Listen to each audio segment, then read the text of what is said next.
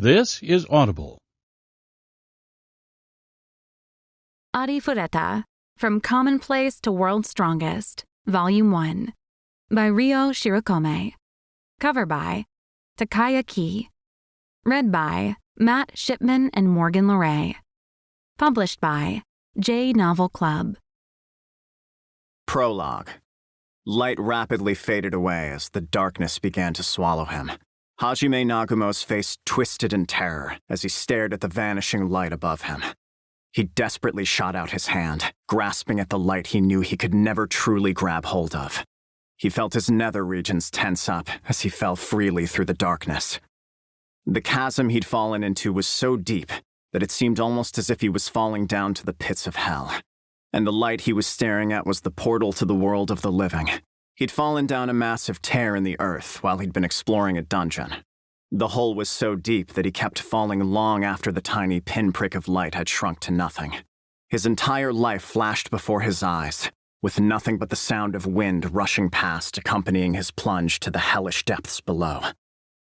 Let us turn back the clock a bit and recount how a young Japanese boy found himself in a world that was far too cruel and heartless for the word fantasy to be an accurate descriptor.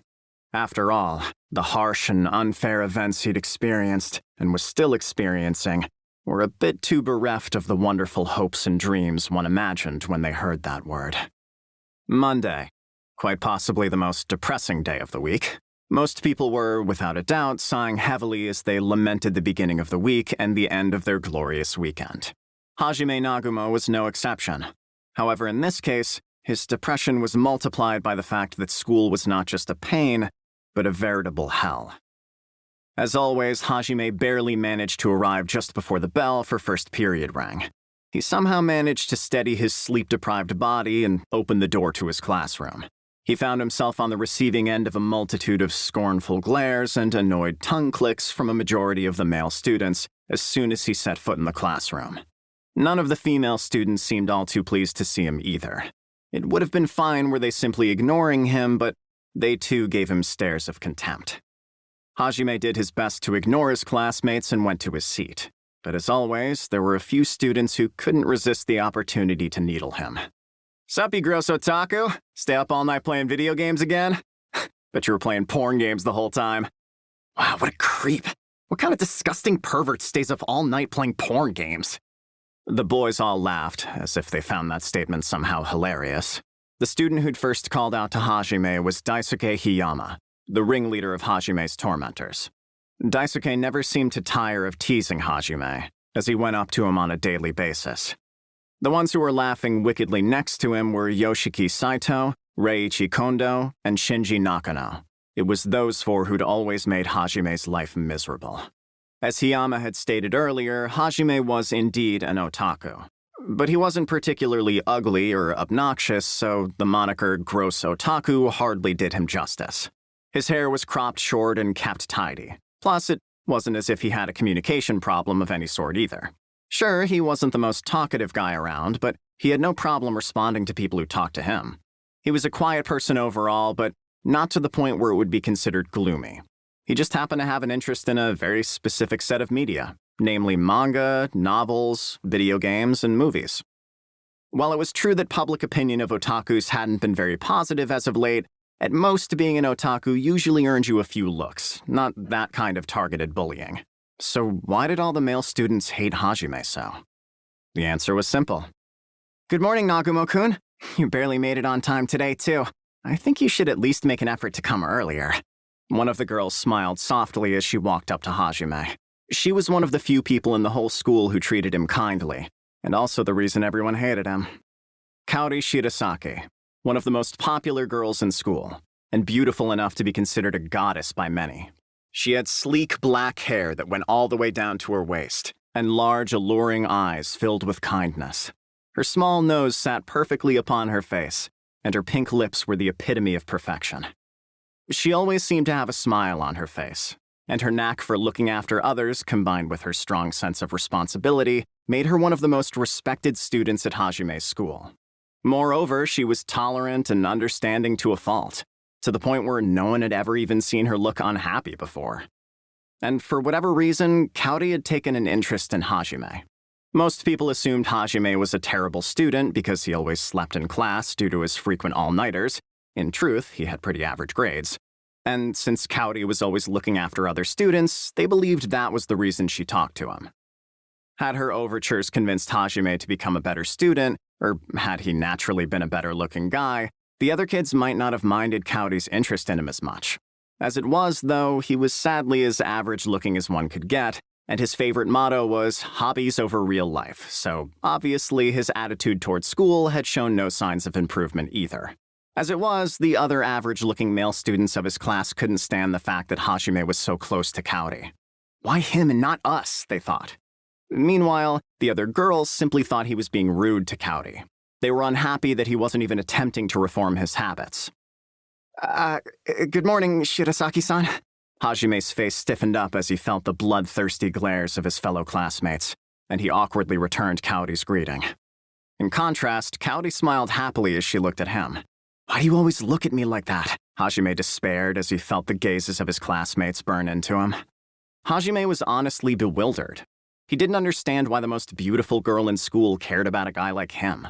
To him, it seemed like there had to have been something more than just her natural disposition to help others.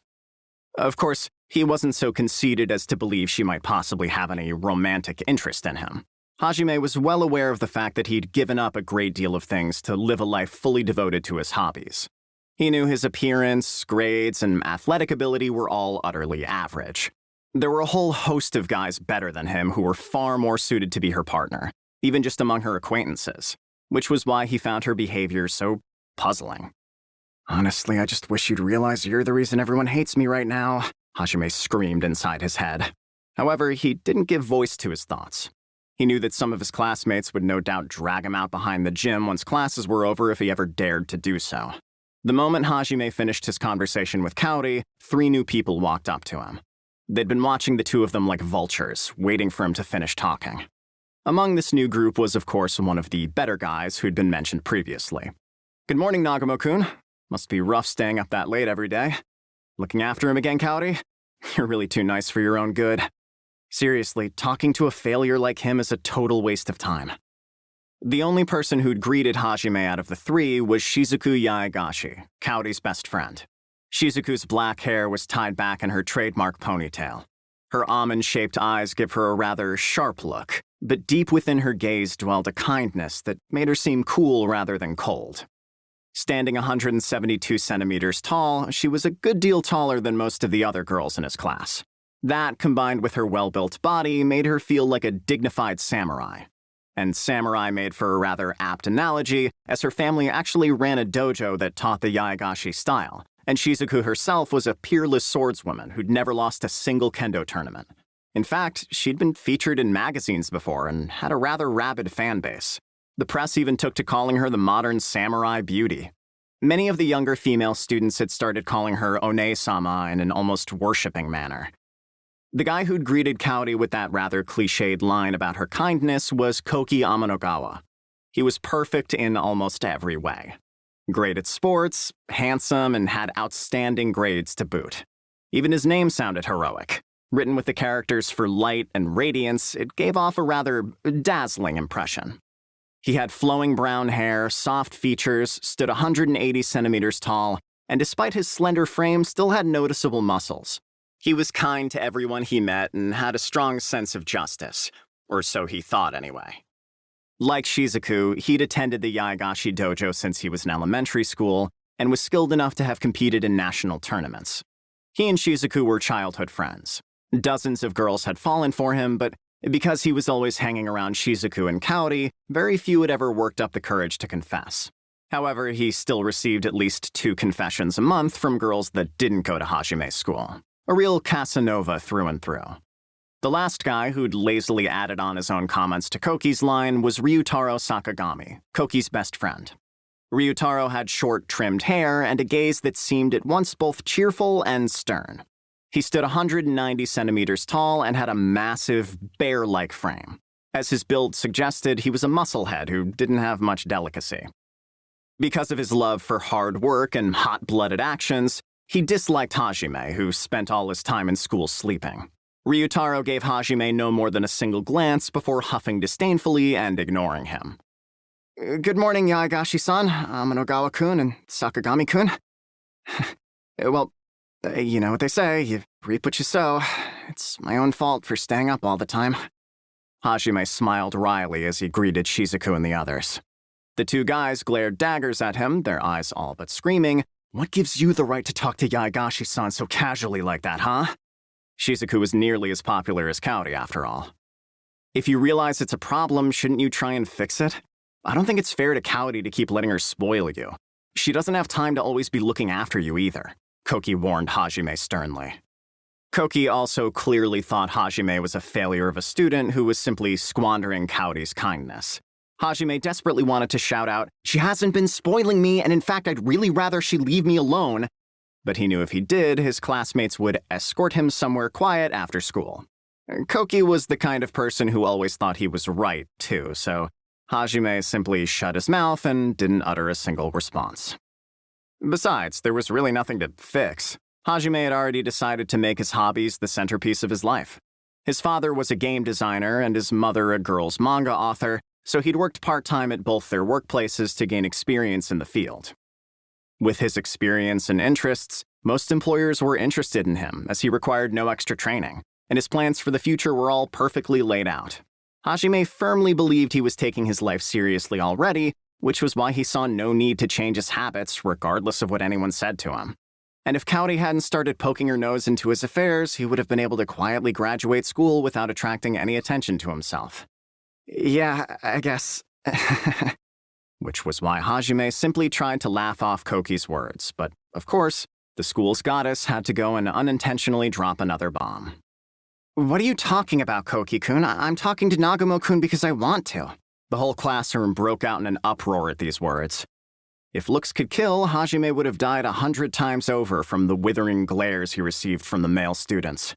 They ground their teeth as he glowered at them, while Hiyama's crew took it a step further and began discussing what place would be best to drag Hajime during lunch break. Huh? I see. You really are far too kind, Kaori. It seemed Koki interpreted that as Kaori being nice so as to not hurt Hajime's feelings. Though he was perfect in many respects, or perhaps exactly because of that fact, he had one rather glaring flaw. Namely that he was a little too convinced of his own righteousness. Deciding that correcting him would be too much of a pain, Hajime instead chose to escape from reality by staring out the window instead. I'm sorry about that. They don't mean any harm by it. Shizuku quietly apologized to Hajime as she was the only one present that was astute enough to grasp everyone's feelings. Hajime simply shrugged his shoulders and smiled wryly in response. Meanwhile, the bell signaling the start of classes finally rang, and the teacher walked into the classroom. The teacher began the morning announcements, seemingly too used to the turbulent atmosphere in the classroom to care. Then, as always, Hajime drifted off to dreamland as class began. Kaori smiled as she saw Hajime slumber. Shizuku stared at him, amazed and mused that Hajime was quite the celebrity in a certain sense. The guys all scoffed at him, while the rest of the girls stared, gazes full of scorn. After a while, the classroom began to grow noisy again. As a habitual classroom napper, Hajime's body had naturally attuned itself to know when to wake up, which was why his hazy consciousness was able to discern from the surrounding noise that it was lunchtime. Hajime rummaged through his bag and brought out his lunch. A simple meal that could be finished in 10 seconds, but still fully sated him. It seemed that most of the lunch buying group had already left for the cafeteria, as there were some people missing from the classroom. A majority of people in Hajime's class usually brought their own lunch, though, which was why around 2/3 of the class still remained. Additionally, it seemed that some of the students had questions for the fourth period social studies teacher, Aiko Hatayama, and were milling about the teacher's podium. Having finished recharging his energy in just 10 seconds, Hajime laid back down on his desk, planning to get some more shut-eye. However, the school goddess, perhaps more of a devil in Hajime's case, smiled happily as she scooted her seat closer to his, preventing him from returning to his slumber. Hajime groaned inwardly. Monday must have made him take leave of his wits. Normally, he would have quickly eaten his lunch and bolted out of the classroom to find a secluded place for his afternoon nap, but 2 straight days of all-nighters had apparently taken their toll on him. That's rare, Nagumo-kun. You're still in the classroom. Did you not bring a lunch? If you'd like, you could have some of mine." As the frigid atmosphere descended upon the classroom once more, Hajime screamed internally. "I'm tired of your shit!" His exasperated mind screamed out in some strange dialect. Hajime attempted to resist the inevitable as that thought crossed his mind. Thanks for the invitation, Shirasaki-san, but I've already finished eating my lunch, so why not eat with Amanogawa-kun instead?" He showed Kaori the remnants of his packaged lunch as he said that. The rest of his classmates would probably have hated him for refusing too, but at least it was better than spending his lunch break walking over a bed of nails. However, such a feeble resistance meant next to nothing in the face of the great goddess, so she continued relentlessly. "Huh? That's all you had for lunch? That won't do at all. You need to eat a proper meal. Here, I'll give you some of mine." "Please, please, just give me a break. Why can't you realize already? Read the mood for once." With each passing moment, Hajime could feel the pressure mounting, and his saviors finally appeared as a cold sweat started running down his back. Koki and Ryutaro. "Kaori, let's all eat lunch together. It seems that Nagumo needs some more sleep, and I won't allow anyone to eat Kaori's delicious handmade lunch while half asleep." Koki flashed Kaori a dazzling smile as he said that pretentious line, but Kaori simply looked puzzled. Kaori was a bit slow, or rather just an airhead. So Koki's handsome guy appeal was lost on her. "Huh? Why do I need your permission to share my lunch, Koki-kun?" Shizuku let out an involuntary snicker as she heard Kaori ask that question in such an earnest manner. Koki began laughing awkwardly and tried to change the subject. But the most important point was that the four most famous people in school were sitting together with Hajime, and the rest of the class was not at all happy about that. Hajime sighed deeply and continued grumbling to himself. "I wish these guys would all just get summoned to another world or something. I mean, just look at them, they're the perfect party of four. They even feel like the kind of group that'd get sent to another world. Can't some god or princess or priestess or something just summon them away from here?" Trying to escape from reality, Hajime sent his thoughts out to whatever other worlds were out there. He stood up and was about to give his usual evasive answer when suddenly he froze. There was a glowing silver circle engraved with various geometric patterns glowing in front of Hajime at Koki's feet. The rest of the students all saw the strange circle as well. Everyone was frozen in place, staring at the weird glowing pattern that, for lack of a better word, looked just like a magic circle. The magic circle began to glow brighter and brighter, until its light enveloped the entire classroom. The circle itself began expanding as well, and when it finally grew big enough to cover Hajime's feet, everyone finally became unfrozen and started screaming. Aiko-sensei, who had remained in the classroom, yelled, "Everyone, get out of the classroom!" At the same time, the magic circle flared up in a brilliant explosion of light. After a few seconds, or maybe a few minutes, the light finally began to fade, and color returned to the classroom. However, the room was now deserted. Some chairs were knocked over, half-eaten lunchboxes were sitting on desks, and chopsticks and plastic bottles were scattered across the room. The classroom had everything still left in it, except the people. The mass high school disappearance incident caused quite a stir across the world, but that story was better saved for another time. Chapter 1. Summoned to another world with a commonplace class. Hajime, who'd covered his eyes with both hands and kept them tightly shut, slowly realized that the people around him were muttering something, and he timidly opened his eyes. He was struck dumb at the sight of his surroundings. The first thing his eyes registered was a massive mural. The mural, which stretched 10 meters long, depicted a faintly smiling figure, whose gender seemed indeterminable, wreathed in a halo, their blonde hair flowing freely behind them. Behind them in the background were plains, lakes, and mountains. The figure had both arms spread wide, as if trying to grab hold of all of it. It was a truly beautiful, awe-inspiring work of art. But for some reason, Hajime felt chills run down his spine as he gazed upon it, and he quickly averted his eyes. As he examined the rest of his surroundings, he quickly realized that he was in a vast chamber. The entire room was constructed of a gleaming white stone that seemed smooth to the touch. Marble, possibly. Massive pillars with sculptures carved into them rose up to the towering domed ceiling. The room resembled some sort of grand cathedral. Hajime and the others were standing atop a type of plinth located in the deepest recesses of the room. They were raised above their immediate surroundings. Hajime's classmates were all looking around dumbfounded, just like him. It looks like whatever happened had affected the entire class. Hajime turned around, looking to see what lay behind him, and as he had expected, Kaori was slumped on the ground. She didn't seem to have any injuries, so Hajime breathed a sigh of relief. After confirming her safety, Hajime returned his gaze to the crowd of people surrounding him, who he assumed would be the ones to provide an explanation for their current situation. Indeed, Hajime and his classmates were not the only occupants of the room. Around 30 or so people were standing before the plinth Hajime and the others were on. It looked as if they were all praying, their hands crossed about their chests. They were all clad in white robes decorated with gold embroidery. At their sides were something resembling a bishop's stave. The tips of their staves opened up into a fan shape, and instead of rings, several flat discs hung from the ends.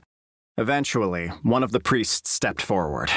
He was an old man in his 70s, dressed even more lavishly than his peers, with a richly decorated monk's cap that stood about 30 centimeters tall. Old was perhaps not the best word to describe him. If not for his deeply wrinkled face and aged eyes, one might think him a man in his early 50s. His staff jingled as he walked, clear, soothing notes reverberating throughout the halls all the while. Finally, he opened his mouth and said, "Welcome to Tortoise, brave heroes. It is our pleasure to welcome you here. I am the Pope of the Holy Church, Ishtar Langbard. It is an honor to make your acquaintances." The old man, who called himself Ishtar, broke out into a good-natured smile. He then led the still confused group of students into another room that was furnished with numerous chairs and long tables, saying it would be easier to speak calmly there. The new room he'd guided the students to was just as lavishly built as the first.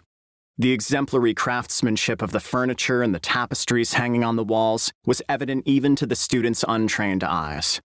The layout of the room implied that it was some manner of banquet hall. Aiko Hatayama and Koki's group of 4 all claimed seats at the head of their respective tables, and their followers all arranged themselves around them. Hajime ended up at the very end of his table. The reason no one had made a fuss so far was because everyone was still too busy processing what had just happened. Besides, Ishtar had just said he would explain what had happened, and Koki, with his max-level charisma, had managed to calm everyone down. Aiko-sensei had tears in her eyes as she watched a student do what should have been the teacher's job.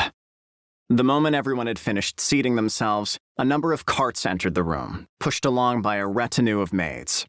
Actual maids to boot, not those sham maids found in a certain electronics holy land, nor those old plump maids that could still be found in various European countries. They were bona fide maids, the kind every man dreamed of meeting. Even in such an incomprehensible situation, their insatiable curiosity and libido drove most of the boys to gaze longingly at the beautiful maids. When the girls saw how they melted over the maids, they glared at the boys in a manner cold enough to freeze hell itself. Hajime was also just about ready to ogle the maid who'd started serving him a drink, but he felt a glacial stare piercing his back and decided to keep his gaze fixed straight ahead. After a moment, he risked a glance back in the direction he'd felt the stare from, only to see Kaori beaming happily at him. He decided to pretend he'd never felt anything odd. Ishtar finally began talking once everyone had been served their refreshments. "Now then, I'm certain you all must be feeling very confused about the situation you found yourselves in. I shall explain everything, starting from the beginning. All I ask is that you hear me out until the end." Ishtar's explanation was so generic and unreasonable that it seemed as if it had come out of a fantasy book template. In short, this was what he said. First, that this world was called Tortoise. Within Tortoise lived 3 different races: humans, demons, and beastmen. Humans resided in the northern half of the continent, demons in the southern half, and beastmen far to the east within a massive forest. Humans and demons had a strained relationship, having been at war for hundreds of years. Though demons lacked the sheer numbers humans possessed, their individual strength far surpassed that of most humans, balancing out the difference nicely. Both sides were currently locked in a stalemate, and a major battle hadn't broken out in decades. However, there had been disturbing movements among the demons as of late. namely the fact that they had managed to tame monsters. Monsters were supposedly wild animals that had undergone a magical metamorphosis after having mana poured into them. Though it seemed that humans had yet to fully understand the biology of monsters, so they weren't quite sure. They were apparently very powerful and even capable of using magic, which made them an extremely dangerous threat. Up until that point, very few people had been able to tame such ferocious beasts, and even those who could were unable to handle more than one or two at a time. However, the situation had changed, which meant that the only advantage the humans had over the demons, numbers, had been eliminated. As such, humans faced an unprecedented crisis that threatened the existence of their very race. The one who summoned you all here was the blessed Lord Ehit. He is the guardian deity of us humans, and the one true God of the Holy Church. The supreme ruler who created the world itself. I suspect Lord Ehit grew aware of our plight. He realized that humanity was doomed to annihilation, so he summoned you here in order to prevent such a disaster. You heroes are humans from a world greater than ours, and therefore carry within you strength that surpasses the humans of this world. Ishtar paused for a moment before continuing hesitantly. Or at least, that is what was shown to me in a divine revelation. Regardless, I implore you all to do as Lord Ehit has willed. Please, defeat the demons and save the human race from destruction.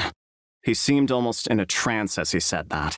He had to have been remembering the time he received that divine revelation. According to Ishtar, over 90% of humans revered the creator god Ehit, and those who received his divine visions were without exception given high-ranking positions in the Holy Church. As Hajime was mulling over how twisted a world must be for people to happily believe in the will of God without question, and how dangerous such a belief was, someone stood up and began hotly protesting Ishtar's words. That someone was the teacher, Aiko. You can't possibly be serious! You're telling these children to go fight in a war? That's absolutely unacceptable! As a teacher, I will not allow it. Send us back right this instant! These kids all have families back home who must be worried sick! You can't just kidnap them like this! Each of her words dripped with rather evident anger. Aiko, the mid-20s social studies teacher, was very popular with the kids. She stood only 140 centimeters tall, with a baby face, and her hair kept in a neat bob cut. Her childlike appearance and her tendency to run around doing everything she could for the sake of her students, though most of her efforts were for naught, had endeared her to many.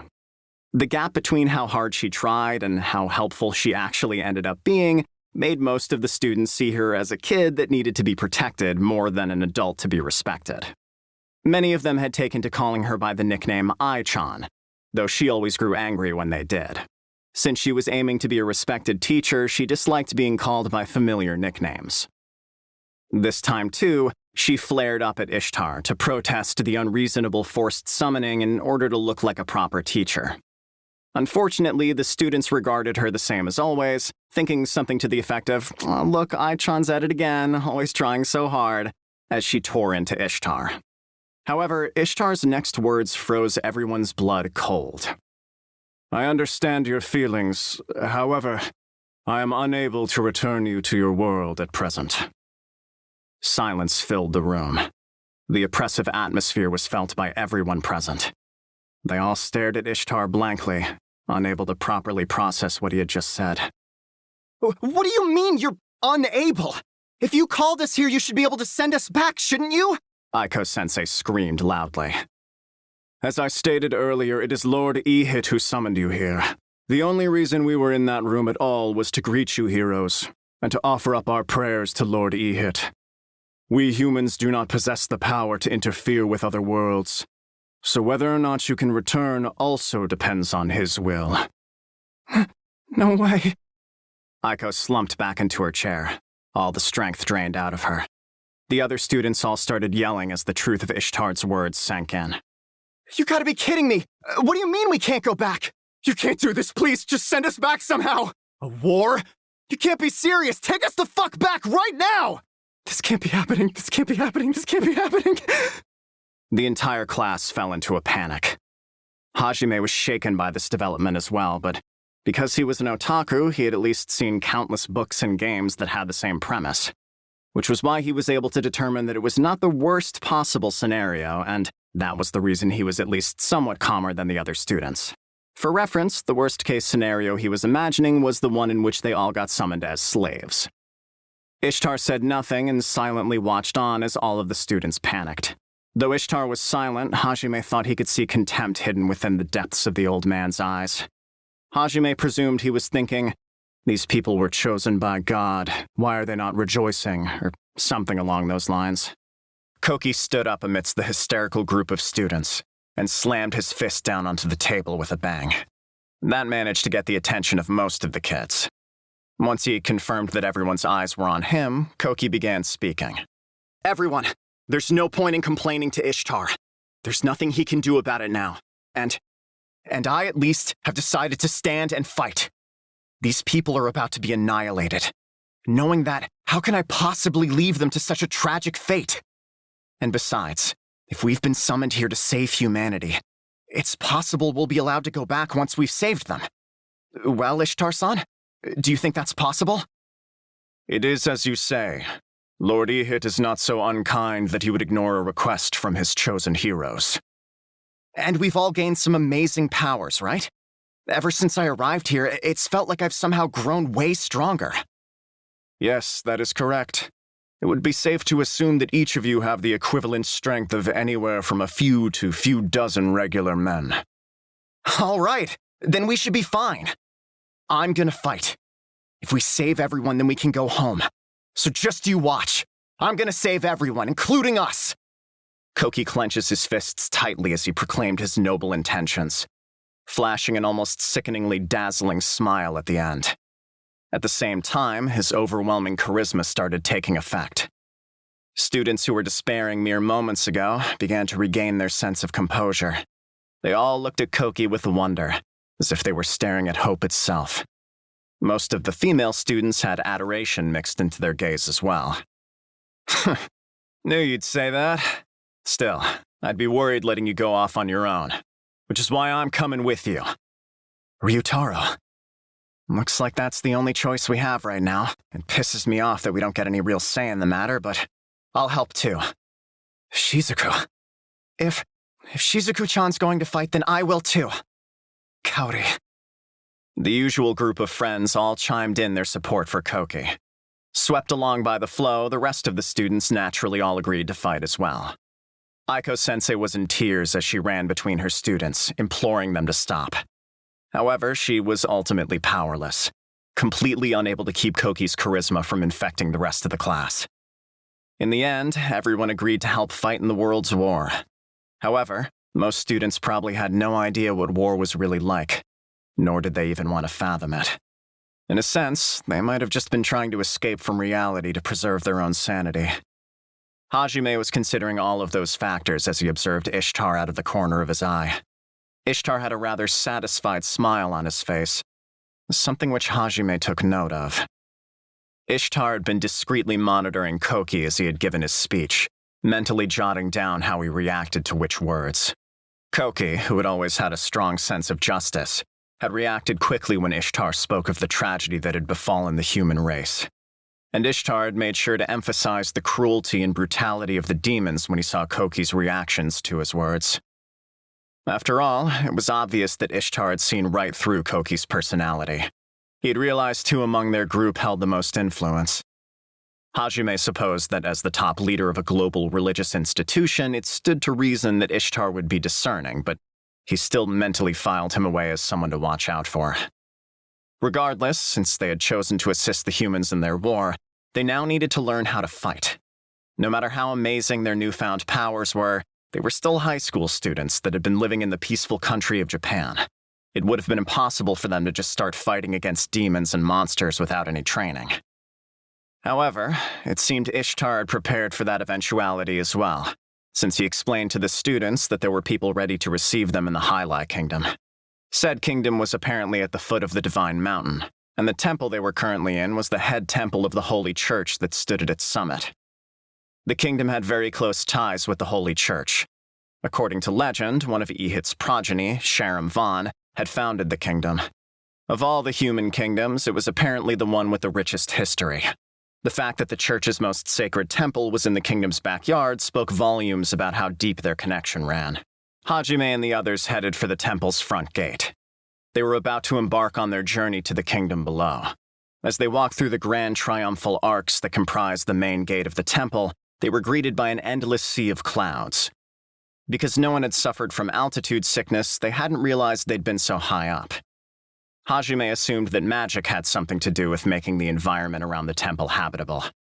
They all stood in wonder as they stared at the clear blue sky and the waves of clouds sparkling in the sunlight. Ishtar looked on proudly as everyone gawked, before urging them onward. As they made their way forward, they came upon a massive white circular pedestal that was surrounded by a fence. They walked through a lavish hallway made of the same white stone as the cathedral and stepped up onto the pedestal. Engraved within the stone of the pedestal was a large magic circle. On the other side of the fence lay a steep drop to the clouds below, so most students huddled as close to the center of the pedestal as they could. But they were unable to restrain their curiosity and timidly glanced around their surroundings despite their fear. As they were looking around, Ishtar began to chant.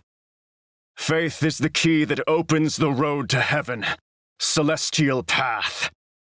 The magic circle began emitting a blinding light as he finished chanting. The entire pedestal began gliding down towards the ground, as if attached to some invisible cable. It appeared that Ishtar's chant had been an activation signal of sorts. It functioned exactly like a fantasy cable car. The students all started clamoring excitedly as they saw their first display of magic. There was quite the ruckus when they passed through the sea of clouds, too.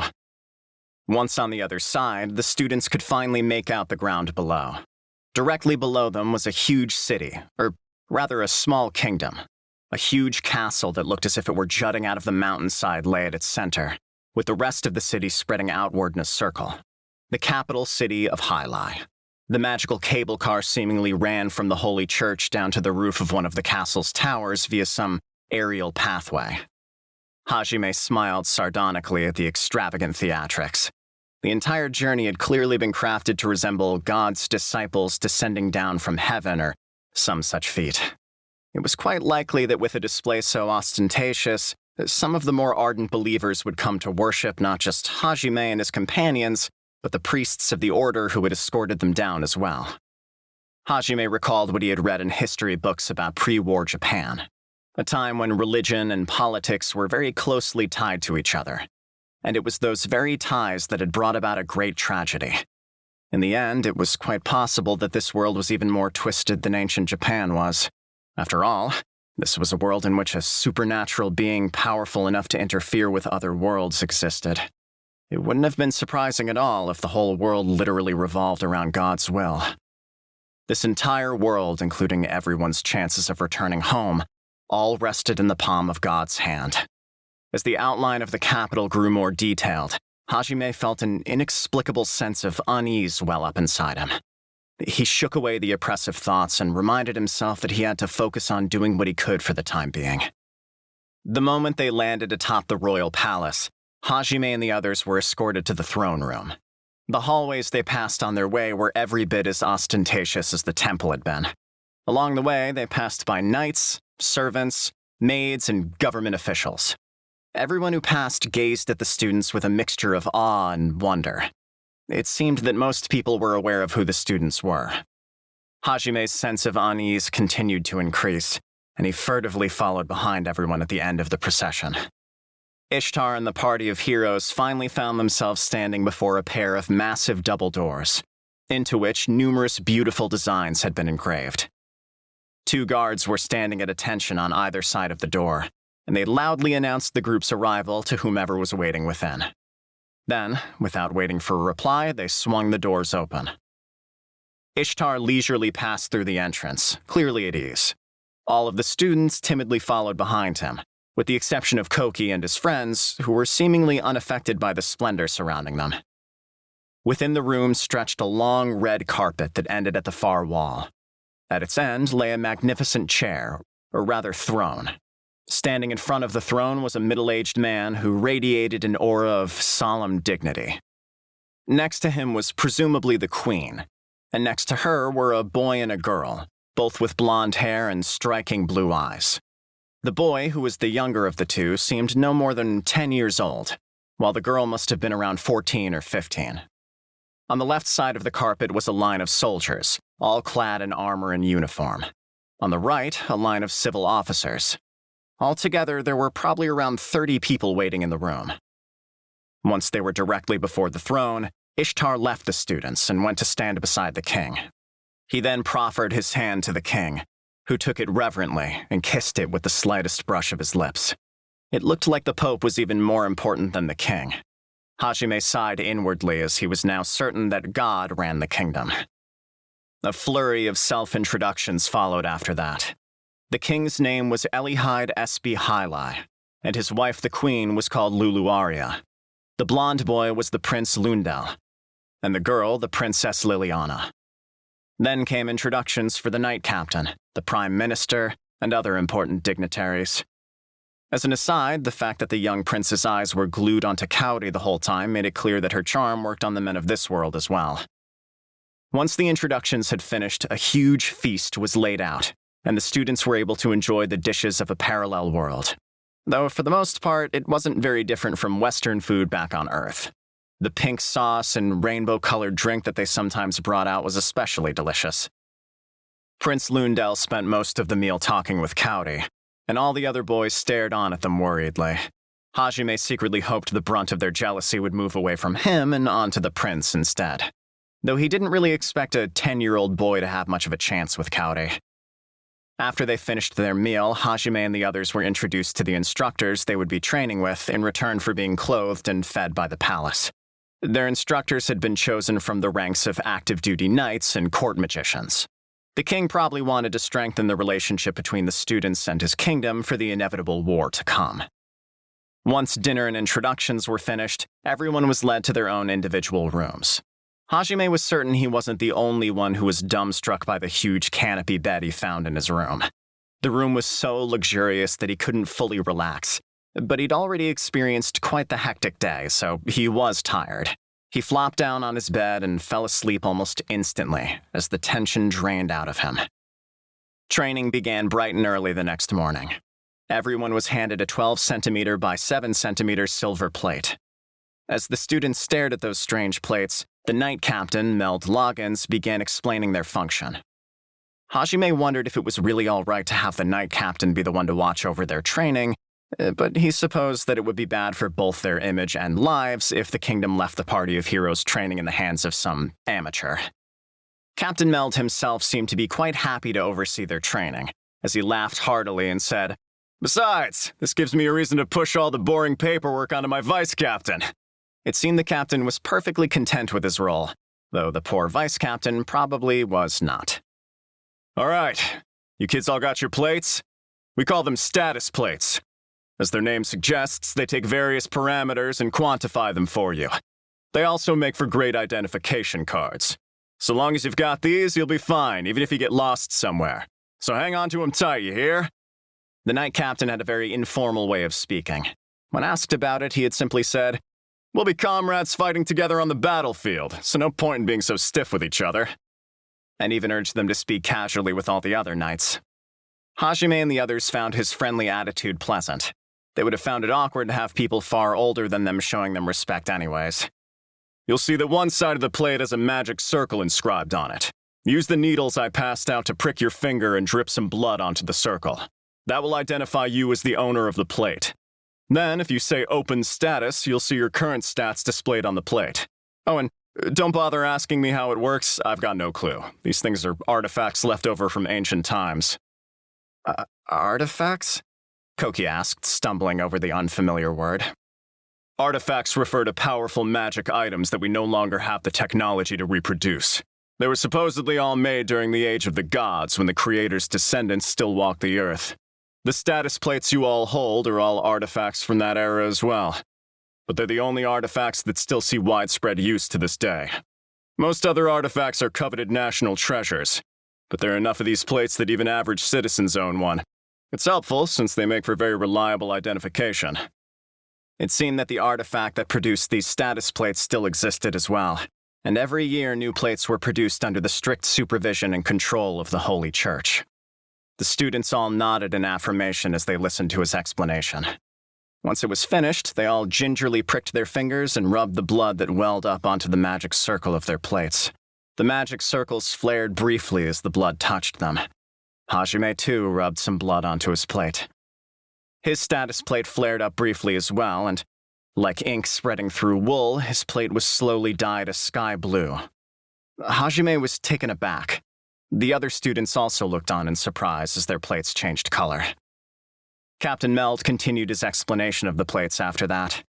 Apparently, each person had their own distinct color of mana, and when their information was entered into their plates, the plates changed color to match it. The reason they were able to serve as such reliable identification cards was because their color and the color of their owner's mana were always the same. So wait, my mana's light blue? Or I guess closer to sky blue? It's really pretty. Glad that his mana wasn't pitch black or anything along those lines, Hajime looked around and saw that everyone else was also busy staring at their own colors. Koki's was predictably pure white. Ryutaro's was dark green, Kaori's a very light purple, and Shizuku's the deep blue of lapis lazuli. I realize you're all impressed, but don't forget to check your stats, okay? Captain Meld smiled wryly as he reminded the students to confirm their stats. His voice brought them all back to their senses, and they gave Meld a brief look before hurriedly checking their stats. Hajime returned his own gaze back down to his status plate. On it, he found written, Hajime Nagumo, age 17, male, level 1. Job, synergist. Strength, 10. Vitality, 10. Defense, 10. Agility, 10. Magic, 10. Magic defense, 10. Skills, transmute, language comprehension. The above information. Hajime felt that he'd almost turned into some kind of video game character as he looked at his stats. Everyone else was also absorbed in reading their plates. Seeing that, Captain Meld began explaining the different stats. Everyone got a good look at their stats? All right, let me explain them from the top. First, we have your level. See it? That number grows as your other stats grow. The highest level is 100, and when you've reached that, you're at your limits as a human being. In other words, one's current level shows how much of their full potential they've realized. Reaching 100 means unlocking all of your latent potential, and is a cap beyond which you cannot grow. Very few people manage to make it to level 100, though. So it wasn't exactly like a game, since raising your stats increased your level and not the other way around. Your stats will naturally increase as you train. You can also use magic or magic-imbued items to raise your stats. Also, those with a high magic stat will naturally grow faster than others. No one knows exactly why, but we assume it's because a person's mana assists in the growth of other stats. Later on, you'll all get to choose equipment that corresponds to your individual stats. The items in your treasury will be yours for the taking. You're the heroes who are going to save our kingdom after all. Judging by Captain Meld's explanation, defeating a monster wouldn't magically increase one's stats. Everyone just had to train the old-fashioned way. Next up, do you all see that little box that says job in it?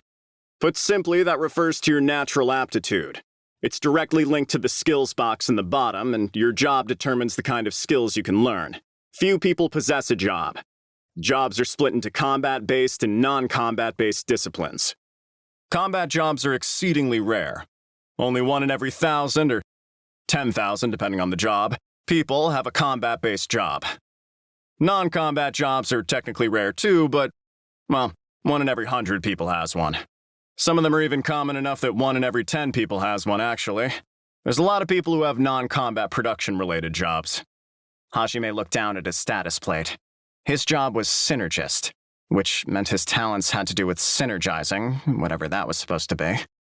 Ishtar had said that Hajime and the others came from a world superior to their own, and that they possessed better abilities than the humans of Tortoise due to that fact. And it's only natural that I have a job, thought Hajime as his lips curled up into a smile. There was no person who wouldn't be happy to be told they were gifted with a special talent. However, at Captain Meld's next words, Hajime's smile vanished and was replaced by a cold sweat. Next, well, your stats are simply what they say they are. The average for most stats at level 1 is around 10, but you're all heroes, so you surely have far higher stats than that. Man, I'm so jealous of you guys. Oh yes, don't forget to report your stats to me. I'll need to know them to decide how to best train you guys. The average stats for someone at level 1 were around 10, and each and every one of Hajime's stats were a perfect 10. His mind raced furiously as cold sweat poured down his back. Huh? Doesn't that mean that my stats are totally average? Like, completely and utterly mediocre? I don't have any godlike cheat powers? My power level isn't over 9,000? What about everyone else? Maybe everyone's just like this at the start. Hajime clung on to this last sliver of hope as he furtively glanced around at the other students. Everyone's eyes were sparkling as they looked at their stats. Not a single one of them was breaking out in a cold sweat like Hajime. Koki was the first to step up and show his stats to Captain Meld.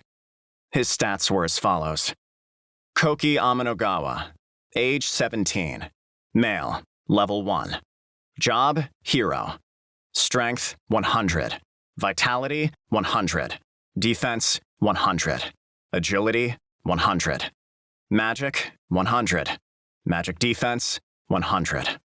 Skills, elemental affinity, elemental resistance, physical resistance, advanced sorcery, swordsmanship, superhuman strength, armor proficiency, foresight, increased mana recovery, detect presence, detect magic, limit break, language comprehension. The guy was a living personification of cheat skills. Whoa, you really are a hero. You already have stats in the triple digits at level 1. Most people normally only get 2 or 3 skills. You're way beyond normal. What a reliable hero. Well, you know how it is. Koki blushed and scratched his head as Captain Meld praised him. As an aside, Captain Meld was level 62. His stats were all within the 300 range, and he was one of the strongest humans alive. But at just level 1, Koki was already a third of the way to his strength. If his growth rates were just as high, he'd overtake the captain in no time. In addition, it seemed as if your skills were basically the innate talents you were born with, so there was no way to increase them. The exception being derivative skills. Those were skills that were acquired by spending a lifetime polishing one's talents, something one acquired by surpassing their limits in a certain field. Put simply, it was when someone suddenly discovered the trick to doing something they'd always struggled to before, and rapidly increased their proficiency with it. Hajime had hoped Koki was just somehow special, but everyone else also had overpowered abilities, though none quite matched up to Koki's, and it looked like everyone else had a combat-based job without exception. Hajime stared at the word synergist that filled his job box. From the name alone, he found it hard to imagine it was a combat-based job. He only had 2 skills, too. To make matters worse, one of them was language comprehension, which every summoned being had. In other words, he effectively only had 1 skill. Even Hajime's stiff smile began vanishing from his face. Finally, it was his turn to show his stats, so he presented his plate to Captain Meld. Captain Meld was ecstatic after having seen how ridiculous everyone's stats had been. He was probably elated to have so many overpowered allies. But his smile froze in place when he saw Hajime's plate. He muttered, "Did I just misread it?" and began rapping the plate with his knuckles, then shone some light on it. After staring at it for a long time, he finally returned the plate to Hajime with a complicated expression. Well, you see, a synergist is basically a blacksmith of sorts. It might come in handy if you plan on opening a smithy, but otherwise... Captain Meld muttered out a poor explanation of Hajime's class. Hajime was certain the boys in his class who all hated him would jump at this new chance to belittle him. A blacksmithing class was clearly not a combat-based job. The rest of his classmates all had combat-based jobs, and he highly doubted his particular job would be of much use in battle. Daisuke Hiyama grinned wickedly as he hollered out to Hajime. "Hey Nagumo! Don't tell me you seriously got a non-combat job. How's a blacksmith gonna fight monsters? Hey Meld, is this synergist or whatever a rare job?" "No, not particularly. 1 in every 10 people has the class. In fact, all of the craftsmen the kingdom employs have the job." "Give me a break, Nagumo. You're gonna fight with something like that? Hiyama folded his arms provocatively as he said those words. As Hajime looked around, he could see that most of his classmates, the boys especially, were all laughing at him. Who knows? You never know until you try. Show us your stats then if you're so confident. They better be way high to make up for your shitty job. Hiyama had most likely already guessed Hajime's stats from Captain Melt's expression, but he simply wanted an excuse to bully Hajime some more. He possessed quite a nasty personality. His 3 flunkies all jeered at Hajime as well. They were the kind of stereotypical thugs that bullied the weak and groveled before the mighty. Their actions were so clearly malicious that Kaori and Shizuku both glared at them, eyes full of disdain. Despite how smitten they were with her, none of them seemed to realize she disliked such bullying. Hajime lazily handed his plate over to Hiyama. When he saw the stats engraved on it, Hiyama burst out laughing. He passed the plate down to his underlings, and they all sneered or laughed at Hajime as well. Oh, what the hell, man? You're like totally average. Actually, 10's exactly average, so I bet there are even some babies out there stronger than you. You gotta be kidding me. This guy's not even gonna last 10 minutes. He dies so fast that you couldn't even use him as a meat shield. Unable to stand it any longer, Kaori opened her mouth to give them a piece of her mind. But before she could get out a single word, someone else began yelling at them. That someone was Aiko-sensei. Hey, stop laughing at him. I won't allow anyone to laugh at their classmates on my watch. As a teacher, I absolutely will not condone it. Now return Nagumo-kun's plate this instant. The boys were all taken aback by how much anger was visible in Aiko-sensei's small frame. They hurriedly returned Hajime's plate in order to avoid her wrath. Aiko-sensei turned to Hajime and gave him an encouraging pat on the shoulder. Nagumo-kun, don't worry about your job. Look, I got a non-combat job too. And aside from my job, most of my stats are pretty average too. You're not alone. Aiko-sensei then showed her pink-colored plate to Hajime with a, Here, look. Hatayama Aiko, age 25, female, level 1. Job, farmer. Strength, 5. Vitality, 10. Defense, 10. Agility, 5. Magic, 100. Magic defense, 10. Skills, soil management, soil restoration, large-scale cultivation, enhanced fertilization, selective breeding, plant appraisal, fertilizer production, mixed breeding, auto-harvesting, fermentation proficiency, wide area temperature control, farming barrier, fertile rain, language comprehension. Hajime's eyes resembled a dead fish's once he finished reading Aiko's plate. Huh? What's wrong, Nagumo-kun? Aiko asked as she shook Hajime back and forth. It was true that her overall stats were low, and that she did not possess a combat class, but her exceptional magic stat and large number of skills meant that she would reach the level of other heroes with just a little training. And lest everyone forget, an army marches on its stomach. Aiko-sensei's job was nothing like Hajime's. His was so commonplace that there were myriad others who were more proficient in it. In other words, even Aiko-sensei was plenty overpowered. Hajime felt doubly betrayed for getting his hopes up even a little. Oh my, Ai-chan, that was the final nail in the coffin. Nagumo-kun, are you alright? Shizuku smiled sadly as she watched Hajime shut down, while Kaori worriedly ran over to him. Aiko-sensei tilted her head in confusion. As always, she tried her best, but ended up being completely unhelpful. The students smiled at her unchanging ditziness. Aiko-sensei had managed to achieve her initial goal of preventing Hajime's bullying, but he still smiled emptily as he thought of the difficulties that lay ahead, and the treatment he would definitely receive. 2 weeks had passed since Hajime was labeled the weakest and most useless member of the class. He was currently in the library using the break time he had between training sessions to investigate something. In his hands was a book labeled Monsters of the Northern Continent, a picture book. As its name suggested, it was a picture book about monsters. As for why he was reading such a book, that was because he had not grown at all after 2 weeks of training. In fact, the past 2 weeks had only served to highlight how pathetically weak he was. Hoping to cover his physical deficiencies with knowledge, Hajime spent most of his free time in the library. He perused the picture book for a while before suddenly breathing out a sigh and throwing it down on the desk. The librarian happened to be passing by right as he did that, so Hajime was met with a glowering stare. Hajime jumped, as he was clearly startled, and hurriedly apologized. The librarian's angry glare implied that he wouldn't tolerate it happening a second time. What on earth am I doing? Hajime thought with a sigh. Hajime suddenly took out his status plate and stared at it, his hands resting on his chin. Hajime Nagumo, age 17, male, level 2. Job, synergist. Strength, 12. Vitality, 12. Defense, 12.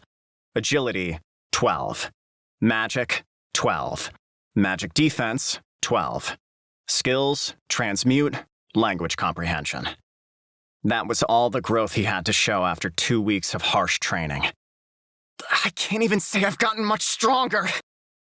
Hajime screamed internally. For comparison, Koki's stats had grown at an astronomical rate. Koki Amanogawa, age 17, male, level 10. Job, hero. Strength, 200. Vitality, 200. Defense, 200. Agility, 200. Magic, 200. Magic defense, 200. Skills, elemental affinity, elemental resistance, physical resistance, advanced sorcery, swordsmanship, superhuman strength, armor proficiency, foresight, increased mana recovery, detect presence, detect magic, limit break, language comprehension.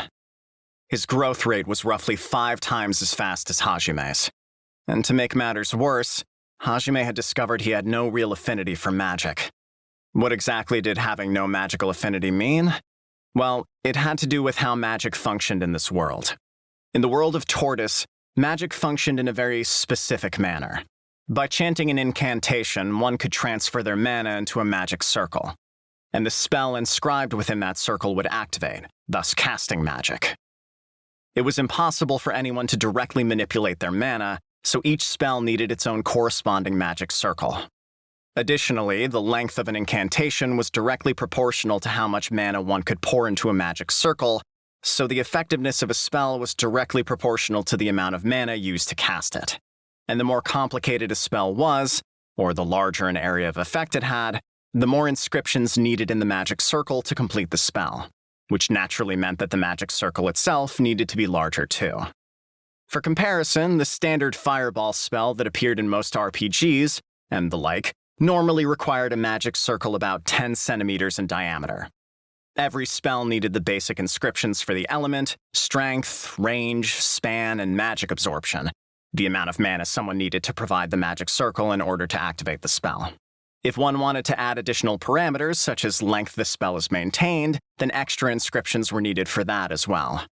There was, however, an exception to this rule, and that exception was magical affinity. Magical affinity was basically a measure of how well one's natural constitution allowed them to shorten inscriptions. For example, someone with an affinity for the fire element would no longer need to add the element portion of the inscription to their spell, as long as it was a fire-based one. People with an aptitude for something were able to use a mental image to take the place of the inscription. They didn't need to carve the inscription anywhere into the magic circle. By simply imagining flames while chanting the spell, they were capable of adding the fire element to it. Most people had some level of magical affinity, which meant that the above-mentioned 10-centimeter magic circle would generally be smaller. However, Hajime had absolutely no affinity for magic whatsoever, meaning that on top of inscriptions for the basic 5 properties, he had to include inscriptions for the trajectory, spread, and even conclusion for each of his spells. For him, the standard fireball spell required a magic circle 2 meters in diameter, making magic completely impractical in combat. On a somewhat related topic, magic circles came in 2 different types. The more common of the 2 were magic circles drawn onto a special kind of disposable paper. The other type were magic circles carved into specific minerals.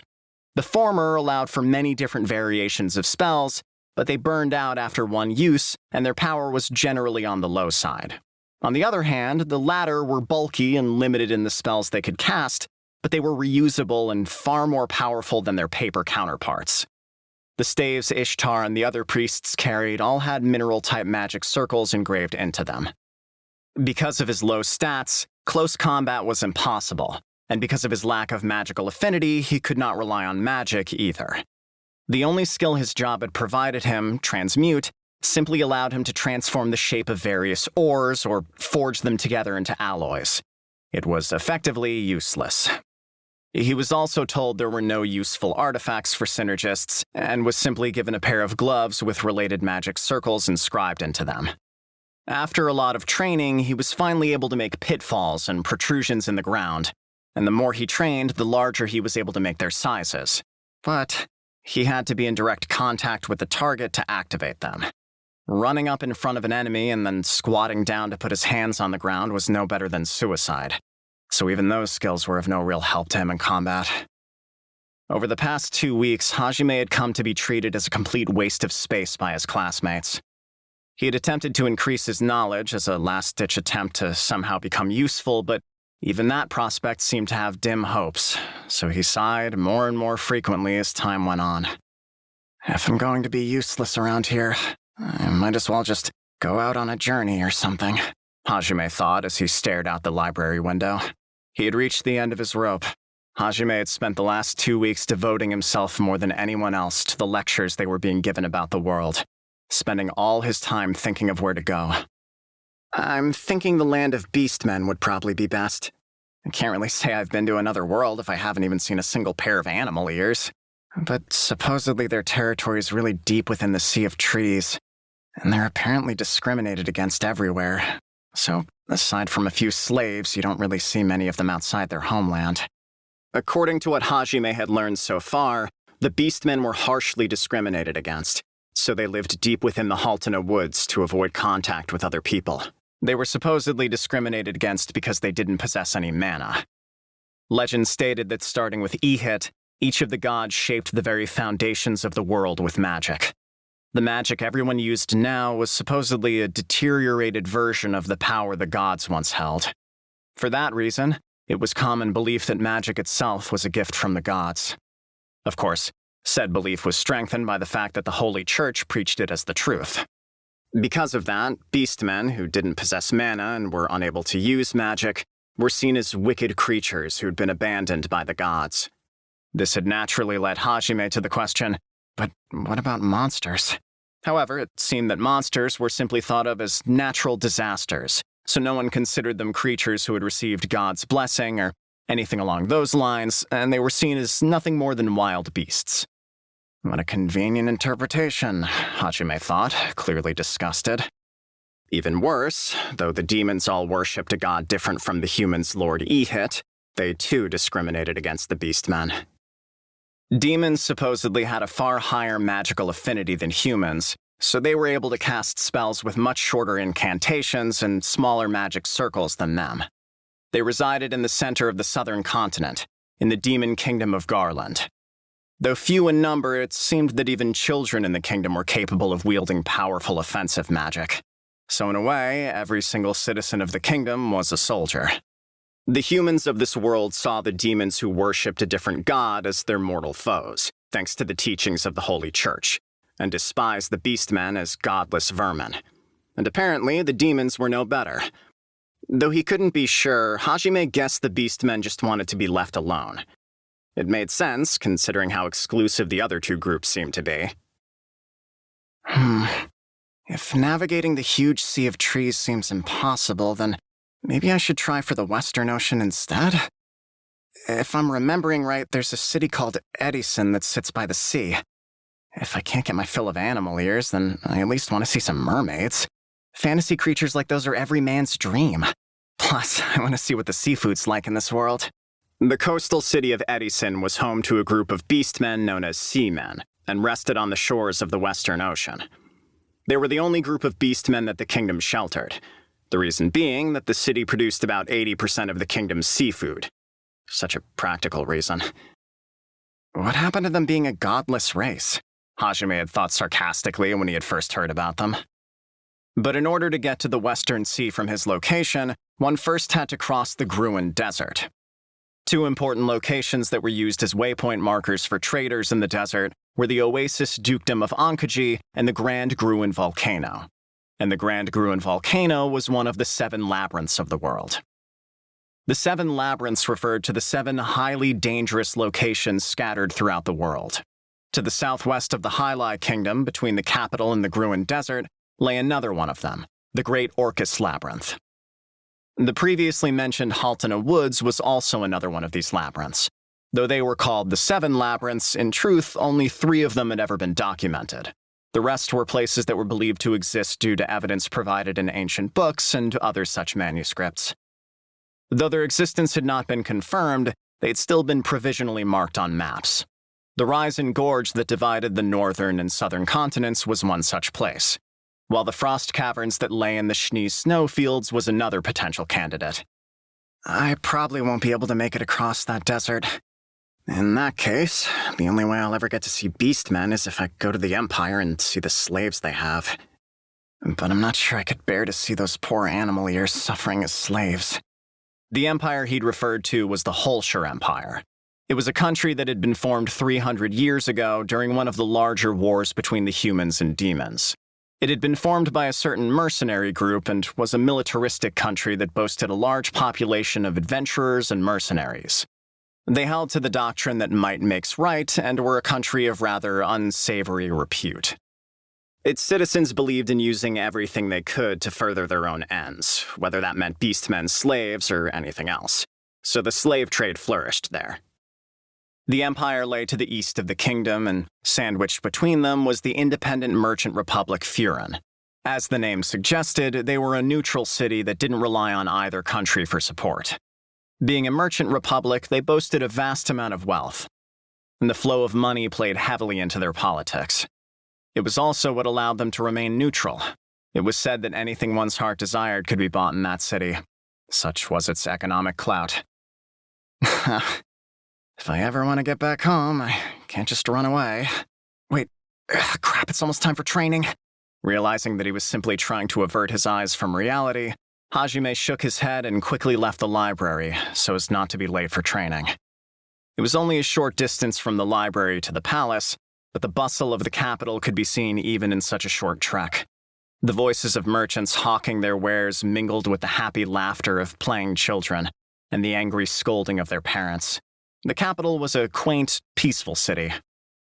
Since it doesn't look like a war is going to break out anytime soon, maybe I can just convince them to send me back.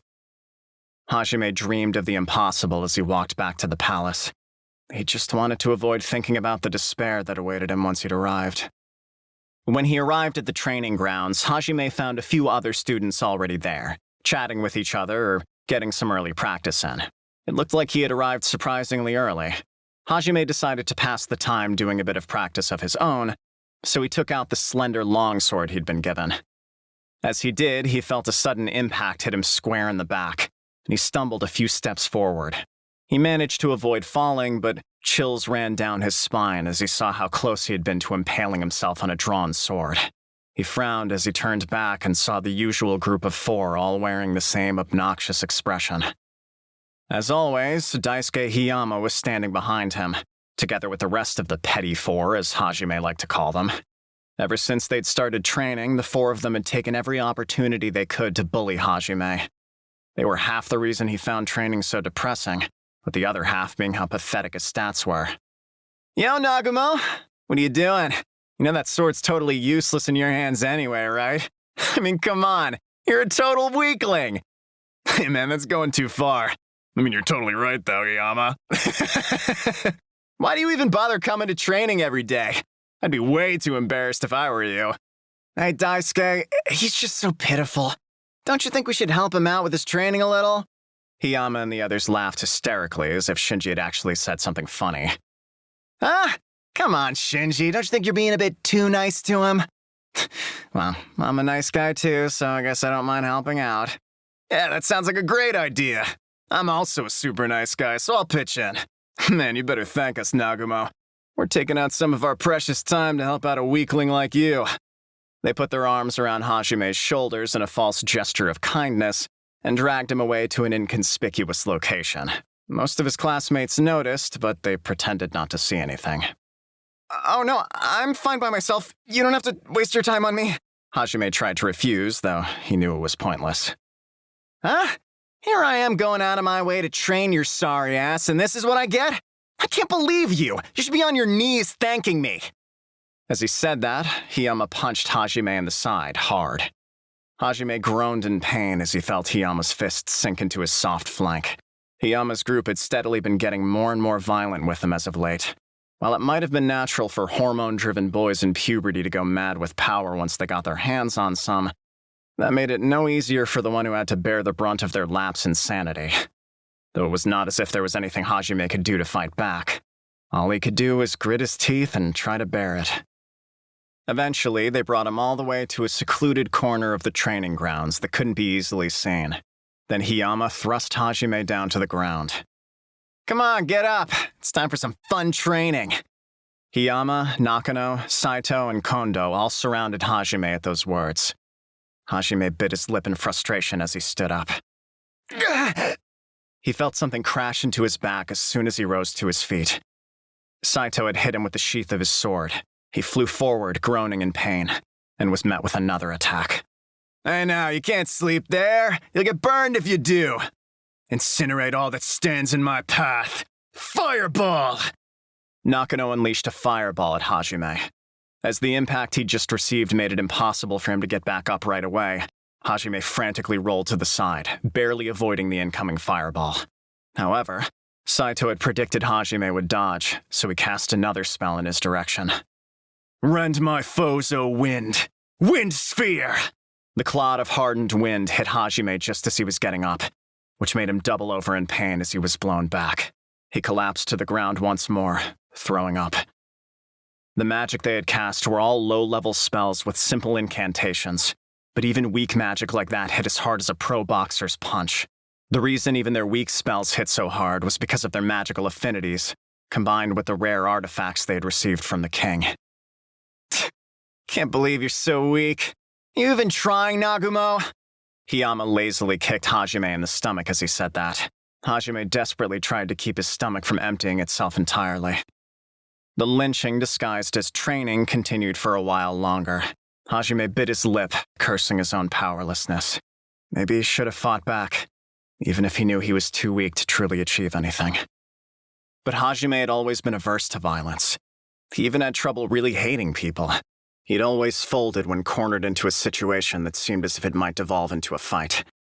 Always believing that it would end eventually as long as he could put up with it. And that bearing it was always better than fighting back. Some people thought him kind for it, while others simply saw him as a loser. Hajime himself wasn't sure which he was. Around the time his pain had grown nearly unbearable, Hajime suddenly heard a girl's angry voice. What do you think you're doing? Hiyama and the others paled when they heard that voice. It was only natural. After all, it belonged to the girl they were all smitten with, Kaori. And not just her. Shizuku, Koki, and Ryutaro were all with her. Please don't misunderstand anything. We were just helping Hajime with his training, and... Nagumo-kun! Kaori ignored Hiyama's excuses and ran over to Hajime, who was huddled on the ground, coughing. Hiyama and the others had ceased to matter at all to Kaori when she saw the state Hajime was in. Training, huh? Wouldn't you say that was a bit too one-sided to be called training? Shizuku uttered those words in an icy tone. We were just... Save your breath. No matter how unfit for battle Nagumo-kun may be, he's still our classmate. Make sure you don't do it again. Koki calmly interjected. If you've got time to be messing around, then work on your own damn skills instead, Ryutaro bellowed. Hiyama and everyone else started giving different excuses as they smiled awkwardly and beat a hasty retreat. Kaori cast some healing magic on Hajime, and he gradually felt the pain recede. Thank you, Shirasaki-san. You saved me. Hajime smiled painfully, and Kaori shook her head at his words. Her eyes filled with tears. Do they always do things like that to you? If so, I'll... Kaori glared angrily in the direction Hiyama and the others ran off to, but Hajime hurriedly stopped her. No, it's not always this bad. I'm fine, really, so please, don't mind me. But Kaori didn't seem fully convinced, so Hajime smiled and said, "I'm fine. Really." At those words, Kaori reluctantly gave in. Nagumo-kun, if anything else happens, please, for Kaori's sake too, tell us right away. Shizuku said that with a sidelong glance at Kaori, a strained expression on her face all the while. Hajime was about to thank her for her concern, but the resident hero had to go and ruin the mood. "But you know, Nagumo, you need to put in some effort of your own. You'll never grow strong if you keep using your weakness as an excuse. I've been hearing that you're spending all your time in the library when we're not training. If I was in your shoes, I'd spend every spare moment training to get stronger. I really think you need to start taking this more seriously, Nagumo. Don't you think Hiyama and the others might have done this because they were trying to fix that frivolous attitude of yours?" No matter what Hajime did, Koki always interpreted it like that. Hajime was dumbstruck for a moment before he remembered that Amanogawa-kun was the kind of person who believed that all people were inherently good and filtered everything he saw through that worldview. To Koki, it was actually unthinkable on a fundamental level that humans could be so cruel. If that was how he saw everything, then it stood to reason that he believed there was a proper reason behind all cruel acts. Maybe the problem was with the person they were attacking, was a natural conclusion to draw with that kind of mindset. Koki's words contained no real ill will. His warnings toward Hajime were actually sincere, in fact. That was why Hajime no longer possessed the strength to even try and correct Koki. Besides, it was pointless to say anything to someone so convinced of their own righteousness. Shizuku knew that as well, so she put a hand over her mouth to stifle a sigh before apologizing to Hajime. "Sorry about that. Koki at least means well." "Yeah, I know, don't worry about it." Hajime smiled and replied with the same reassuring words he always did. He slowly stood up, brushing the dust off his clothes. "Anyway, it's almost time for training to start. Shall we head back?" They all walked back to the training grounds together at Hajime's insistence. Kaori kept shooting him worried glances, but Hajime pretended not to notice. As a man, it felt somewhat wrong to let himself be doted on by a girl the same age. As they returned to the training grounds, Hajime breathed a sigh for the umpteenth time that day. The road ahead certainly looked grim for him. Normally, the students were given free time after training until dinner, but Captain Meld held them back after training had ended on that day. The students all looked at him curiously, and once he had their attention, he proclaimed loudly, "Tomorrow, as part of your practical training, we'll be going on an expedition to the Great Orcus Labyrinth. I'll prepare all the necessary equipment you guys will need, but don't think this is going to be anything like the monster hunts you've been going on outside the capital. You guys better prepare yourselves. Get as much rest as possible tonight so you're ready. That's all. Dismissed." He kept his announcement brief, then left right after he had delivered it. Hajime stood at the end of the line of chattering students and looked up at the sky. Very grim indeed. The Great Orcus Labyrinth. It was a massive dungeon said to span 100 floors. As it was one of the 7 great labyrinths, the deeper one went, the stronger the monsters they faced. Despite the dangers, it was a very popular training spot for adventurers, mercenaries, and new troops alike. The main reasons for that were because it was easy enough to measure the relative strength of the monsters one would have to face based on the floor they were on, and that the mana crystals contained within the monsters were of higher quality than the ones harvested from monsters on the surface. A mana crystal was the core of a monster. It was what made a monster a monster. The more powerful a monster, the bigger and purer a mana crystal it held inside. And mana crystals were an important component in magic circles. A magic circle only needed to be drawn to be able to cast the spell inscribed within, but it would have reduced effectiveness without powdered mana crystals used in the engraving of the circle. In fact, it would only be 1/3 as powerful. Mana crystals allowed for more efficient transferal of mana, which was why they improved effectiveness so much. In addition, most commonplace magical tools used mana crystals as a power source. Because they were used by the common folk and not just the military, mana crystals were always in rather high demand. However, monsters that possessed high-quality mana crystals were also capable of using powerful specialized magic. It was specialized magic because, while they had large quantities of mana, monsters were incapable of using magic circles or chants, meaning that they could only ever use a single type of spell. Still, being able to unleash that spell without needing a magic circle or incantation was a powerful asset. It was the #1 reason one could never let their guard down when fighting a monster. Hajime and the others arrived in the outpost town of Hurad, together with Captain Meld and a few of his knights. It was a small town that primarily existed to service the adventurers who traveled there wishing to challenge the Great Orcus Labyrinth. As the labyrinth was also used as a training arena for new soldiers, the kingdom maintained a state-run inn at the town, which was where the students were all staying. Hajime was glad to see a normal room for once and happily dove into his bed with a relieved sigh. Every other room had at least 2 people in it, but Hajime had one all for himself. Well, lucky me, Hajime muttered, somewhat disappointed. He did feel a little lonely being in a room alone, after all. Tomorrow they would all enter the labyrinth. The plan was to go no further than floor 20, which, according to Captain Meld, was still high enough that the knights would be able to protect him.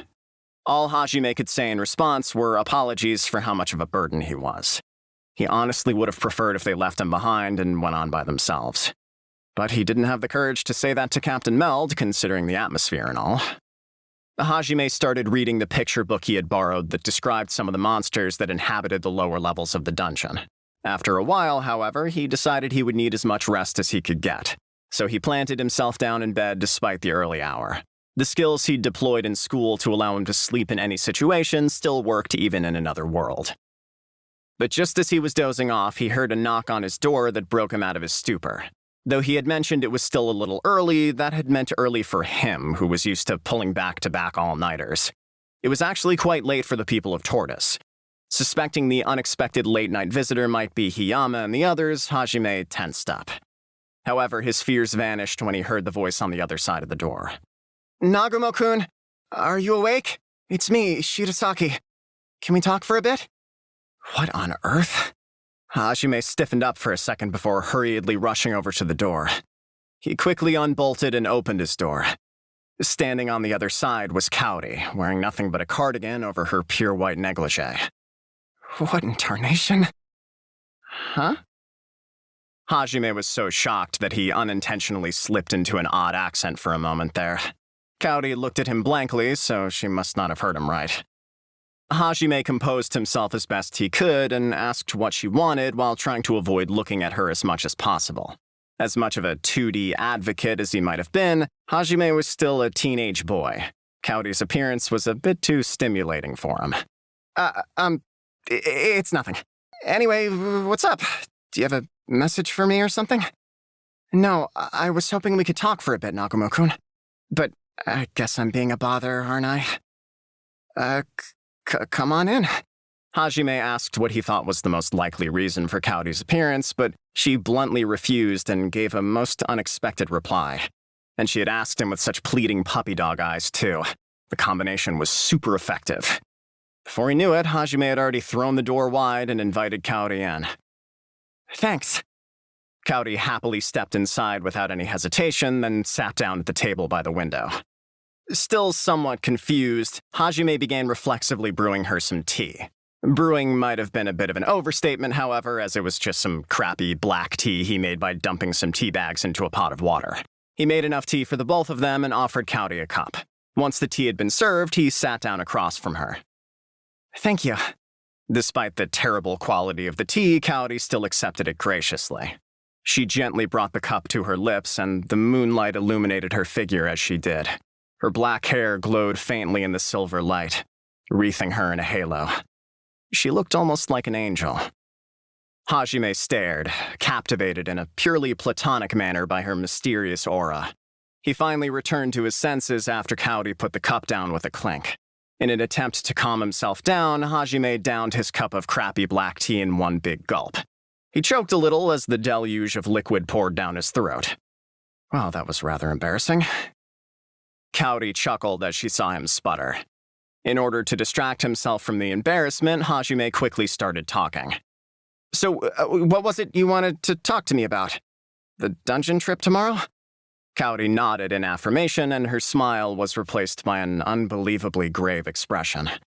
I want you to stay here when we go to the labyrinth tomorrow. I'll convince the instructors and the rest of our classmates, so please don't go. Kaori grew more and more heated as she spoke, and by the end, she was leaning forward into Hajime, pleading with him. For his part, Hajime was utterly bewildered.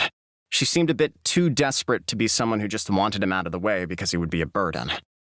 I do realize I'd just get in your way, but I don't think they'll let me skip out after I've come this far already. That's not it! It's not because I think you're a burden or anything. Kaori hurriedly tried to correct Hajime's misunderstanding.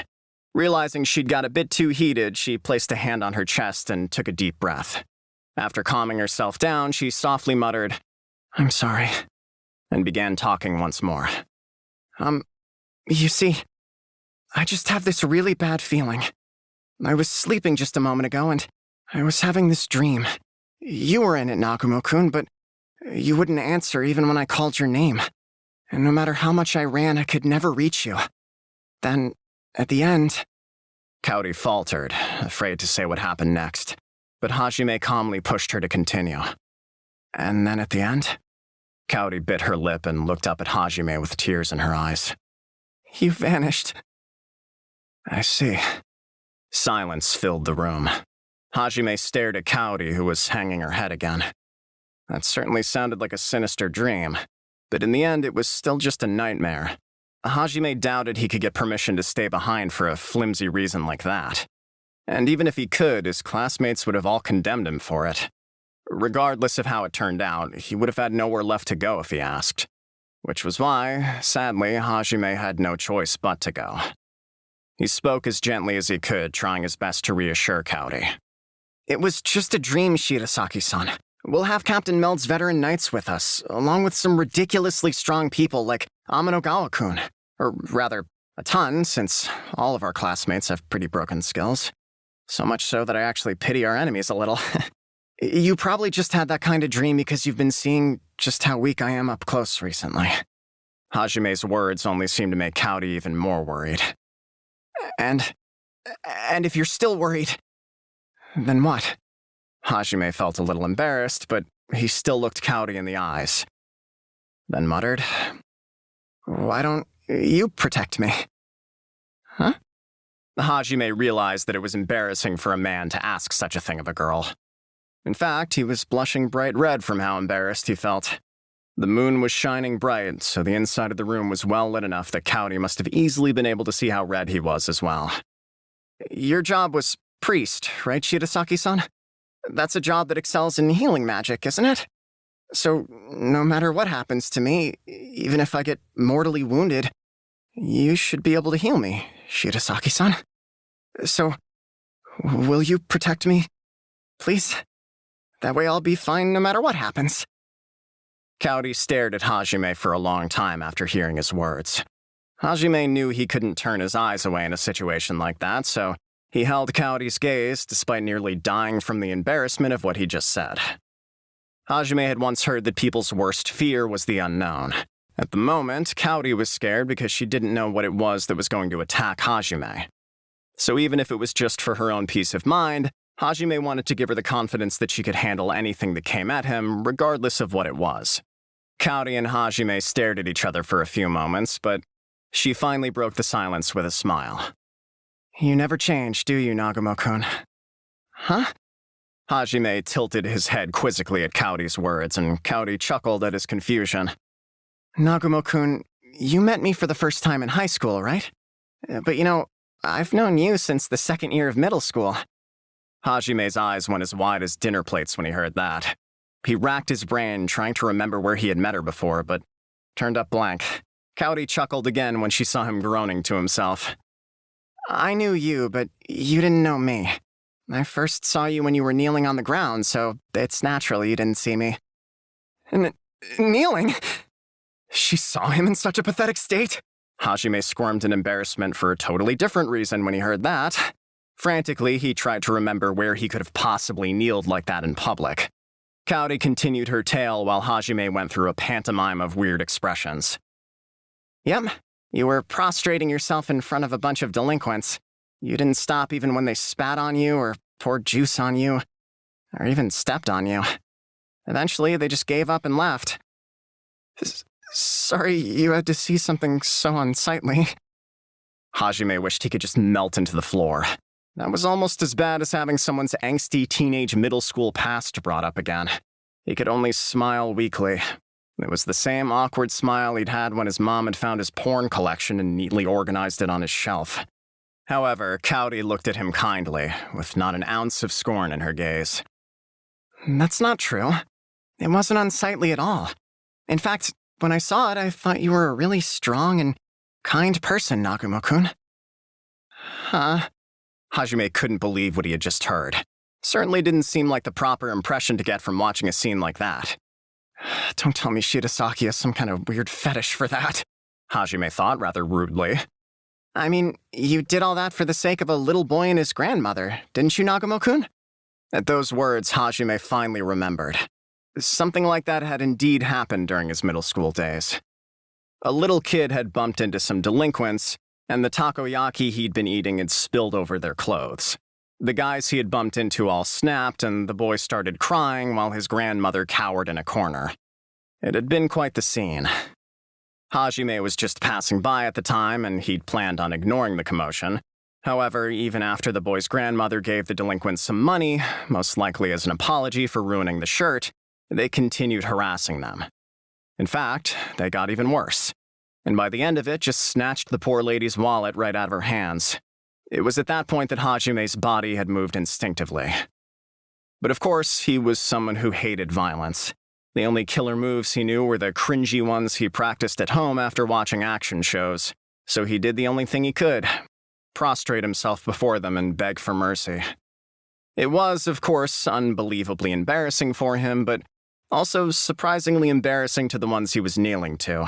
In fact, it was so embarrassing that they couldn't stand it. And as planned, the delinquents did eventually just leave.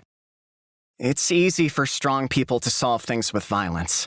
People like Koki-kun can easily fling themselves into trouble and just fight their way out of it. But few people who are weak have the courage to stand up for others. And even fewer could bow down like that for someone else. You know, I was always scared back then. I always made excuses for not helping other people by telling myself things like, I'm not strong like Shizuku-chan. So when I got in trouble, I always waited for other people to come save me instead. Shitasaki-san. That's why I think you're really the strongest out of everyone here, Nagumo-kun. I was really happy when I saw you again in high school, you know. I wanted to become more like you. I wanted to talk to you more, to learn more about you. Though you always just fell asleep whenever we were at school. Sorry about that.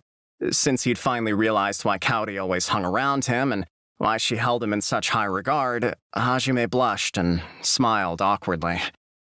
That must be why I'm so worried. You might do something reckless again for someone else's sake, Nagumo-kun. Just like you did when you took on those delinquents. But fine. She gazed at Hajime resolutely. I'll protect you, Nagumo-kun. Hajime looked Cowdy in the eyes, then nodded, accepting her resolve. Thank you. Hajime smiled bitterly at the exchange. Their roles as boy and girl had been completely reversed. Though Hajime had to admit Cowdy made for a great hero. That would have made Hajime the heroine, though. As a guy, he wasn't quite sure how to feel about that, so all he could do was smile.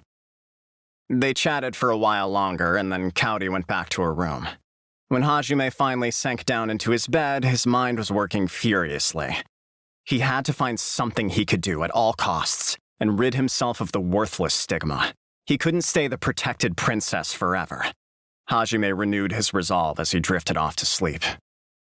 Cowdy had returned to her own room after leaving Hajime's. A figure hidden in the shadows watched as she left his room and headed to her own. No one was there to see, when his face twisted into a horrifying expression. The next morning, everyone reported to the plaza that served as the entrance to the Great Orcus Labyrinth early enough that the sun had still yet to rise. The students were all filled with equal parts trepidation and curiosity. Hajime, however, had a more complicated expression on his face. He was also somewhat excited and nervous about his first excursion into a dungeon, but when he saw what the entrance to the Great Orcus Labyrinth looked like, some of his excitement faded. What Hajime had expected was the standard cavern entrance leading into unknown dark depths. However, the sight that greeted him was something that looked more akin to the entrance to a museum, complete with its own receptionist counter. A girl in uniform was checking over the people going in and out of the labyrinth with a smile. It appeared that everyone's status plate was checked at the entrance. That way, the number of casualties could be accurately tallied.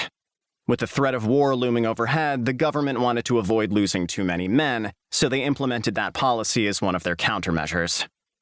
Numerous stalls were lined up on the plaza surrounding the entrance, the merchants all competing with each other to show off their wares. It felt almost like a festival. Shallower labyrinths that didn't have as many floors were popular with merchants since people naturally gathered there. The people present ranged from boisterous adventurers who talked big but quickly lost their lives in the labyrinth, to criminals who operated out of back alleys and other unsavory locations. As the government was preparing for war, they didn't want to waste too many resources handling those problems, so they cooperated with the local Adventurers Guild to keep the area safe. People were selling their wares all the way up to the receptionist's desk at the entrance, which, in a sense, made life easier for the adventurers who were setting out into the labyrinth's depths. Hajime pulled himself together and scratched his head as he looked around, seeing all of the other students gawking like country bumpkins as they followed Captain Meld in single file, like a row of little ducklings. Once inside, the lively atmosphere that had surrounded them mere moments ago vanished. In front of them was a passage that was a little over 5 meters wide. Though there was no obvious light source, the entire labyrinth was dimly lit, enough that one could vaguely make out their surroundings without the help of a torch or magical item. In truth, the passages were all lit by a special mineral called green glowstone that was buried in the walls. The entire Great Orcus Labyrinth was actually an excavated vein of green glowstone ore. The party had all filed into ranks and slowly advanced through the labyrinth. After a few uneventful minutes, the passage they were walking down opened up into a wide plaza. Towering 7 or 8 meters above them was a dome-shaped ceiling. The students were all looking around curiously when suddenly a number of gray creatures resembling furballs burst out from cracks in the wall. All right, Koki, your team's up front. Everyone else fall back. I'll have you switch in after some time, so stay sharp. These monsters are called rat men. They're quick on their feet, but not all that strong. Keep your cool as you fight. As Captain Meld had said, the rat men were quite fast and rushed at them with alarming agility. Pairs of dark red eyes gleamed with a ghastly light from within the balls of fur. Their name was rather fitting, as they looked like giant muscular rats that stood on 2 feet. Only the area around their corded chests and impressive 8-packs was bereft of fur, almost as if they were trying to show them off. Koki's group, who were facing them head-on, all grimaced when they got a better look, especially Shizuku, who was standing up front. They certainly did look disgusting. Once the rat men entered into range, Koki, Shizuku, and Ryutaro all attacked at once. In the meantime, Kaori and 2 of her close female friends, the glasses-wearing Eddie Nakamura and the childish and energetic Suzu Taniguchi, started chanting their spells. They were preparing their magic already. That was the basic formation they'd practiced during training. Koki swung his bastard sword faster than the eye could follow and slaughtered a score of them with his first swing.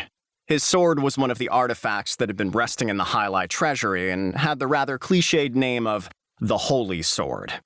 It was blessed with the light element, which had the sickeningly efficient properties of simultaneously weakening enemies that were hit by the light it emitted, while also increasing one's own physical strength. It sure played dirty for a holy sword. Ryutaro, on the other hand, had the job of monk, which was a martial arts class that fought with its fists.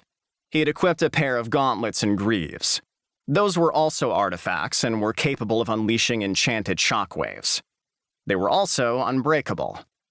Ryutaro took up a stance and splendidly beat down any enemy that came close with punches and kicks, not letting a single one pass by. Despite being practically bare-handed, his massive frame made him seem like an armored heavy knight. Shizuku, meanwhile, possessed the job of swordsman, which was fitting for a samurai-esque girl like her. She wielded a blade that was midway between a katana and a shamshir, and made short work of any enemies that got within reach of her sword with her quick-draw skills. She had refined her swordplay even further since arriving in Tortoise, and had even earned the admiration of many knights. While everyone was busy watching Koki and the others fight, the girls in the backline finished their chants. Flames blacker than pitch, swirl about thine enemies, burn until naught but their ashes remain! Spiral blaze! They cast the spell in unison, and a huge whirlwind of flames enveloped the Ratmen, burning them to a crisp. The Ratmen screeched in pain, flailing wildly until the flames pouring down on them reduced them to ash. In the blink of an eye, all the Ratmen had been annihilated. The other students didn't even get a chance to fight. It looked like the monsters on the first floor were far too weak to even put up a fight against Koki's party. Wow, well done. All right, the rest of you will be up next, so don't relax just yet. Captain Meld reminded the class not to let their guard down, though he was smiling, impressed at their prowess. Still, he couldn't prevent the students from getting pumped up about their first dungeon monster elimination expedition. He shrugged his shoulders helplessly as he saw the students breaking out into smiles. Oh, and, well, you don't have to worry about it this time since it's training. In the future, try and kill your enemies in a way that preserves their mana crystals. What you did back there was overkill. Cowdy and the others blushed at Captain Meld's words, realizing they may have gone too far. From then on, the class smoothly advanced through floors of the labyrinth, rotating the vanguard between battles. Eventually, they arrived at the 20th floor, the floor that separated skilled adventurers from rank amateurs. Currently, the deepest floor people had managed to reach was floor 65. However, that was a legendary feat that hadn't been replicated since, so in recent times, anyone who made it past the first 20 floors was considered a highly skilled fighter. Anyone who made it past the first 40 was superhuman. With Koki at their head, the students were able to easily advance through the floors. Though they had little combat experience, their overpowered abilities more than compensated. The most dangerous enemy the students faced was actually the traps scattered about. Some of them were even lethal. The most common countermeasure for traps was something known as a fair scope. A fair scope was a handy tool that detected traps by reading the flow of mana. Most of the traps in the labyrinth were magical in nature, so a fair scope detected around 80% of them. However, the scope possessed a very limited range, so it was only effective in the hands of an experienced user. Therefore, the real reason Hajime and the others were able to descend so smoothly was because of how well their knight mentors were guiding them. Captain Meld also often reminded the students to never enter a room that hadn't been scoured for traps first. All right, everyone. From this point on, monsters won't come at you just one species at a time. They'll coordinate with each other and attack in large groups. Don't let your guard down just because we've had nothing but easy victories so far. Today's training will conclude once we clear the 20th floor, so let's end things with a bang! Captain Meld's voice echoed throughout the room. Up until that point, Hajime hadn't done much of anything. He'd once taken on a monster the knights had weakened for him, trapping it in a pitfall and stabbing it to death with his sword, but that was all. Essentially, he had just spent his time standing by in the rear, protected by the knights, without being able to join anyone's party. It was honestly rather pathetic. However, using his skills in combat helped increase his magic stats, so it wasn't completely useless. Hajime's magic stat grew enough to raise him 2 levels, so the combat practice had helped some. But man, I totally feel like a leecher for doing this. The knights sent another weakened monster Hajime's way, and he approached it with a sigh, placing his hands on the ground to transmute the earth around it. He immobilized it in a pitfall on the off chance that it might still pose a threat, then skewered it with his sword. Well, at least my transmutation skills are growing a little. I'll just have to keep at it. Hajime swallowed a mana pill and wiped the sweat off his brow. He didn't notice that the knights were all staring at him in admiration. In truth, the knights hadn't been expecting much of anything from Hajime. They were just having such an easy time of it that they decided to send a few monsters over to him since he'd seemed so bored. Weakened, of course. They all thought he would just flail his sword around helplessly for a bit. However, he had effectively used his transmutation skill to immobilize the enemy before dispatching it, a tactic the knights had never seen before. They'd assumed synergists were only good for blacksmithing, hence their belief that their skills would be useless in combat. Hajime only had his single transmutation skill, so he had trained it diligently, assuming that his ability to transmute ore could extend to the earth as well. It had worked, but with how difficult it was for him to take down a single weakened monster, and how strong everyone around him was, he still thought himself weak. That was the first time he'd shown his ability to people. He'd made an utter fool of himself during their previous excursion to slay monsters outside of the capital, and this was the solution he had come up with. While he was taking a short break, Hajime glanced over to the front lines, and his eyes met Kaori's. She was smiling at him. She had taken her promise to protect him quite seriously, and Hajime looked away embarrassed as he realized she had been watching over him the whole time. Kaori pouted a little when she saw him look away. Shizuku chuckled softly as she watched their little exchange out of the corner of her eye, then softly spoke. Kaori, why do you keep staring at Nagumo-kun? Don't you know it's wrong to pick up guys in a dungeon? Shizuku said that in a teasing manner, but Kaori blushed and angrily rounded on Shizuku. Oh, come on, Shizuku-chan. Could you please not say strange things like that?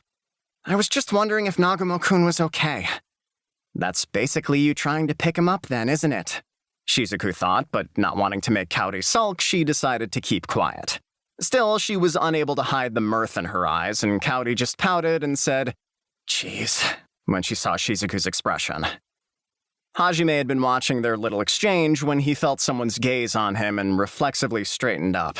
It was a glare dripping with hatred. He was used to getting such gazes from his classmates, but the intensity packed in that one was on a completely different level. That wasn't the first time he had felt this gaze either. He'd felt it multiple times since that morning, but whenever he tried to look for the one who was doing it, they seemingly calmed down. Hajime was growing tired of it. What's going on? Did I do something to someone? Then all I've been doing is trying my best despite my incompetence. Wait, could that be the reason? Maybe they're thinking, the hell do you think you're playing at acting like you could be helpful? Or something. Hajime sighed deeply. He had started to think there might have been some wisdom in heeding Kaori's warning. The class continued exploring the 20th floor.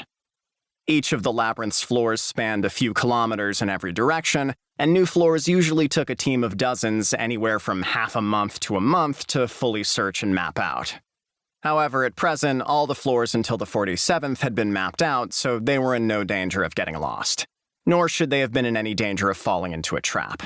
The deepest room in the 20th floor was like a limestone cave, but made of ice. Icicles protruded from the walls, some of them melted, creating a complex topography. The stairs leading to the 21st floor was just past it. Once they made it that far, their training for the day would be over. Sadly, while teleportation magic had existed during the Age of the Gods, it no longer did, so they had to walk back to the entrance. The students had already begun to relax when a protrusion in the wall had prevented them from advancing in formation, forcing them to continue in single file. Eventually, the two people at the head of their procession, Koki and Captain Meld, came to a halt. Puzzled, the students prepared for battle as they looked around. It seemed they had encountered a monster. It's camouflaging itself! Keep a close eye on your surroundings! Captain Meld yelled out a warning to everyone. An instant later, the thing everyone had mistaken for a protrusion suddenly changed color and began to move. The creature that had assumed the shape of a wall was actually a dark brown color, and it stood there on two legs. It began beating its chest. Seemed the monster was a gorilla that could camouflage itself like a chameleon. A rock mount! Watch out for its arms! They pack quite a punch! Captain Meld's voice resounded throughout the cavern as Koki's party prepared to engage the enemy. Ryutaro repelled the rock mount's enormous arms with his fists. Meanwhile, Koki and Shizuku shuffled to either side to flank it, but were unable to properly surround it because of the rough terrain. Realizing it couldn't get past the human wall that was Ryutaro, the rock mount fell back and sucked in a deep breath. Seconds later, it looked back and roared so ferociously that the entire room shook. Though the shockwave of sound that hit the students did no harm, it made everyone stiffen in fear. That was the magic rock mounts were capable of using. Intimidating roar. It was a mana-infused roar that could temporarily paralyze all who heard it. Koki and the others who took it head-on found themselves unable to move an inch. They expected to be attacked while stunned, but the rock mount sidestepped past them, picked up a nearby boulder and hurled it at Kaori's group. And what a spectacular throw it was. It flew cleanly over the heads of the immobile front line and headed straight toward its intended target. They all pointed their magic circle-amplified staves at the boulder and prepared to intercept. There was no space to dodge. However, they stopped their chant midway, the sight of what was coming toward them shocking them into inaction. The boulder the rock mount had thrown was a second rock mount. It somersaulted in the air and spread its arms wide, heading straight for Cowdy. The way it spread its arms out resembled the Lupin dive. The resemblance was so uncanny that one almost expected it to scream, "Cowdy-chan!" as it hit her. It even had the bloodshot eyes and heavy breathing down pat. Cowdy, Eddie, and Suzu all screamed in terror and forgot to keep chanting. "Oi, what do you think you're doing in the middle of a fight?" Captain Meld swiftly cut down the rock mount that was diving towards the girls. They all quickly apologized, but that must have been quite the disgusting sight to see, as their faces were still pale. A certain someone completely snapped when he saw how rattled the girls were. Amanogawa Koki, the class's resident self-styled hero of justice. Bastard! How dare you hurt Cowdy and the others! I won't forgive you! He must have mistakenly thought their paleness came from their close brush with death and not how disgustingly creepy the rock mount had looked. How dare you frighten a girl like that! Koki flew into a rage over that rather cliched reason. Pure white mana began leaking from his body, and almost as if in response, his holy sword began to glow. Soar unto heaven, O divine wings! Celestial flash! No, stop, you idiot!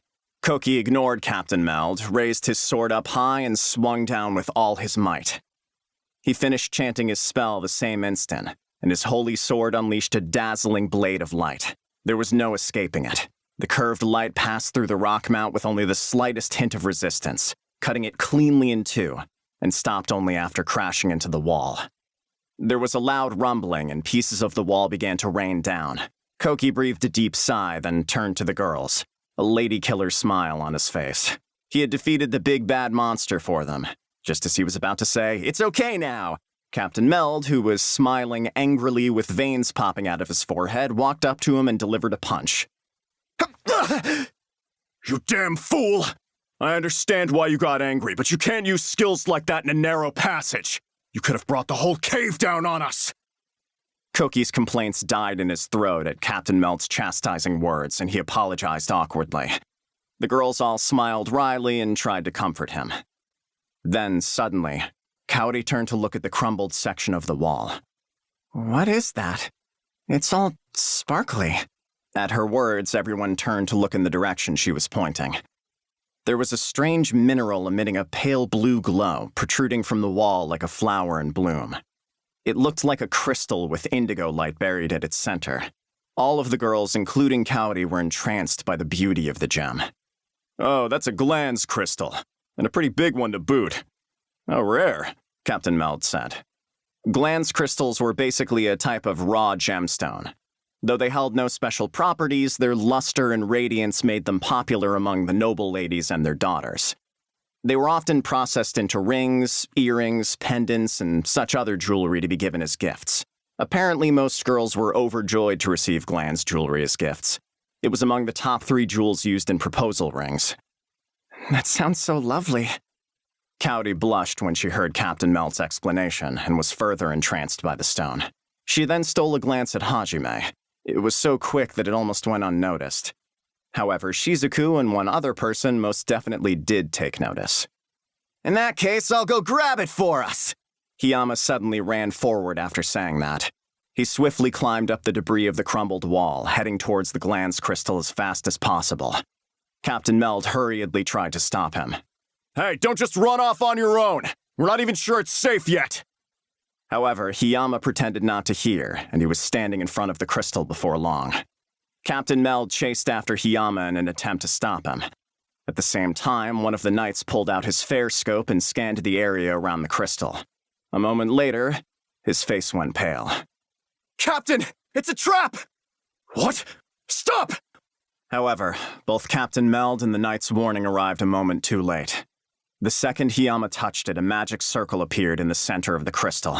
The trap had been set for anyone foolish enough to touch the Glanz crystal.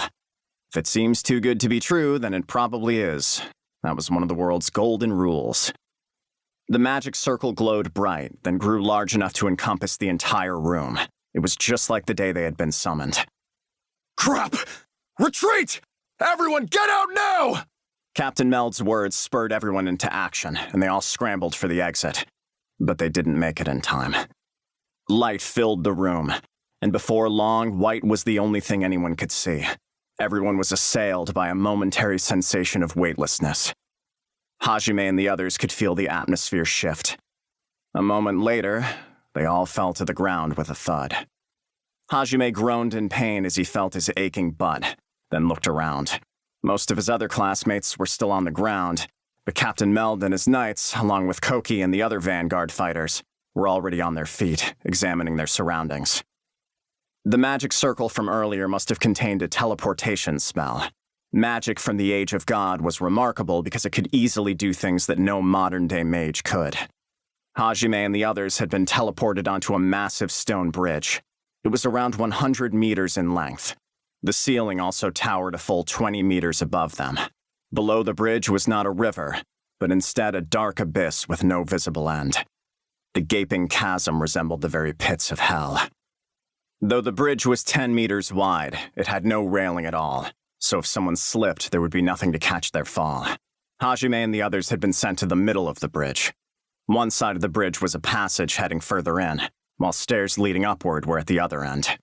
After confirming the situation, Captain Meld curtly barked out orders. Everyone, get up and head for the stairs, now! His voice boomed louder than thunder, and the students hurried to follow his orders. However, Labyrinth's traps were not so easy to escape. They would not be allowed to retreat so easily. New magic circles suddenly appeared on either side of the bridge, accompanied by a swirling torrent of dark red mana. The magic circle on the passage side of the bridge was 10 meters wide. The ones on the stairs side were only 1 meter each, but there were many. The dark red magic circles resembled pools of blood and gave off an ominous feel. They pulsed once, and waves of monsters began pouring forth. From the countless magic circles near the stairs came a horde of skeletons wielding swords, Trom soldiers. Their empty eye sockets gleamed with the same blood-red light as the circles they came from, and they rolled around like real eyes, too. Within seconds, the stairs were teeming with nearly 100 of the creatures, and more were still pouring out. Despite their numbers, Hajime thought what was coming out on the passage side of the bridge was far more of a threat. From within the 10-meter-wide magic circle emerged a monster as big as the circle that summoned it. It stood on 4 legs and had some kind of helmet on its head. To Hajime, the closest thing it resembled was a triceratops. However, unlike a triceratops, its eyes glowed bright red, and as it clacked its wicked sharp claws and fangs together, flames sprouted from the horn on its helmeted forehead. Everyone stared at it in slack-jawed horror, and Captain Meld's terrified whisper resounded surprisingly clearly throughout the room. Oh my god, it's a behemoth. A wave of unease washed over the students when they saw Captain Meld, the reliable captain who'd always been their reassuring pillar of support, break out in a cold sweat. Koki realized he was up against a truly fearsome opponent, and turned to ask Captain Meld about its properties. However, the behemoth, a monster that had even the kingdom's strongest knight quaking in his boots, refused to grant Koki the luxury of time. It sucked in a huge breath, then let out a guttural roar, signaling the start of the battle.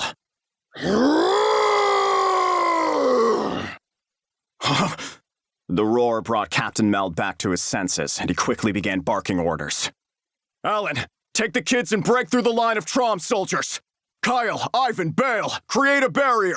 We have to stop that thing no matter what! Koki, head to the stairs with the rest of the students! Please wait, Meld-san! We'll help too! That dinosaur thing is really bad news. We'll also... Idiot! If that thing really is a behemoth, you kids don't stand a chance. It's a monster that shows up on the 65th floor. Even the legendary adventurer who everyone called the strongest in the world couldn't stand against it. Now get out of here! I definitely won't let you kids die! Koki faltered momentarily at the intensity in Captain Meld's gaze, but he refused to leave. Captain Meld opened his mouth to yell at Koki, but before he could say anything, the behemoth roared again and charged, straight toward the retreating students. In order to protect their summoned heroes, Hyli's strongest warriors chanted together in an attempt to form a barrier. Grant thine protection to your beloved children, O God! Reject all malice and let this be a holy ground that denies thine enemies passage! Hallowed ground! The spell was 4 verses long, inscribed on a magic circle 2 meters long and drawn on the highest class magical paper. On top of that, it had been invoked by 3 people in tandem. Though it had only one use and lasted for only 1 minute, it created an impenetrable barrier that could not be broken. A glowing dome of light materialized, stopping the behemoth in its tracks. A huge shockwave spread out as it clashed into the barrier, pulverizing the ground near the impact. Despite being made of stone, the entire bridge shook precariously. The retreating students screamed, and some of them fell down. Trom soldiers were powerful monsters that appeared on the 38th floor and deeper. They were far stronger than anything the students had faced so far. With their path forward blocked by a horde of ghastly skeletons and a lumbering beast at their backs, the students fell into a panic. All semblance of formation crumbled as everyone scrambled for the stairs, trying their best to escape. The lone knight that stayed with the group, Alan, tried to calm everyone down, but they were all far too terrified to listen. Amidst the panic, someone shoved one of the female students from behind, and she fell forward. She groaned in pain and looked up, only to see a Trom soldier brandishing its sword right in front of her. Ah! The same time she let out that gasp, the soldier swung its sword down at her head. I'm going to die, she thought, when the ground at the Trom soldier's feet suddenly bulged upward. It lost its balance, so the swing went wide, hitting the ground with a clang. The protrusion in the ground then swelled forward, taking a few Trom soldiers with it, and drove them to the edge of the bridge, where it then tipped them into the abyss. About 2 meters from the edge of the bridge squatted Hajime, panting heavily. He transmuted various parts of the ground in quick succession, dragging the soldiers to their deaths on an earthen slide. His transmutation ability had grown rapidly, and before he knew it, he'd been able to transmute in quick succession. The total area he could transmute had increased as well. However, he could still only transmute a short distance from where he was touching, so Hajime trembled in fear as he squatted within range of the Trom soldiers' swords. He popped a mana pill into his mouth and ran over to the collapsed student, grabbing her with his gloved hands and pulling her up to her feet. She silently let herself be pulled up, still in shock, and Hajime smiled reassuringly at her. Come on, we gotta hurry. Don't worry, as long as we stay calm, these pile of bones are nothing. After all, everyone but me is OP as hell. Hajime confidently slapped her on the back, and she stared at him for a minute before saying, Yeah, thanks, cheerfully, and running off. Hajime continued creating pitfalls and protrusions to immobilize and unbalance the Trom soldiers, while keeping an eye on his surroundings. Everyone was still panicking, swinging their weapons wildly and firing their spells off at random. If that had kept up, it was possible someone might die. Alan was trying his best to reorganize the students, but it wasn't going well. And all the while, soldiers continued pouring out of the magic circles. I've got to do something. What everyone needs right now is a leader. Someone with enough strength to blow open a path for us. Amanogawa-kun! Hajime started sprinting toward Koki and the behemoth. The behemoth was still ramming the barrier over and over. A huge shockwave accompanied each charge, and the stone bridge began creaking ominously after his repeated assaults. Cracks were forming along the barrier, and it was only a matter of time before it shattered.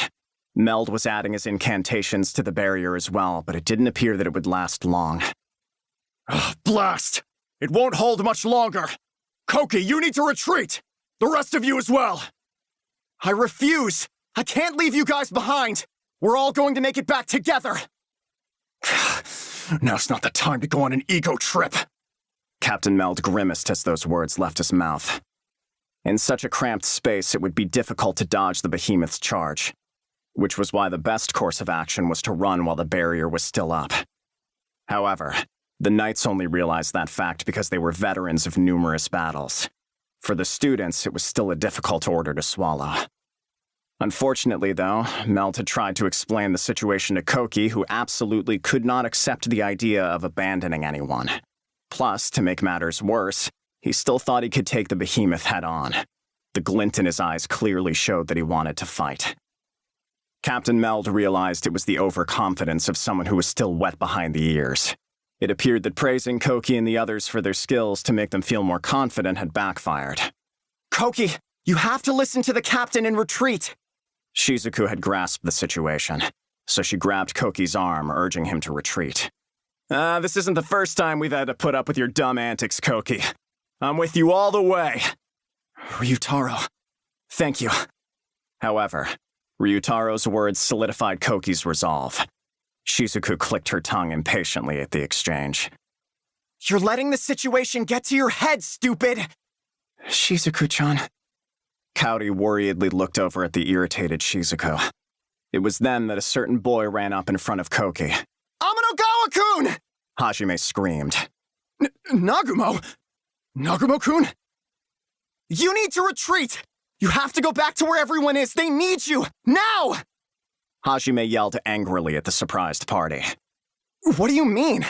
And more importantly, why are you here? You shouldn't be here. Leave this place to us, Nagumo, and this isn't the time to be saying that! Hajime cut off Koki, who was implying that Hajime would be of no use and should retreat, and yelled with a vehemence he had never expressed before. Koki unconsciously stiffened up. He didn't expect the guy who was usually so quiet and mature, the one who generally blew everything off with a smile, to yell so angrily. Don't you see what's happening behind you? They're all panicking because their leader isn't with them! Hajime grabbed Koki by the collar and pointed behind him. Koki saw his panicking classmates slowly being surrounded by the Trom soldiers. All of their training had flown out the window, and the students were all fighting wildly. Because of their inefficient fighting style, the steady rush of reinforcements had kept them from breaking through. Their exceptional stats had protected them so far, but it was only a matter of time until someone died. They need someone who has the strength to blow all that away in a single attack. They need someone who can blow their fear away. And the only one who can do that is you, Amanogawa-kun! You're their leader, so quit being so focused on what's in front of you! Look at what's behind you for once! Dazed, Koki looked from his panicking and screaming classmates back to Hajime, who was furiously shaking his head and nodded. Yeah, I get it now. We're retreating! Melt-san, sorry. Get down! Koki turned to Captain Meld, planning to say, sorry for retreating without you, but at that moment, Captain Meld screamed out a warning as the barrier finally shattered. A massive shockwave headed toward Hajime and the others. Hajime instantly transmuted the ground to make a stone wall, but the shockwave shattered it with ease, sending everyone flying. His wall had managed to lessen the force a little, but then the behemoth let out a huge roar, and the dust cleared, only to reveal Captain Meld and the other 3 knights lying on the ground, moaning in pain. The shockwave had robbed them of their ability to move. Koki and the others had collapsed too, but they were able to quickly get up. Since they'd been behind both Hajime's wall and the knights, they hadn't taken as much damage. Ryutaro, Shizuku, can you buy us some time? Koki asked.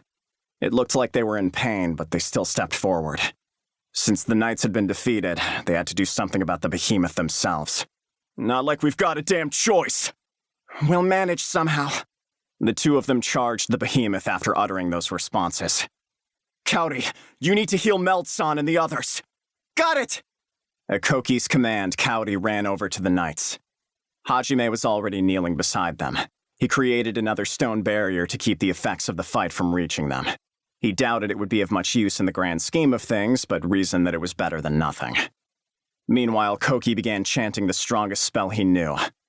O Holy Spirit, bring ruin to all that is evil with thine divine light. By the breath of God, may these clouds of darkness be swept clear, and the world bathed in sanctity. By the mercy of God, may this strike redeem the sins of man. Divine wrath! Auroras of light poured out from the holy sword. The skill Koki had used was the same category as the celestial flash he'd unleashed earlier, but this one was far more powerful. The bridge creaked ominously as the rays of light gouged furrows through the stone while racing towards the behemoth. Ryutaro and Shizuku retreated the moment Koki finished chanting. They were in bad shape and wouldn't have lasted much longer. But though it had been a few scant seconds, they'd suffered quite a bit of damage in fending off the behemoth. The bombardment of light crashed into the behemoth with a thunderous roar. It was covered in a coat of white as the light enveloped it.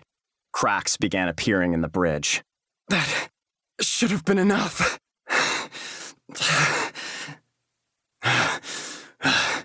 Yeah, That had to have killed it, right? I'd like to think so, but... Ryutaro and Shizuku fell back to where Koki was standing. He was panting hard after casting such a powerful spell.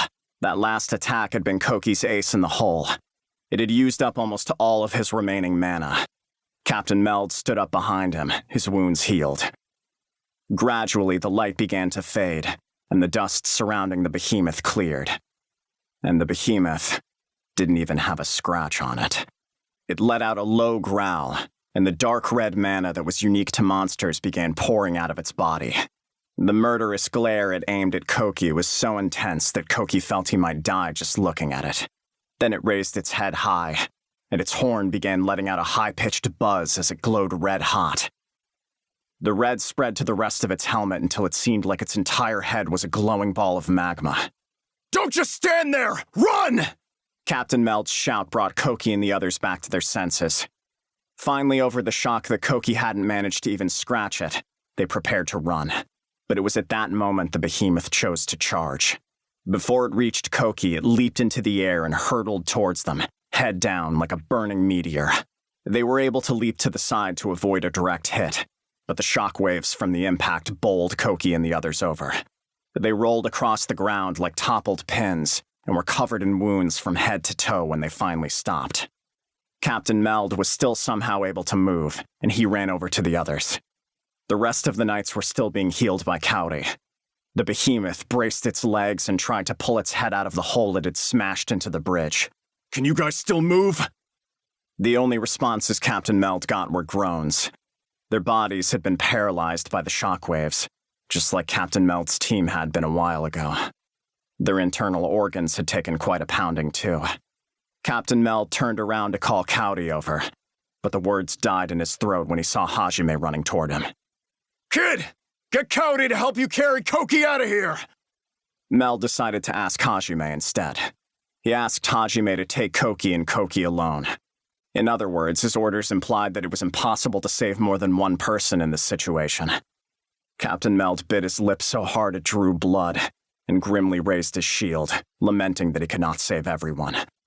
Still, he resolved to give his life to stop the beast for as long as possible. However, instead of obeying, Hajime desperately yelled out an alternative plan. It was possibly the only way everyone would be able to escape with their lives. However, it was an insane, reckless plan, with chances of success that were beyond slim. And to top it off, Hajime himself would have to play the most dangerous role. Captain Meld hesitated for a few precious seconds, which was enough time for the behemoth to get its head unstuck. Its helmet began glowing bright red once more. Meld was out of time. Are you sure you can do it, kid? I am. Meld laughed and broke out into a grin when he saw the resolve in Hajime's gaze. Never thought I'd trust my life to you of all people. I promise I won't leave you behind, so don't let me down, kid. Yes, sir! Captain Meld finished talking and walked up to the behemoth. He unleashed a weak spell at it, provoking its ire. It appeared that the behemoth had a tendency to focus on whatever was attacking it, which was why it had aimed for Koki earlier. The spell did the trick and the behemoth's gaze locked onto Captain Meld. It finished charging up its helmet, rushed forward, and jumped. Meld was planning on drawing its attention for as long as possible, and got into an evasive stance as the behemoth hurtled towards him. He then whispered a short chant. Be swept away, wind wall.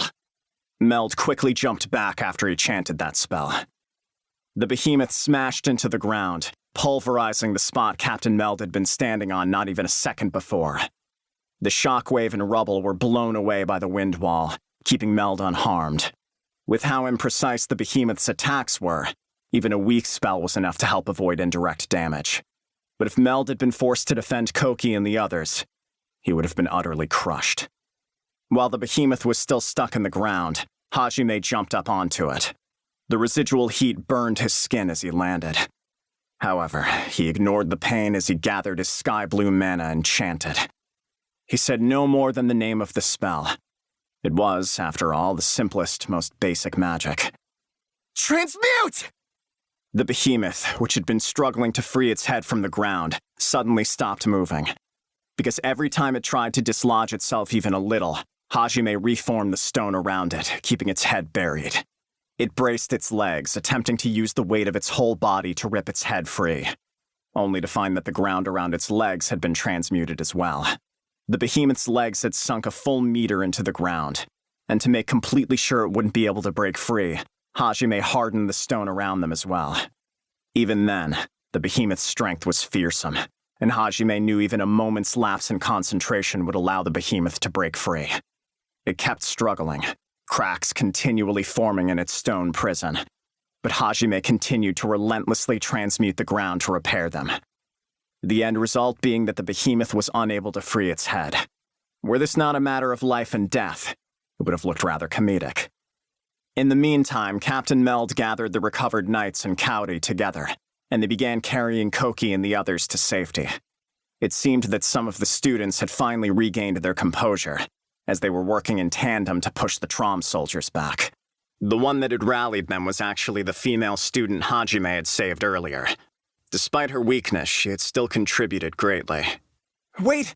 Nagumo-kun's still over there! Cowdy started arguing with Meld, who was trying to get everyone to retreat.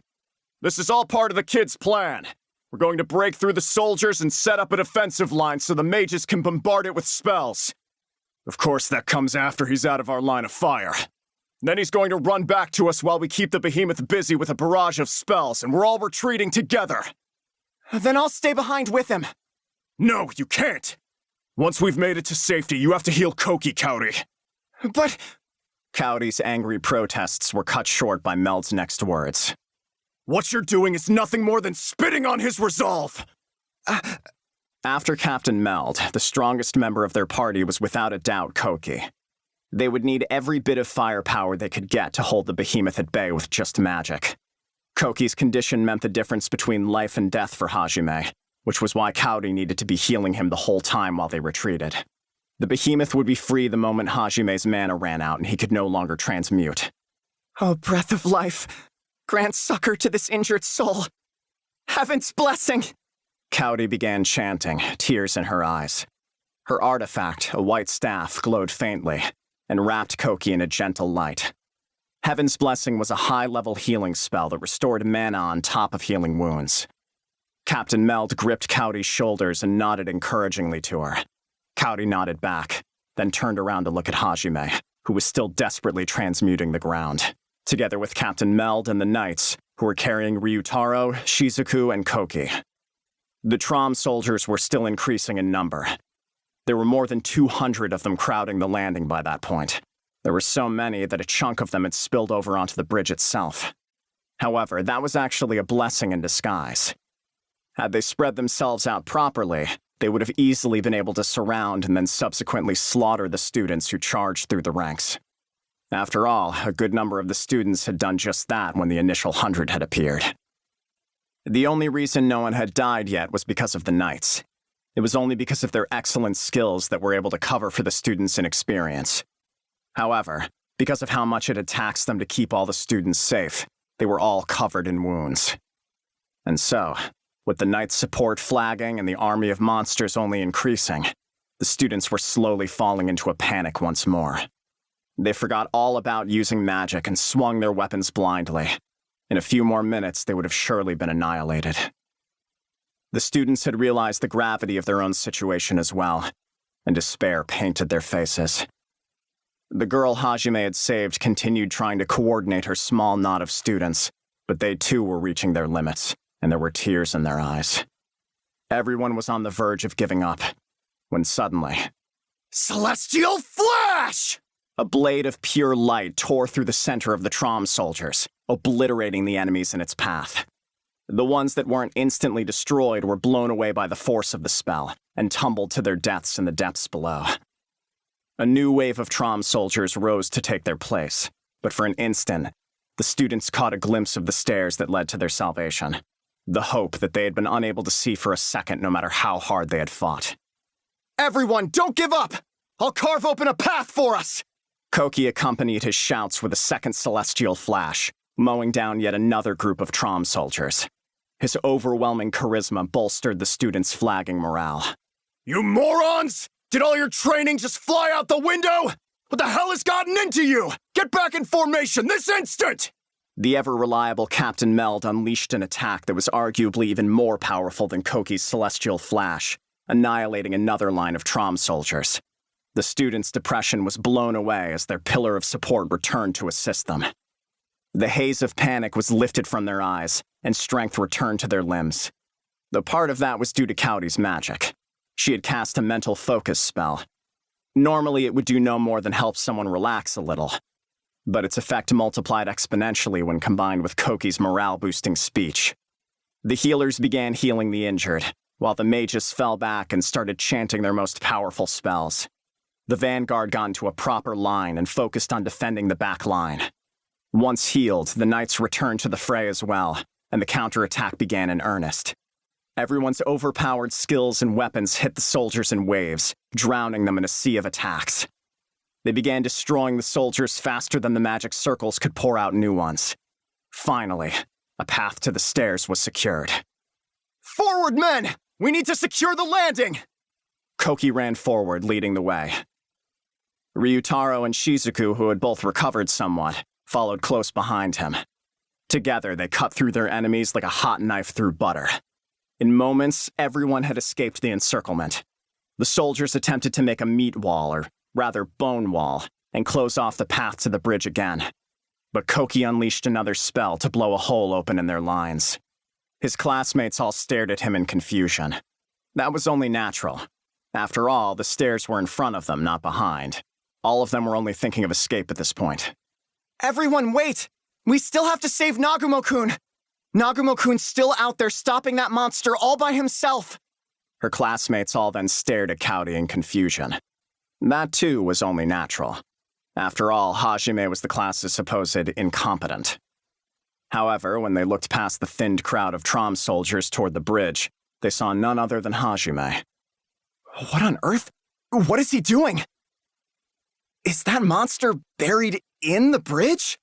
As more and more classmates began crying out in surprise, Captain Meld gave his orders. That's right!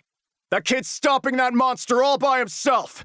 He's the only reason your sorry asses aren't skeleton fodder right now! Vanguard, advance! Don't let a single soldier past you! Rearguard, start preparing long-range spells! His magic won't last much longer. Once the kid's clear, start blasting away to keep it busy! His deep voice resonated through the room, and the students all refocused their attention. A few of their gazes lingered longingly on the stairs still. And who could blame them? They had been on the verge of death but moments ago. It was only natural they would wish for the safety of the floor above. However, Meld's hurry up got even the most reluctant students to finally turn around and return to the battlefield. Daisuke Hiyama was one of the last to follow. Despite the entire mess being his fault, he was still overcome by terror and wanted to escape as swiftly as possible. However, in the back of his mind, he remembered the events of the previous night. The night before they had entered the labyrinth, and what he had seen at Harad's Inn. He had been too nervous to sleep, so Hiyama had stepped out for a bit to go to the bathroom and feel the night breeze. He had been enjoying the cool night air and was about to return to his room when he spotted Cowdy in a negligee. He had been so surprised by her sudden appearance that he had reflexively hidden himself in the shadows and held his breath. Cowdy hadn't even noticed he was there as she passed by. His curiosity piqued. He'd followed Cowdy and watched as she'd knocked on the door of a certain room. More specifically, Hajime's room. Hiyama's mind had gone blank when he saw Hajime answer the door. Hiyama, like most other guys, was completely infatuated with Cowdy. However, he did not think himself worthy enough to stand beside her, and had decided that if his competition for her affections was someone like Koki, who lived in a totally different world, he might as well give up. But Hajime was different. Hiyama couldn't understand why Cowdy would want to be with someone that, at least in his mind, was even lower than him. If he's good enough, then why not me? His twisted mind actually believed that was a logical train of thought. His dissatisfaction with Hajime quickly gave way to hatred. The reason he had jumped at the opportunity to get the Glance Crystal was also because he wanted to impress Cowdy. Hiyama remembered the events of that night as he watched Cowdy gaze worriedly at Hajime, and a wicked grin formed on his lips as the beginning of a plan took shape in his mind. Hajime's mana finally began to run out around the same time the students all turned back to the bridge. And he was all out of mana pills. He stole a quick glance back at the bridge and saw that everyone had safely managed to retreat. They had turned back around and were lining up to start firing their spells. The behemoth was still struggling against its restraints, but at that point they would only last a few seconds without constant transmuting. He would have to get as far away as possible in that time. Sweat beaded down his forehead. His heart was pounding louder than it had in his entire life, and he was so nervous he was trembling. He was going to need impeccable timing to make it out alive. After cracks started appearing for the dozenth time, he transmuted the ground once more and strengthened the behemoth's restraints for good measure. Then he jumped. A scant 5 seconds after Hajime had started running for his life, the ground behind him shattered, and the behemoth roared menacingly as it freed itself from its restraints. Hajime risked a glance back and saw pure rage in its eyes. It looked around wildly, searching for the one who had forced it into such an unsightly struggle, and quickly found Hajime. It roared again, angrily, bringing its head down and prepared to charge Hajime. However, before it could move, a barrage of spells slammed into it. It was like a bizarre meteor shower, where each meteor was a different color. The various spells didn't do any damage to the behemoth, but they definitely slowed it down. I can do this! Hajime thought and sprinted forward, his head bowed low. Despite the procession of spells flying inches above him, Hajime wasn't afraid. He was certain his cheat-level classmates wouldn't miss. Within a few seconds, he was already more than 30 meters away from the behemoth. He unconsciously broke out into a smile. An instant later, however, that smile froze in place. Among the multitude of spells flying at the behemoth, one of them had a slightly lower trajectory, and it was heading straight for Hajime. Someone had clearly aimed their attack right at him. But why? A moment of surprised confusion passed through his mind. He quickly braced his legs in an attempt to stop, so the fireball merely exploded inches in front of his face. The shockwaves blasted him back toward the behemoth. He had avoided a direct hit and suffered no lasting damage. But his semicircular canals had been thrown into disarray, and he completely lost his balance. Hajime staggered to his feet, trying to put as much space between him and the behemoth as possible, but the behemoth was tired of being bombarded. Right after Hajime managed to find his bearings, it let out another roar. He glanced back and saw it gathering its dark red mana for the third time as it finished heating its helmet. It was glaring squarely at him. It then used its heated helmet as a shield against the spell barrage and charged at Hajime. He was still somewhat disoriented, his vision still blurry, so he could only hear the behemoth closing in behind him, and his classmates screaming and yelling ahead of him. Hajime gathered the last remaining dregs of his strength and jumped to the side. A second later, the behemoth smashed into the ground, using all of its hate and rage to fuel its attack. The entire bridge shook as it fell. Massive cracks spread out from the point of impact. The bridge groaned in protest one last time before collapsing entirely. The repeated attacks had finally driven it past the point of endurance. The behemoth roared angrily as it desperately tried to find purchase on the crumbling bridge with its nails. However, everywhere it latched onto crumbled as well, and after a final fruitless struggle, it fell to the depths of hell. Its final screams echoed throughout the chamber. Hajime, too, crawled desperately across the collapsing bridge, trying to find somewhere to grab, but all of his handholds crumbled away just as quickly. I'm not gonna make it. He muttered those words inside his head as he gave up. Looking over to his classmates one last time, he saw Kaori desperately trying to run over to him, while Shizuku and Koki had both of her arms and were holding her back. His other classmates were all pale as well, covering their eyes or mouth with their hands as they watched. Captain Meld and the other knights all watched with painful expressions on their faces as they saw Hajime fall. Finally, the entire bridge fell away, and Hajime plummeted down to the depths of hell, face staring blankly up at the sky, his outreached hand grasping uselessly at the fading light. Listening to the screams of the behemoth that grew fainter and fainter, listening to the bridge crumble away into nothingness, and then, all too soon, Hajime was swallowed up into the darkness along with the last of the rubble.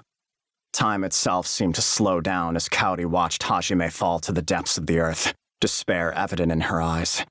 The conversation she had last night with Hajime played back in her mind over and over. They had talked under the moonlight, drinking Hajime's subpar excuse for black tea. That was the first time she had ever had such a leisurely conversation. She remembered the nightmare that had prompted her visit, and how surprised Hajime had looked when she'd suddenly shown up in front of his room. He had even taken her silly dreams so seriously, and before she realized it, her fears had vanished, and they had been talking happily about anything and everything. She had returned to her room on Cloud 9, until she remembered she had visited him in a rather daring outfit and squirmed with embarrassment. Then, seconds later, she felt a little depressed, thinking she must not have much charm, since Hajime hadn't reacted to her appearance in the least. And then, she also remembered how she'd tried to forget the whole thing had ever happened when she saw Shizuku's exasperated expression.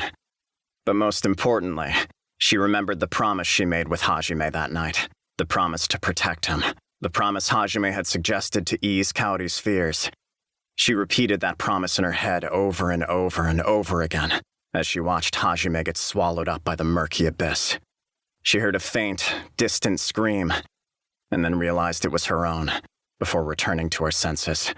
Her face twisted in anguish as the reality of what happened hit her again. Let me go! I have to go to Nagumo-kun! I promised him! I promised I'd protect him! Let me go! Shizuku and Koki struggled to restrain Kaori, who looked about ready to jump into the chasm herself. She struggled more fiercely than anyone would have thought possible given that slender frame of hers. If that kept up, Kaori would end up hurting herself. However, they definitely couldn't afford to let go either. If they did, she would most certainly jump off the cliff without hesitation. She was already beyond any sense of rationality. Grief had completely overtaken her mind. Kaori, stop! Kaori! It was precisely because she understood how Kaori felt that Shizuku was unable to find any words to comfort her friend. All she could do was keep calling her name. Kaori, there's no point in throwing your life away too. Nagumo is already beyond help. Calm down, you'll hurt yourself at this rate. Those were the best words that came to Koki's mind. However, they were also the worst words he could have said to Kaori at that moment. What do you mean beyond help? Nagumo-kun's not dead? I have to go save him, he needs me! It was clear to everyone else present that there was no saving Hajime. He had fallen off a cliff so deep that no one could even see the bottom. However, Kaori wasn't in a state of mind where she could accept that fact. Anything anyone said would simply backfire and double her resolve to jump down there herself. Ryutaro and the other students were all looking at her worriedly, at a complete loss for what to do. It was then that Captain Meld walked up to Kaori and gave her a hard chop to the back of her neck. She spasmed once, then fell unconscious. Koki caught Kaori before she fell, glaring angrily at Captain Meld all the while. Before he could say anything, Shizuku cut him off and bowed to Captain Meld. Sorry, and thank you. I don't deserve your thanks, but I cannot allow anyone else to die. Everyone, we're heading back to the surface as fast as possible. I'll leave her in your care. I would have taken her myself even if you tried to stop me. Koki unhappily watched Captain Meld walk off, but he remained quiet. As Shizuku was taking Kaori from him, she softly told him the following. We couldn't stop her, so Captain Meld did it for us. You realize we don't have much time, right? Kaori's grief might have affected the entire class's morale, and more importantly, someone had to stop her before she hurt herself. Now get your butt up front and open a path for us. You have to take the lead until we all make it out of this. Nagumo-kun said the same exact thing, remember? Koki nodded reluctantly at Shizuku's words. You're right. Let's get out of here. One of their classmates had died right in front of their eyes. That had shaken the whole class a great deal. Everyone was staring at the chasm where the bridge had been in a daze. A few of the students even sat down where they were, proclaiming things like, I'm done with this crap! Just as Hajime had told Koki earlier, they needed a leader to guide them. Koki turned to his classmates and raised his voice. Everyone! Right now we need to focus on surviving. We have to retreat! His words slowly spurred the class into action. The magic circles were still spitting out more Trom soldiers. Their numbers were gradually being replenished. A head-on battle would have been dangerous, and besides, There was no need for them to fight anymore. Koki yelled as loudly as he could, urging his classmates onward. Captain Meld and the other knights all tried to inspire some vigor into the students as well. Finally, everyone had made it onto the staircase. It was a very long staircase.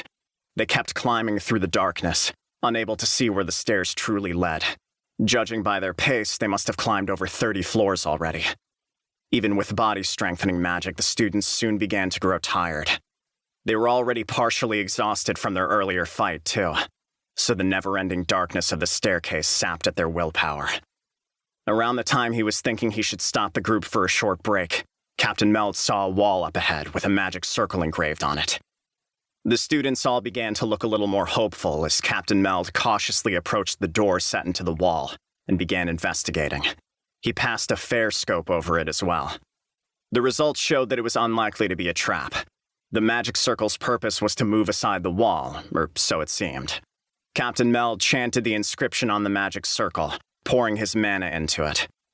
Like a ninja's hidden passage, the wall began to turn, until it revealed a short corridor leading to the room ahead. As they passed through, the students found themselves on the 20th floor once more. Did we make it? We made it! We did it! We really did it! They all let out relieved sighs as they finally caught sight of the familiar scenery of the 20th floor. Even Koki was leaning against the wall, and it looked like he very much wanted to sit down as well.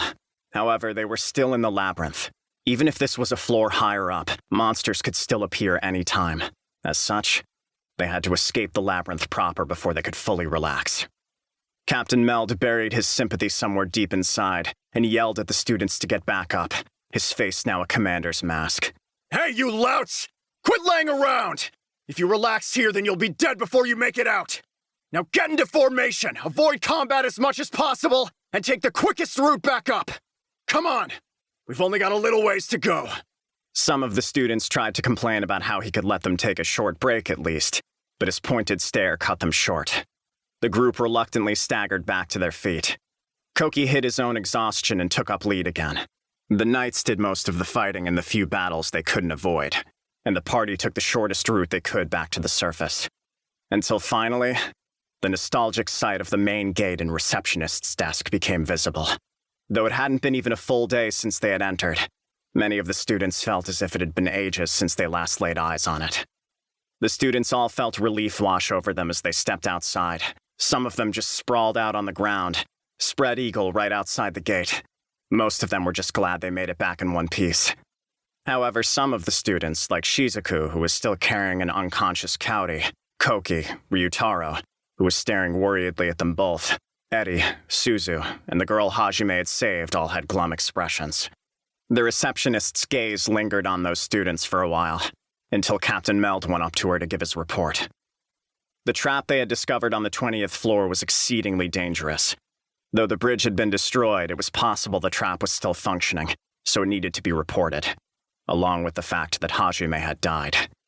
Captain Meld struggled to keep the pain off his face, but he was unable to repress the sigh that slipped through. None of the students felt like exploring Harad, so they all returned to the inn. Some of them chatted with each other, but most of them just went straight to sleep, burned out by the events of the day. Only Daisuke Hiyama left the inn, found an inconspicuous corner of town, and squatted down, hugging his knees. He buried his face into his legs and sat there, unmoving. Had any of his classmates picked that time to pass by, they would have thought he was simply depressed. However, the truth was...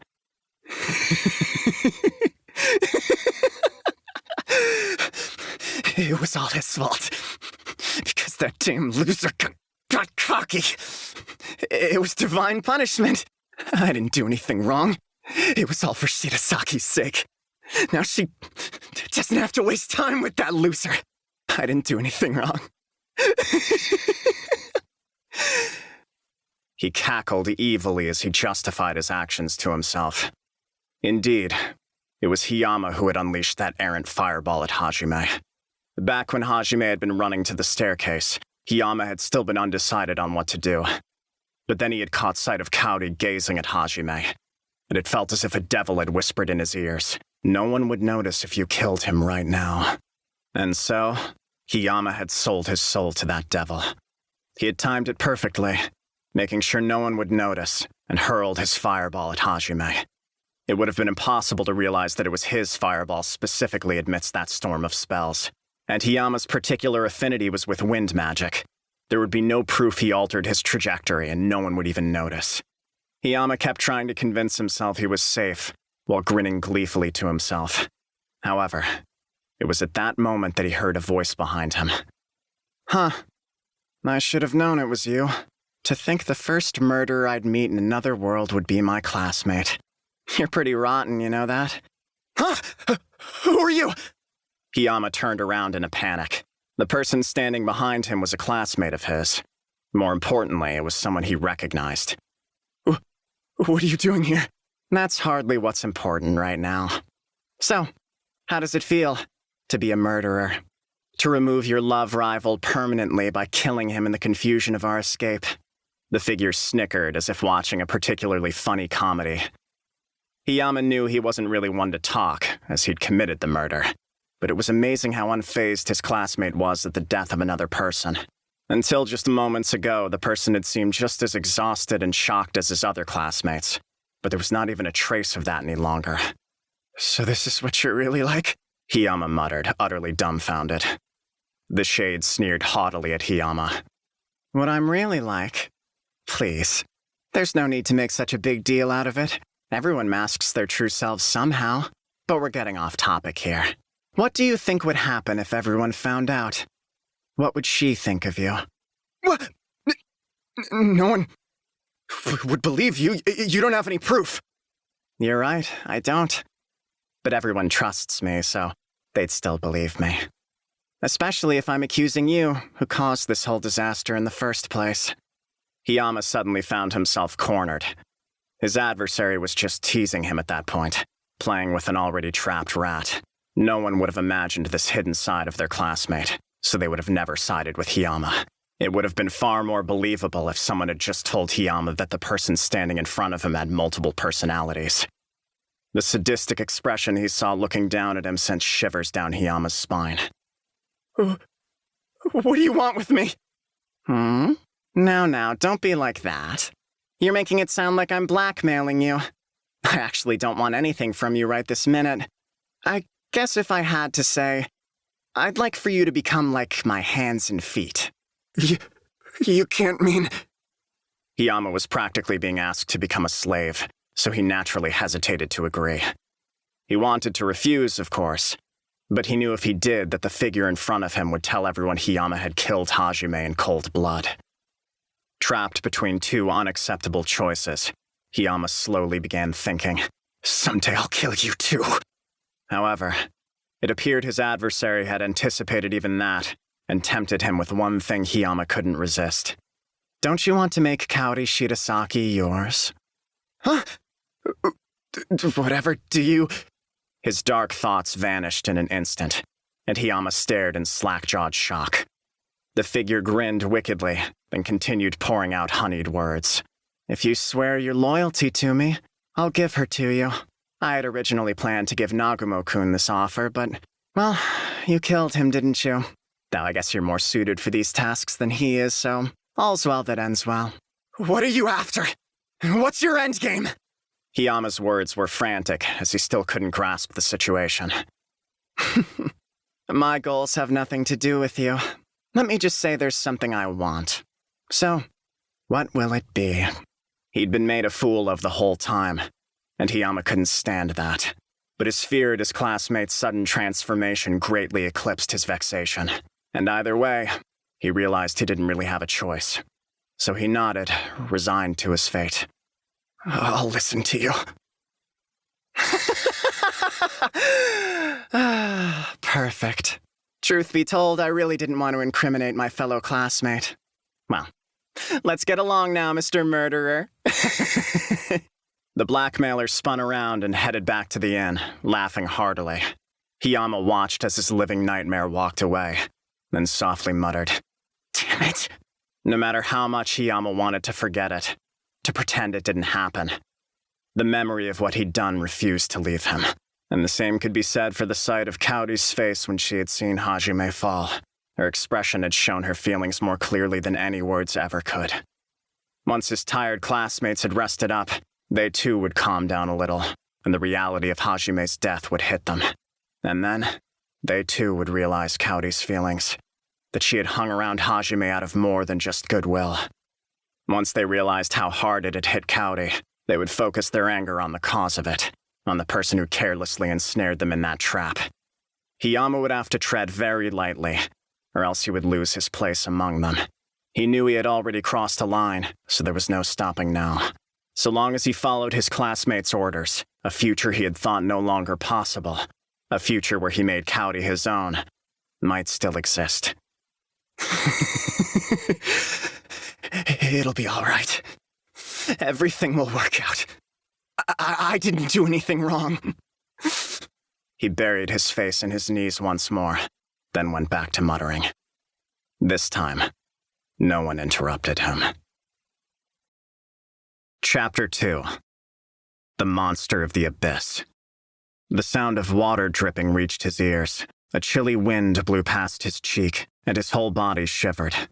Hajime groaned softly as he opened his eyes. His cheek was resting on something hard, while the lower half of his body was freezing cold. Groggily, he pushed himself up off the ground, an aching pain running throughout his entire body all the while. Ow! Where? I thought I... He steadied his head with one hand, then tried to recall how he'd ended up in that position. His surroundings were relatively dark, but thanks to the green crystals scattered about, it wasn't pitch black. He looked behind him and saw a river 5 meters wide, and noticed that he was still half submerged within it. His upper body was resting on a boulder that jutted out from the riverbank. Oh yeah. The bridge broke, and then I fell. And then... A haze lifted from his mind, and his brain finally started working again. A stroke of luck had saved him from falling to his death.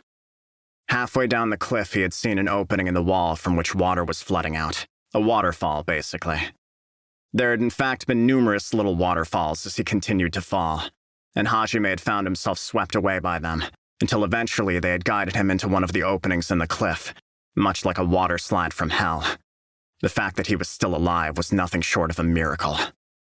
Especially considering that halfway through his water ride, something smacked into him and knocked him out. Honestly, even he didn't comprehend just how miraculous his survival was.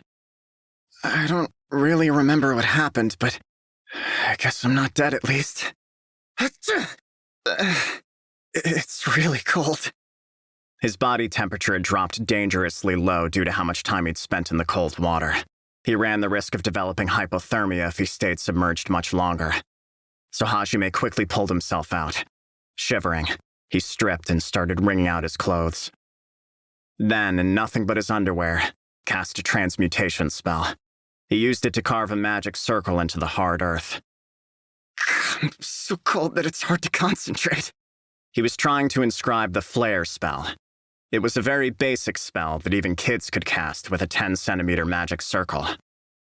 However, not only did Hajime have no mana crystals with which to enhance the magic circle, he also had a magical affinity of 0. As such, he needed a complicated magic circle over 1 meter in diameter just to cast a simple flare spell.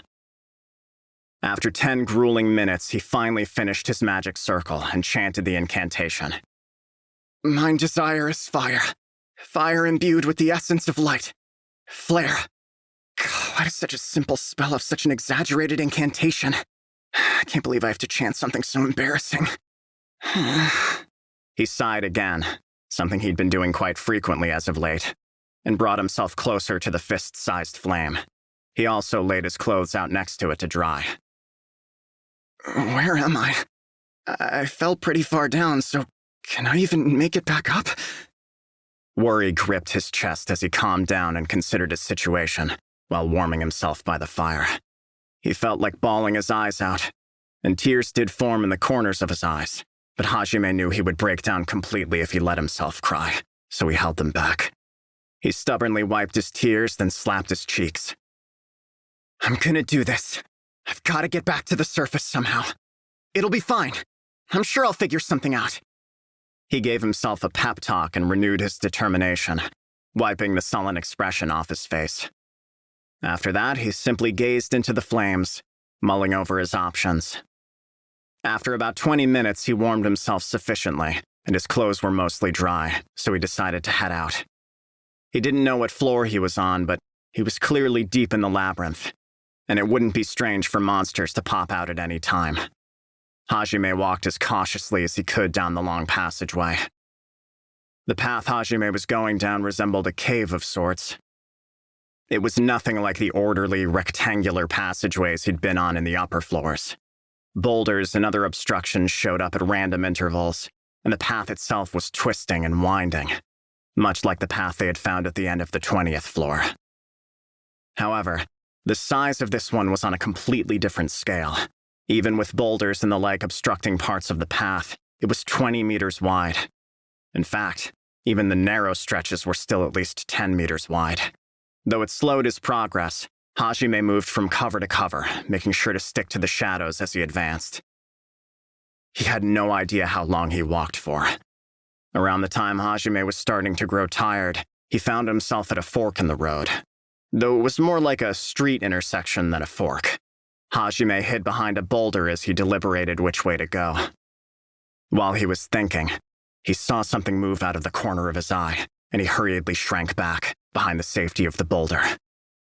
He timidly peeked out from behind the boulder, and saw a giant white ball of fur hopping down the passage directly across his. It had rather long ears and looked just like a rabbit. However, it was the size of a dog, and it also had very thick hind legs.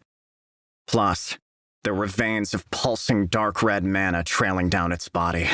It looked quite disturbing. It was clearly deadly, and Hajime decided to go down one of the paths to avoid running into it. Judging by the position of its ears, Hajime determined that it would have a harder time spotting him if he went right. He held his breath and waited for the perfect moment to run. Eventually, the rabbit turned around and lowered its head, busily sniffing the ground. It was at that moment that Hajime attempted to leap out from behind the boulder.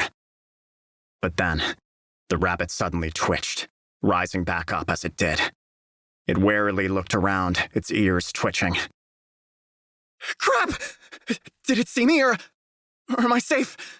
Hajime had quickly retreated behind the safety of the boulder, and he tried to calm his pounding heart as he clung to the rock face for dear life. He broke out in a cold sweat, afraid the rabbit's exceptional hearing would be able to pick up on his pounding heartbeat. However, it was not Hajime that had spooked the rabbit.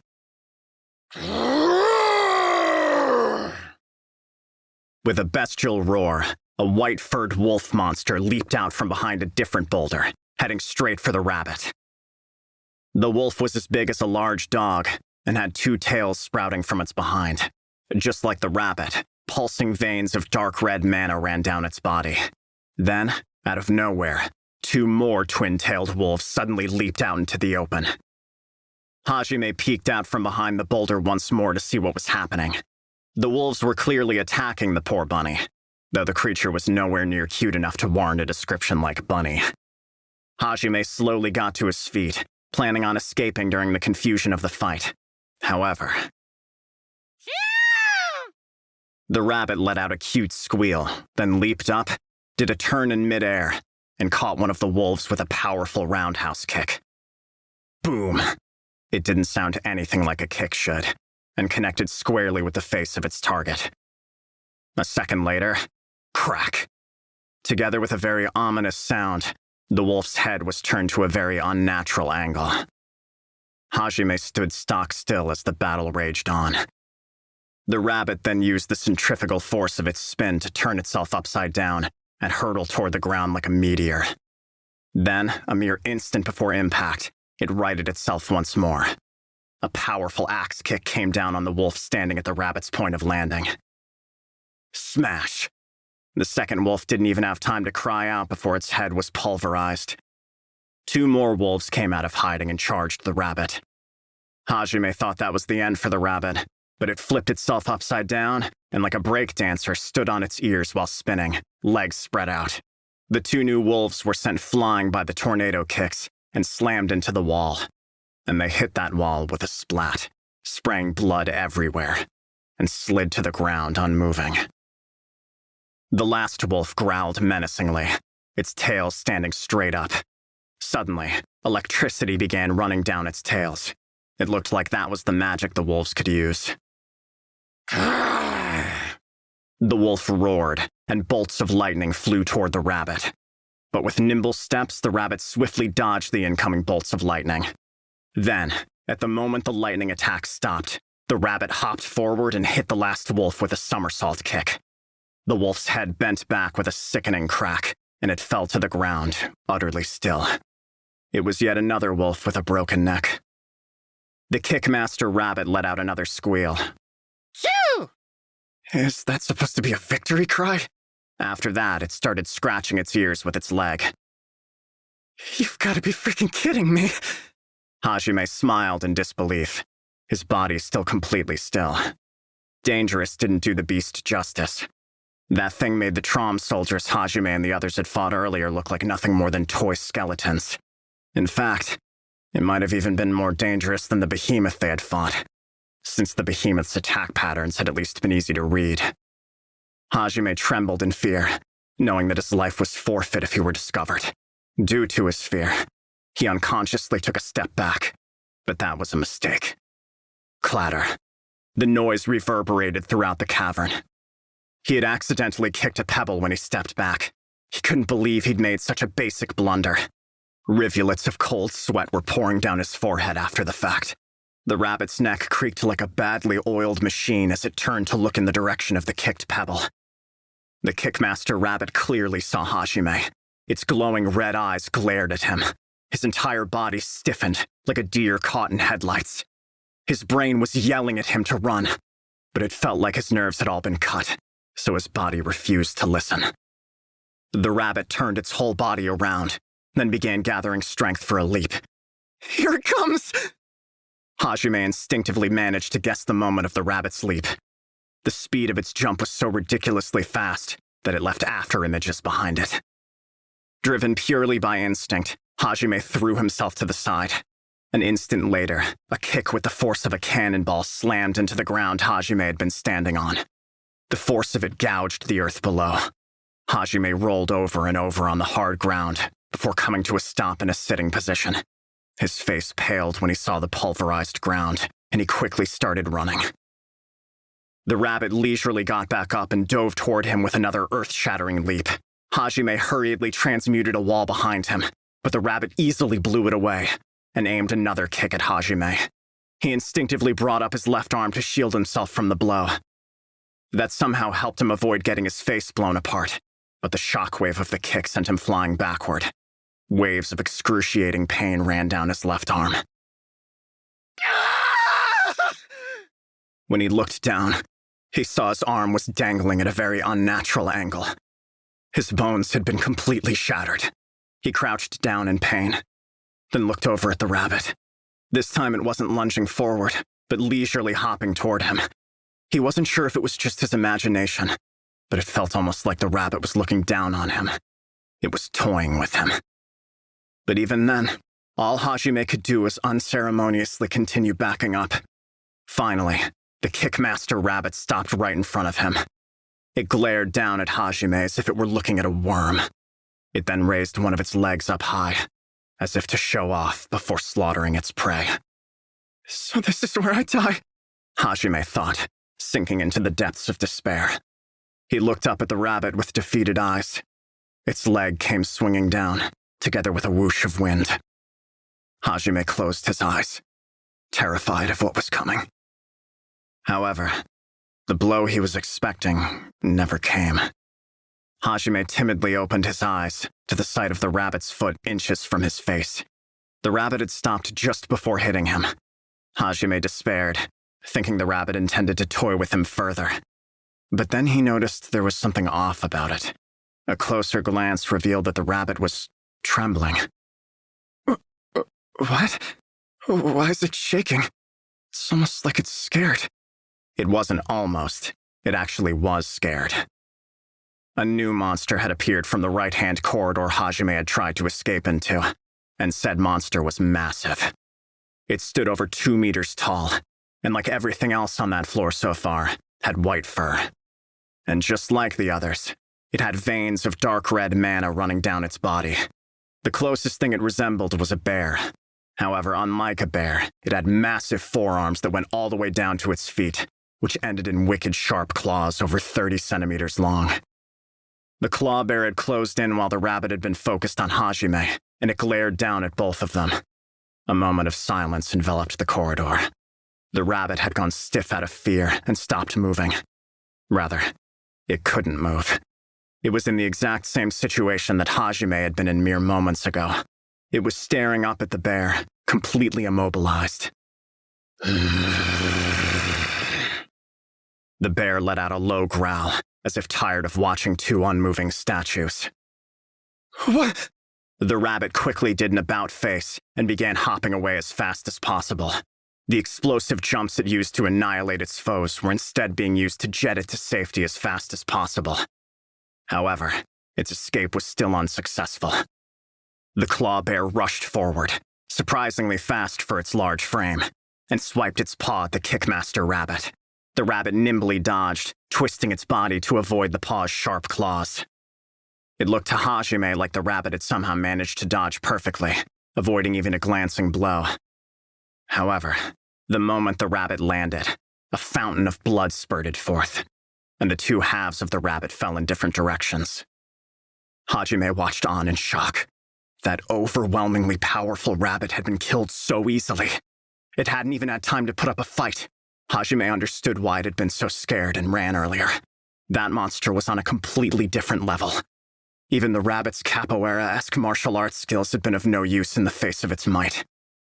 The bear leisurely walked up to the rabbit's corpse, speared one chunk of it with its claw, and began scarfing it down, making sickening squelching noises. Hajime was rooted to the spot. The combination of fear and the bear's sharp gaze kept him pinned in place. It kept its eyes on Hajime even as it chewed on the rabbit. It finished the rabbit off in 3 huge bites, then turned its body around and roared at Hajime. Its eyes told Hajime everything he needed to know. The bear's next meal would be him. Panic gripped his mind as he stared into the eyes of the predator. He let out a garbled scream and momentarily forgot about the pain of his broken left arm as he mounted a desperate escape attempt. However, it was impossible for Hajime to escape an enemy not even that rabbit had been able to flee from. He heard the sound of rushing wind, and an instant later something hard hit his left side. He was flung against the wall. Hajime coughed violently as all the air was pushed out of his lungs, before sliding down the wall to fall in a heap on the ground. His vision blurred over, but he could still make out the bear chewing on something. But he couldn't quite make out what it was. It had already finished eating the rabbit, so it couldn't have been that. Then he realized. The bear was chewing a very familiar-looking arm. Still confused, Hajime looked over to his left side, which had become inexplicably lighter, or more specifically, to where his left arm should have been. His expression stiffened, and he tilted his head in bewilderment. Why don't I have an arm? Why is there so much blood spurting out? His mind, no, his entire being was rejecting the reality his eyes saw. But he could only feign ignorance for so long. The excruciating pain of having his arm ripped off finally hit, which brought him back to reality soon enough. Hajime's scream of anguish echoed throughout the labyrinth. His left arm had been torn cleanly off from the elbow down. That was the bear's particular magic ability. Its claws were wrapped in blades of wind and could cut 30 centimeters past what their length would suggest. All that considered, it was a miracle Hajime only lost his arm. Hajime wasn't sure if it was because the bear was toying with him too, or if he was just lucky. But that last attack could have cut him in half. After it finished wolfing down his arm, the bear slowly started walking toward Hajime. Unlike the rabbit, it didn't seem to be looking down on Hajime. Instead, it merely saw him as food, nothing more. It slowly extended one of its claws toward Hajime. The fact that he wasn't ripped to shreds by it told Hajime the bear meant to eat him alive. Transmute! His face covered in tears, snot, and drool. Hajime screamed out his transmutation spell and set his right hand against the wall behind him. He was barely even aware of his own actions any longer. He had been ridiculed as incompetent and had no magical affinity or physical talents to speak of. So Hajime, the weakest of them all, relied on the only power he did possess, a skill that was normally only used to craft armor and weapons. Hajime, who possessed a job normally only meant for blacksmiths, desperately fought back. Because he'd been ridiculed for his lack of strength, he'd used all of his knowledge to think of unique ways to put his power to use. His skills had been so unorthodox that he'd surprised even the knights, and his fervent devotion to his lone skill had even made him somewhat useful to his other classmates. This was why, even in the pits of hell, Hajime instinctively relied on this skill, and it was also why that skill was able to save him. His sky-blue mana shone briefly, and a depression opened up in the wall behind him. Hajime barely avoided the bear's outstretched paw and tumbled back into the hole he had created behind him. The bear roared, ferocious that its prey had managed to escape from right under its nose. It wrapped wind blades around its claws once more, then thrust its paw into the hole Hajime had made for himself. The wall screeched angrily as the bear's claw gouged furrows into it. Transmute! Transmute! Transmute! Hajime's panicked mind registered the bear's roar and the sound of the walls being gouged away, so he continued transmuting in succession, trying to put as much distance between him and the bear as possible. He didn't dare look back for even a second. He just kept transmuting and crawling forward into each new opening he made. The pain of losing his left arm was temporarily forgotten. His survival instincts had kicked in, and he transmuted like his life depended on it, which, frankly, it did. He had no way to tell how far he'd dragged himself. Hajime had no idea. He just knew he could no longer hear the bear thundering behind him. In truth, he'd not actually traveled all that far. Transmutation was only effective within 2 meters of his target. This is still double what it had been initially, and blood loss had slowed him considerably.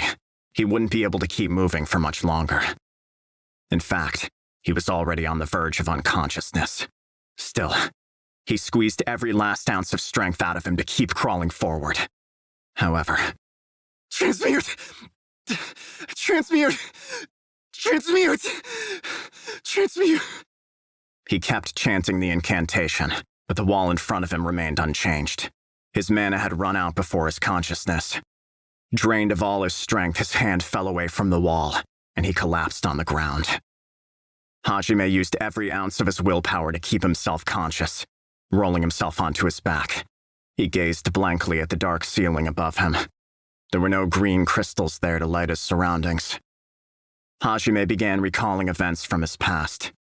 Guess this is what they mean when they say your life flashes before your eyes.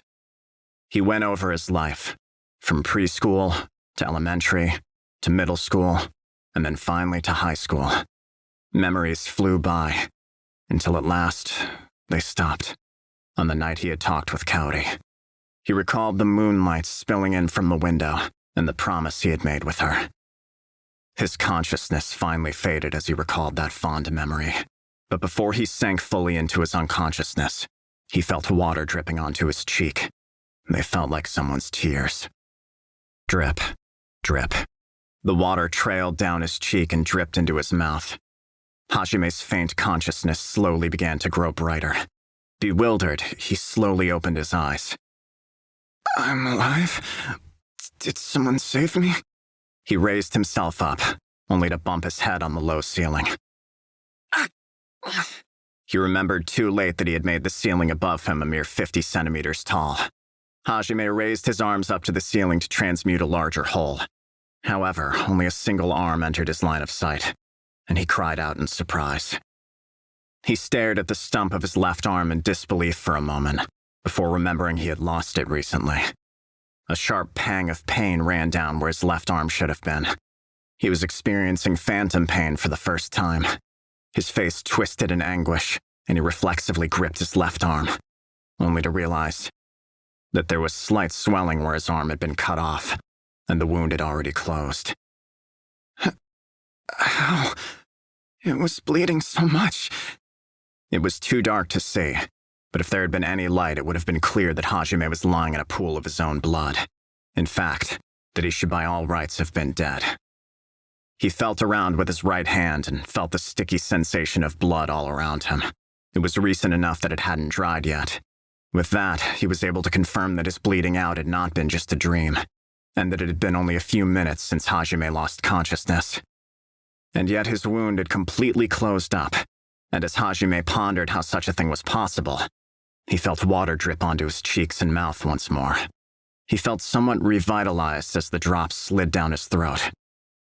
"Don't tell me this is what saved me?" Hajime was still a little lightheaded from the blood loss and phantom pain pangs, but he reached his hand out to the source of the water and transmuted the earth around it. Still somewhat unsteady, he continued transmuting deeper and deeper into the wall. The strange liquid that he now realized couldn't possibly have been water continued oozing out of the cracks in the rock. Interestingly enough, it restored his mana as well, so Hajime was able to continue transmuting without running out of energy. Hajime deliriously continued transmuting, single-mindedly seeking out the water's source. Eventually, the slow trickle transformed into a faster stream, and Hajime finally arrived at the source of the liquid. This is... The source of the liquid was a basketball-sized crystal that emitted a pale blue light. The crystal was buried into the wall around it, and the liquid was pouring out from underneath it. It had an aura of wondrous beauty about it. The light it emitted was just a shade darker than an aquamarine's. Hajime stared at it in wonder, his pain momentarily forgotten. Then, as if drawn to it, he put his mouth to the crystal. As he did so, the pain, the haze that had fallen over his mind, and the fatigue all left his body.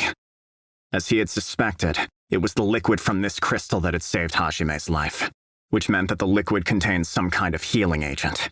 His phantom pain could never be cured for good, and the blood he'd lost wasn't coming back. But the rest of his wounds and all of his mana were restored in an instant.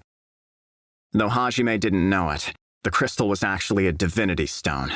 Divinity stones were rare crystals and considered to be one of the world's greatest historical treasures. Modern-day people thought them a lost legend.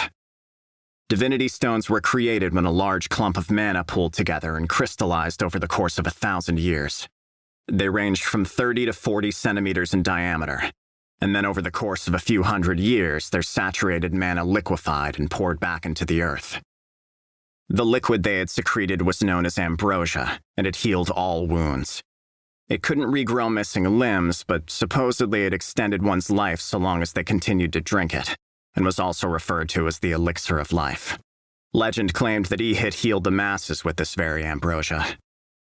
He realized he'd just narrowly escaped a very painful death, and Hajime slumped down against the wall.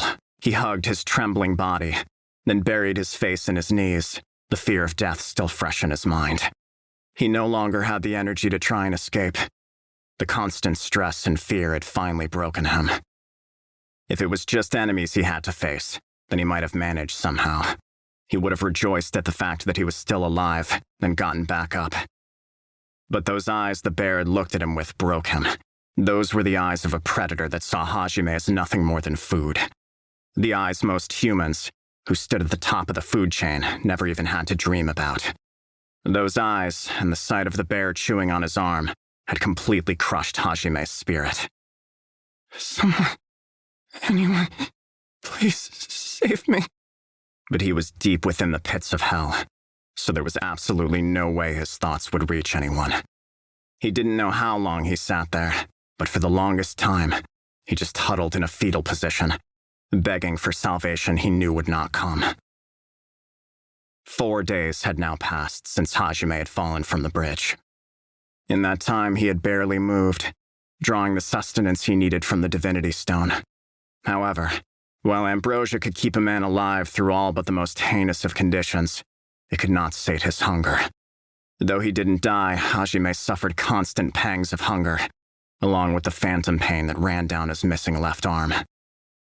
Why is this happening to me? That question had been something he constantly thought about. He couldn't sleep because of the pain and hunger, and if he drank more ambrosia, all it did was clear his mind to let him feel the pain more vividly. Over and over, his fatigue brought him to the edge of consciousness, only for the pain and hunger to draw him back. And then to escape the pain, he would drink more ambrosia, which only invited further pain. He had repeated that cycle more times than he could count. At some point, Hajime stopped drinking the ambrosia altogether. He had unconsciously chosen the fastest way to end his pain. If all that awaits me is eternal pain, then I might as well... He muttered to himself, clearly defeated, and let his consciousness slip away. 3 days after that, the pain which had passed a certain threshold had abated for a while, but that was simply the calm before the storm. His starvation came back in full force, and excruciating hunger pangs continuously racked his stomach. The phantom pain continued as well, tormenting Hajime all the while. It felt as if his fingernails were slowly being peeled off one by one, and then salt was dumped into the open wounds. I'm still not dead yet. Please, I just want to live. While craving death, he still instinctively clung to life. His thoughts began to contradict themselves. Hajime was no longer capable of rational thought.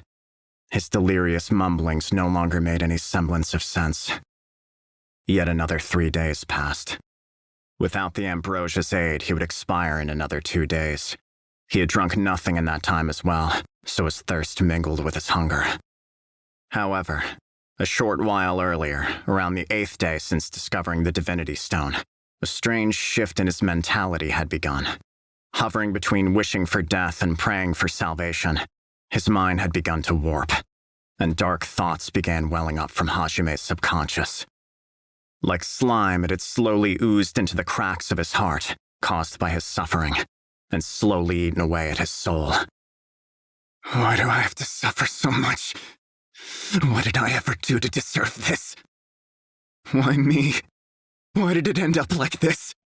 God just kidnapped me and dropped me off at this place, and then my classmates betrayed me.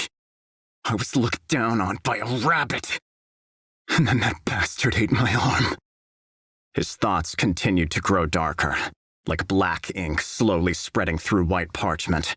Hajime's pure heart slowly grew sullied. Someone was at fault.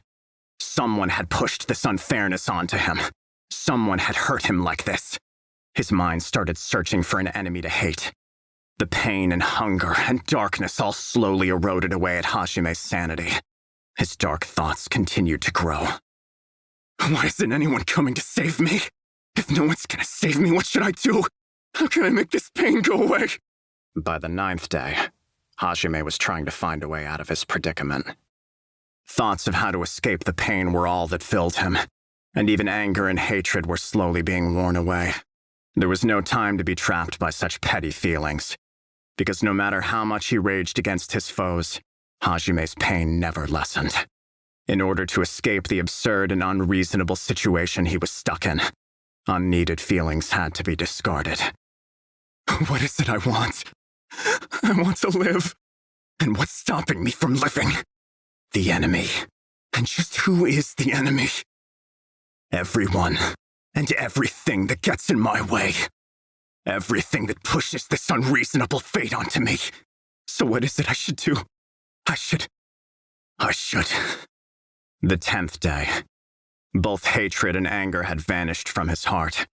The unfair god that thrust him into this world, the classmate that betrayed him, the monsters that wanted to kill him, even the smile of the girl who said she would protect him.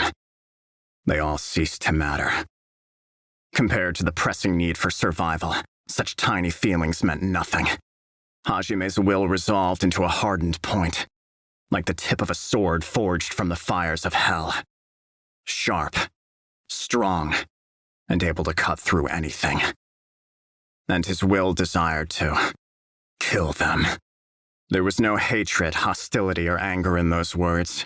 Just a simple statement of fact. In order to live, he had to kill. Anything that threatened his life was an enemy, and enemies were to be killed. Kill, kill, kill, kill,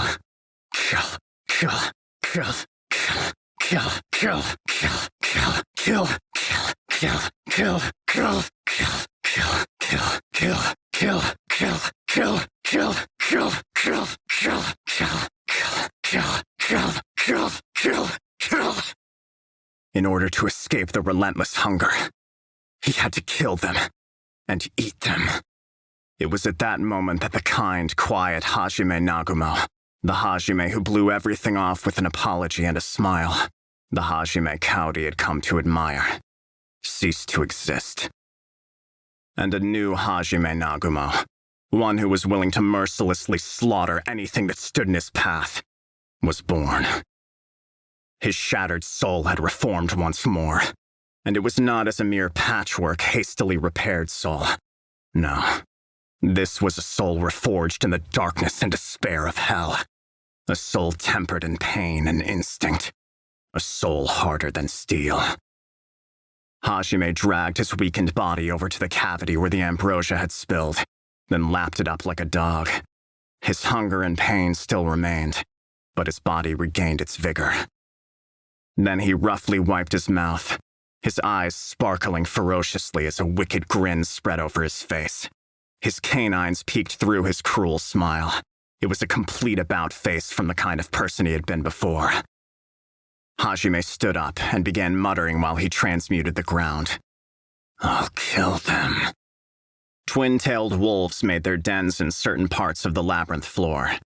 They usually moved together in packs of 4 to 6. Alone, they were among the weakest of the monsters that roamed the floor, so they always acted in groups. This pack was no exception, and was a group of 4. They skirted from boulder to boulder, vigilant of their surroundings, searching for a suitable hunting ground. Twin-tailed wolves generally preferred to ambush their prey. They wandered the corridors for a while until finding what they deemed a suitable hunting spot, and all hid behind different boulders. All that remained was to wait for prey to fall into their trap. One of the wolves slipped between a small crack in a nearby boulder in the wall, then erased its presence. It licked its lips in anticipation, imagining the flesh it would soon feast on, when suddenly it felt a rather odd sense of unease. As the wolves' key to survival was their cooperation, the members of a pack all shared a peculiar link with each other. It wasn't as straightforward as telepathy, but they were basically able to tell what the rest of their pack was doing and where they were. And it was that link that tipped the wolf off. They were a pack of 4, and yet the wolf could only sense 2 of its other companions. The wolf that should have been lying in wait on the other end of the corridor suddenly vanished. Suspicious, the wolf slowly rose on its haunches, when suddenly another one of its comrades howled. The wolf that was hiding on the same side of the wall as the one that had disappeared was feeling a sense of impatience. It was caught in something and trying to escape, but seemed unable to do so. The 2 wolves on the other side of the corridor rose to go to its aid, but then the struggling wolf's presence suddenly vanished as well. Confused, the 2 wolves rushed over to the far side, but found no one there. Bewildered at the turn of events, the 2 wolves put their snouts to the ground and began sniffing the area their pack members had been in moments ago. Suddenly, the ground under them began to cave in, and the walls jutted out to encase them. They tried to jump out, but before they could, the ground around their feet rose up and hardened around them. Normally, the wolves would have easily been able to shatter such frail shackles. Had they not been confused by this unusual situation, they would never have even fallen for such a simple trap. However, their assailant had predicted their confusion, as well as their hesitation, and their precious few moments of confusion were enough for him to trap them. The 2 wolves howled angrily as they found themselves stuck fast inside the wall. Then the wall swallowed them whole, and only the echoes of their screams remained.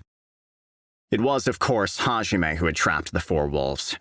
Ever since he had resolved to strike back, he had spent each day in ceaseless training, ignoring his pain and hunger. The ambrosia extended his life and restored his mana, so he was able to focus on his transmutation 24/7. He worked on his speed, his precision, and his range. He knew then that had he gone outside with his current level of skill, he would have died instantly. So he made his base where the divinity stone was, and honed the only weapon he possessed. That weapon was, of course, transmutation. Though he had ignored his pain while he trained, it only continued to grow as time passed. But that pain only spurred his determination, and he redoubled his efforts to improve his transmutation. Thanks to his focused training, his skills increased far more rapidly than they had been up until now, and he was able to transmute from over 3 meters away now. Unfortunately, his talent for earth magic itself had not grown at all. Once he had decided he'd trained enough, he created a small stone container in which he scooped up some ambrosia and began wandering the dungeon, transmuting, searching for his first target. That was when he had found the pack of twin-tailed wolves. He had followed them silently for a while. Of course, he was nearly spotted numerous times, but every time he managed to transmute walls around him and remain inconspicuous. Then, the moment the force split up to head to their ambush points, he had transmuted the wall and dragged one of the wolves into it. Now then, still alive, are we? Well, I can't kill anything directly with transmutation, I suppose. I could maybe make spikes come out of the earth, but they wouldn't have enough force to kill monsters this deep in the labyrinth. Hajime grinned wolfishly as he peered down at the trapped monsters through a small hole at his feet. The wolves were all trapped within the wall itself, and couldn't budge an inch. They were all whimpering softly, panic evident in their eyes. He had, in fact, tried to attack a monster by transmuting a spike to stab it from underneath before, but it hadn't even had enough power to penetrate its hide. That was, after all, something more in the domain of earth magic and not transmutation. In the end, it was still a skill used for mineral processing and production, so it would be impossible for a production skill to have any real power. Which was why trapping them was the best he could do with it. I could just suffocate you in here. But I'm not patient enough to wait that long.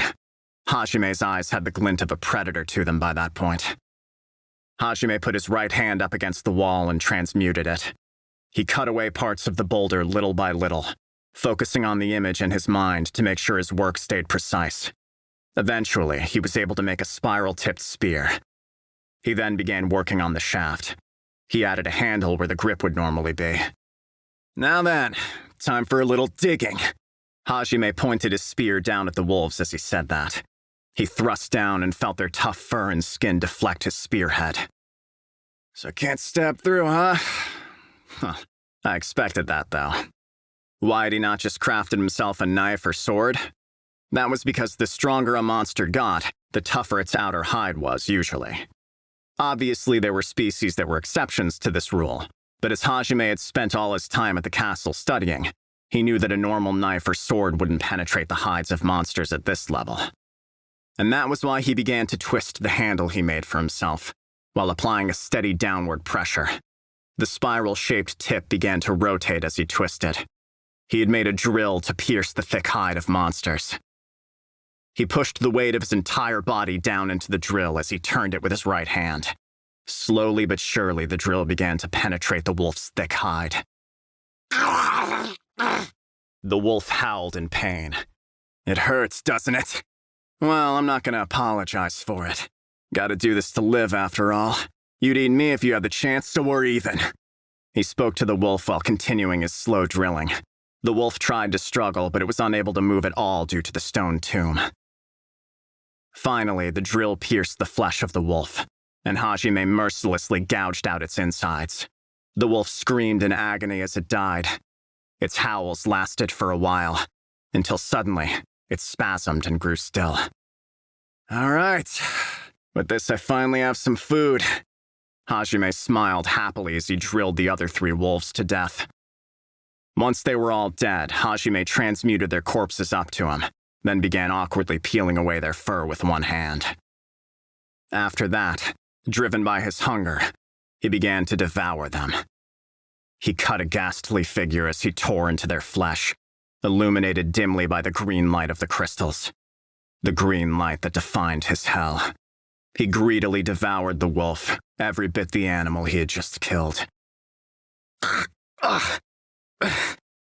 Tastes like shit. He spat curses, but that didn't stop him from eating the wolf. His entire mind was focused on his meal. The flesh was tough and stringy, and the fresh blood clogged his throat, but he tore at the meat and swallowed it all happily nonetheless, It was his first time tasting food in 2 weeks. His stomach protested at the sudden infusion of flesh and resisted its ingestion.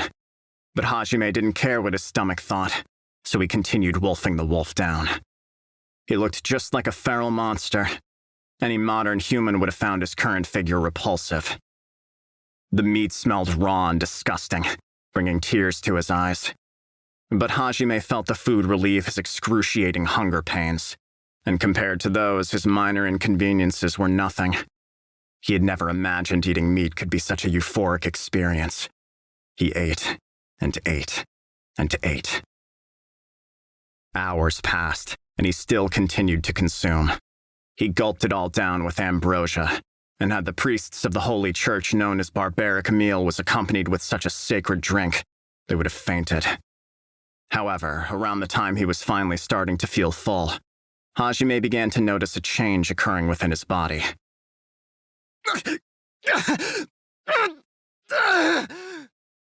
Searing pain shot through him. It felt as if something were eating away at him from within. As time passed, the pain only grew worse. What's it? It was unendurable agony. The pain was trying to eat him from the inside out. Hajime writhed on the ground, screaming in terror. His pain was far, far worse than the hunger pangs he had been feeling previously. With a trembling hand, Hajime pulled a stone vial out of his pocket, ripped the cap off, and poured its contents down his throat. The ambrosia did its work, and the pain began to recede. But then, eventually, it returned once more.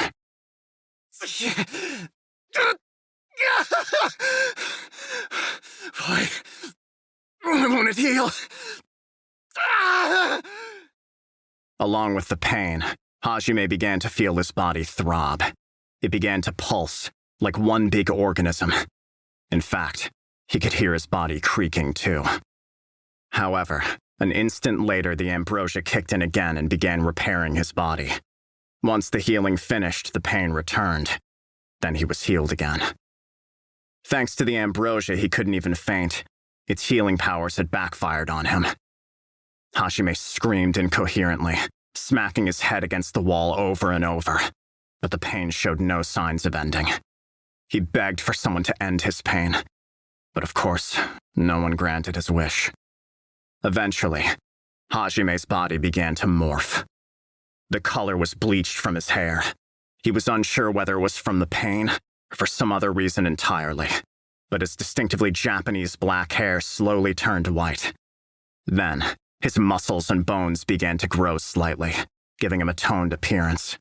Red veins ran down the inside of his body, though he wasn't aware of that at the time. There existed a phenomenon known as overcompensation. When one attempted muscle training, their muscles actually tore, and the body simply regrew them a bit stronger to overcompensate. And that same thing was happening to Hajime. A monster's meat was poison to humans. Because of the mana crystals distilled into their blood, a monster's specialized organs allowed them to directly interface with magic and give them superior physical strength. The mana that circulated through monsters affected even their bones and muscles. This transformed mana allowed monsters to use magic without incantations or magic circles, though no one knew exactly how. Regardless of the particulars, a monster's mana was poison to humans and killed anyone who tried to ingest it. It would eat a person away from the inside, destroying their very cells. There were people who had tried to eat monsters in the past, and they had all, without exception, died. In fact, Hajime had read all about this, but his extreme hunger had led him to forget. Had Hajime just eaten the wolf's flesh, he would have died an agonizing but swift death. But there had been something that prevented that, and that was the ambrosia. It healed him every time his body was destroyed. As a result, his body was forced to evolve at an unnaturally rapid pace. It was broken, then repaired. Broken, then repaired. With each cycle, his body slowly changed, almost like a reincarnation of sorts. His frail human body was forcibly transformed into something stronger, and he went through a ritual of rebirth. It could be said Hajime's screams were akin to the cries of a newborn. Finally, the pain receded, and Hajime slumped to the ground. The hair on his head had turned white, and underneath his clothes, veins of dark red mana ran down his body, just like the twin-tail wolves or the kickmaster rabbits or the claw bears. Hajime's right hand twitched. He slowly opened his eyes, then groggily looked down at his right hand, and finally clawed at the ground, slowly curling his fingers into a fist. He clenched and unclenched his hand multiple times, confirming that he was indeed still alive and that his body still listened to him, before slowly getting up. Come to think of it, you weren't supposed to eat monster meat. I can't believe I did something so damn stupid. Well, I wouldn't have lasted much longer without food either, though. Exhausted, Hajime smiled self-deprecatingly. His hunger had faded, and the specter of his left arm no longer pained him either. For the first time in what felt like an eternity, he was free of pain. In fact, his body felt surprisingly light. Power was overflowing from within him. Despite how much the constant pain had exhausted him mentally, he still felt better than he ever had in his life. He looked over at his arm, then down at his stomach, and saw very prominent muscles. He had grown a little taller, too. He had originally been a mere 165 centimeters tall, but he had grown a full 10 centimeters. What happened to my body? I feel different somehow. And it wasn't just the outside. The inside of Hajime's body somehow felt different as well. It was at once both hot and cold, an indescribably strange feeling. If he focused, he could make dark red veins float up to the top of his arm. Ugh! That's gross. It's like I turned into a monster or something. I better not have. That'd make for a terrible joke. Oh, yeah, I should check my status plate. He fished around for the status plate he had completely forgotten about, eventually pulling it out of his pocket. It appeared he hadn't lost it yet. He examined his current stats, imagining it would give him some insight to the changes in his body. Hajime Nagumo, age 17, male, level 8. Job, synergist. Strength, 100. Vitality, 300. Defense, 100. Agility, 200. Magic, 300. Magic defense, 300. Skills, transmute, mana manipulation, iron stomach, lightning field, language comprehension. What in tarnation? A little of the old Hajime returned as the shock made him slip into his weird accent. His stats had all risen astronomically, and he had 3 new skills, but his level had only risen to 8. Since a person's level represented the proportion of the total potential they had reached, it would seem that Hajime's growth limits had increased as well. Mana manipulation. If he took it literally, that would mean Hajime had gained the power to directly control mana. Could that weird sensation I've been feeling be mana? Hajime thought and attempted to activate his mana manipulation skill. When he focused, Hajime saw dark red veins come up to the surface of his skin again. He concentrated on an image of that sensation rushing to his right hand all at once. As he did so, the strange sensation, or rather his mana, began slowly flowing down to his hand. Huh? Oh! He unconsciously cried out at the inexplicable sensation of mana moving throughout his body. Then, suddenly, his mana poured into the magic circle inscribed on the glove he was wearing without him having to say anything. Surprised, Hajime attempted to transmute something. The ground rose up without him saying a word. No way. I didn't even need to chant an incantation? I thought direct mana control wasn't supposed to be possible for anyone except monsters. Does that mean I absorbed a monster's special abilities by eating it? That was indeed the case. Hajime had acquired the power of monsters. He then moved to try out another of his new skills, Lightning Field. How am I supposed to use this? Since it says lightning field, it must have something to do with electricity, right? Could it be? Do I have the same skill the wolf used when it gathered electricity in its tail? He tried various things, but none of them seemed to do anything. Unlike mana manipulation, he couldn't physically feel the skill inside him, so he wasn't exactly sure how to go about activating it. While pondering to himself, He remembered that when he was transmuting, he always needed a mental image of the effect he was trying to produce. The less one relied on a magic circle to define the characteristics of a spell, the more they needed a mental image to guide its creation. Hajime formed an image of crackling static electricity in his mind. Suddenly, red lightning started trailing down his fingertips. Oh, I did it! I see. So to use a monster's magic, I need a good mental image of its properties. And now that I take a closer look, my man has become reddish, just like the monsters. He continued practicing making electrical discharges over and over. However, unlike the twin-tailed wolves, he was unable to fire off the electricity he could generate. From the sound of the name Lightning Field, Hajime surmised that he could only wrap himself in lightning and transfer it via direct contact. So he practiced adjusting the flow of the current, as well as the voltage of the electricity he could produce. The skill Iron Stomach most likely did exactly what its name suggested. Hajime most certainly didn't want to suffer that hellish pain of eating monster meat ever again. However, there didn't appear to be any other source of food in the labyrinth either, which would have meant that he would be forced to choose between starvation and agonizing pain. Fortunately, he assumed that skill of his prevented him from having to make such a choice. He took another strip of wolf flesh and seared it with his lightning field. Since he was no longer half mad with hunger, he realized there was no need to eat the meat raw. He tried to ignore the pungent odor of burning flesh as he cooked the meat. Then he steeled himself, taking a bite of the meat. A few seconds passed. A minute. 10 minutes. And still nothing happened. Hajime grilled some more meat and ate it. And still there was no pain. He wasn't sure if it was due to his iron stomach, or if his body had just adapted to monster flesh. He also didn't care too much. He was just glad he could eat again without having to suffer every time he did. After he had eaten his fill, Hajime returned to his base. As he was, he might even have had a chance against that bear. He decided to spend some time training his new skills first, though. He went back to where he'd left the wolves' corpses and cut their meat into strips. He had a much easier time peeling their fur off this time. He piled as much meat as he could hold into another one of his stone containers and carefully took it back to his base. Once safe in his base with a supply of food, Hajime spent the next few days diligently training his skills.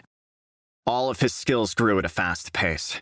His transmutation skill underwent a change as well. It appeared that he had mastered it to the point where derivative skills began to pop up. The derivative skill he had learned from it was ore appraisal. It was a high-level derivative skill that was rare even among royal blacksmiths. Appraisal magic was generally far more complex than offensive magic, and therefore required suitably large magic circles to activate. For that reason, only certain academic facilities and large institutions had appraisal magic circles. However, people with appraisal skills could appraise anything within their domain of analysis with a small magic circle and simple incantation, as long as they were touching their target. It was a derivative skill, so it was by definition impossible to innately possess. Only through long years of transmutation training could one obtain the skill. When he acquired it, Hajime made sure to appraise every single ore and mineral he could find. When he appraised the green glowstones, the following appeared on his status plate. Green glowstone. This ore can absorb mana. When it's saturated with mana, it emits a faint green light. If you break a saturated glowstone, the light it has contained within explodes out all at once in a brilliant flash. A very simple explanation. However, it was still very useful information. Hajime grinned wickedly as a plan came to mind. He wandered the labyrinth looking for other stones to appraise, and ran into a certain mineral that gave him the idea for a weapon that would soon become his trump card. Blast rock. A combustible ore. When exposed to fire, it burns like oil.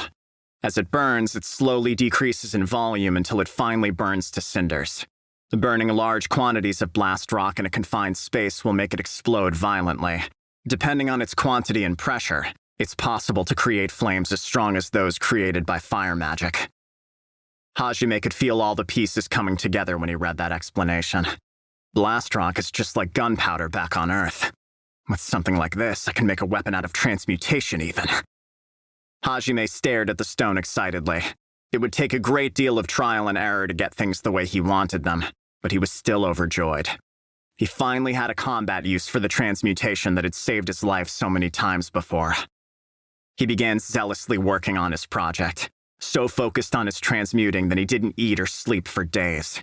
After thousands of failed attempts, Hajime finally completed it. A modern weapon that boasted immense strength and fired projectiles that traveled faster than the speed of sound. The weapon was about 35 centimeters long, made of the hardest and densest material he could find, tar, and it boasted 6 chambers. The barrel was rectangular. The bullets were made from the same super hard tar stone, and each shot was packed with powdered blast rock. He had made himself a revolver, but the difference was that it used more than just the power of blast rock combustion to propel its bullets. Hajime was able to use his lightning field skill to electrically accelerate his shots like a railgun. The combination made his bullets pack more of a punch than an anti-tank rifle. He decided to name it Donner. It was going to be his partner moving forward, so he reasoned it needed a name. With this, both those monsters and the exit are in my sights. Hajime stared proudly at Donner, the weapon he had made by using the guns he remembered from his old world as a reference. The most common class in the world, Synergist, which was thought to be good for nothing more than crafting swords and armor, had brought forth modern weaponry into this fantasy world with the power of its sole skill: transmute. Tarstone, a black hard rock. On the Mohs scale that went up to 10, it would rank an 8 for hardness. It was able to handle heat and direct impacts as well, but it was weak to the cold. Cooling the stone makes it brittle and fragile. However, reheating it will restore its hardness.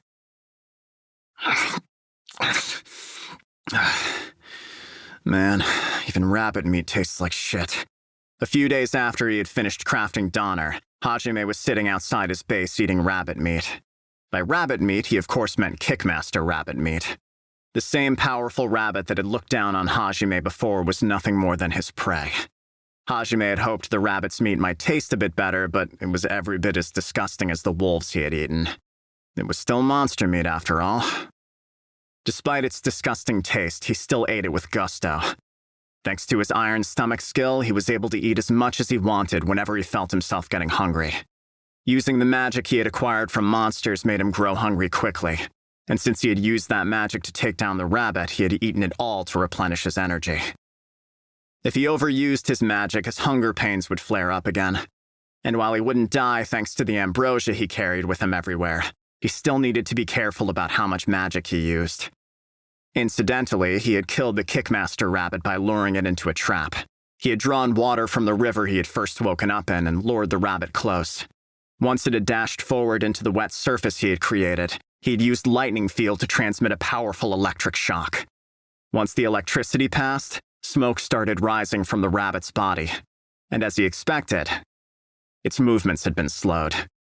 Hajime had finished the weakened rabbit off with Donner. Just as he thought, his railgun-powered revolver was able to obliterate the rabbit's face, the bullet moving 3 kilometers per second as it punched through its head. Donner was even more powerful than Hajime had imagined.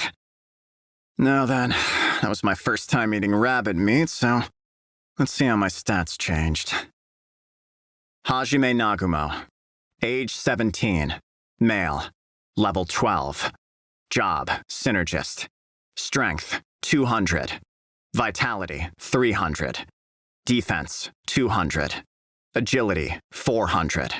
Magic, 350. Magic Defense, 350. Skills, Transmute, plus Ore Appraisal, plus Precision Transmutation, plus Ore Perception. Mana Manipulation. Iron Stomach. Lightning Field. Air Dance, plus Aerodynamic, plus Supersonic Step. Language Comprehension. As he had thought, eating monsters increased his stats. Though he hadn't gotten much stronger by eating more twin-tailed wolves, his stats had taken a huge leap when he ate a new type of monster. Guess I'll test out what this air dance does. What first came to Hajime's mind was the way that rabbit had moved. It had rushed forward so fast that he'd only been able to make it out as a blur. He inferred that that was most likely the supersonic step skill at work. Come to think of it, it's a lot like the fast movement stuff you see in anime. Hajime kept the image of explosive power gathering in his legs and dashed forward. He felt mana gather within his legs. The ground underneath his feet exploded in a shower of rubble as Hajime leaped forward and slammed face first into the wall. Controlling my acceleration's harder than I thought. However, this experiment was still a success. He imagined that if he trained it a little, he too would be able to move like the rabbit had.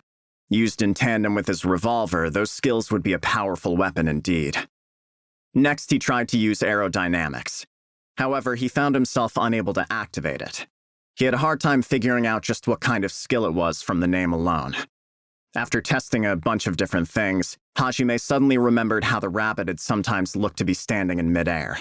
And so, he quickly stuck his foot out and imagined there being an invisible shield supporting it from below.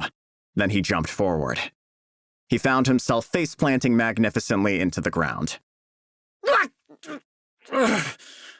He cradled his face in his hand as he rolled around in pain. After the aching subsided a little, he sullenly drank a bit of ambrosia. Well, at least it works. The reason he had face-planted into the ground despite jumping forward was because he hadn't properly formed his footing. That was why he had effectively stumbled and fallen in midair. Aerodynamic was apparently a skill that allowed him to create footholds in midair. He'd obtained multiple skills at once from the rabbit, though they were all derivative skills of the skill air dance. Pleased that he had obtained multiple skills at once, Hajime immediately began training. He wanted to be strong enough to take down that claw bear. He figured he'd be able to defeat it at long range with Donner easily enough, but he wanted to make completely sure just in case.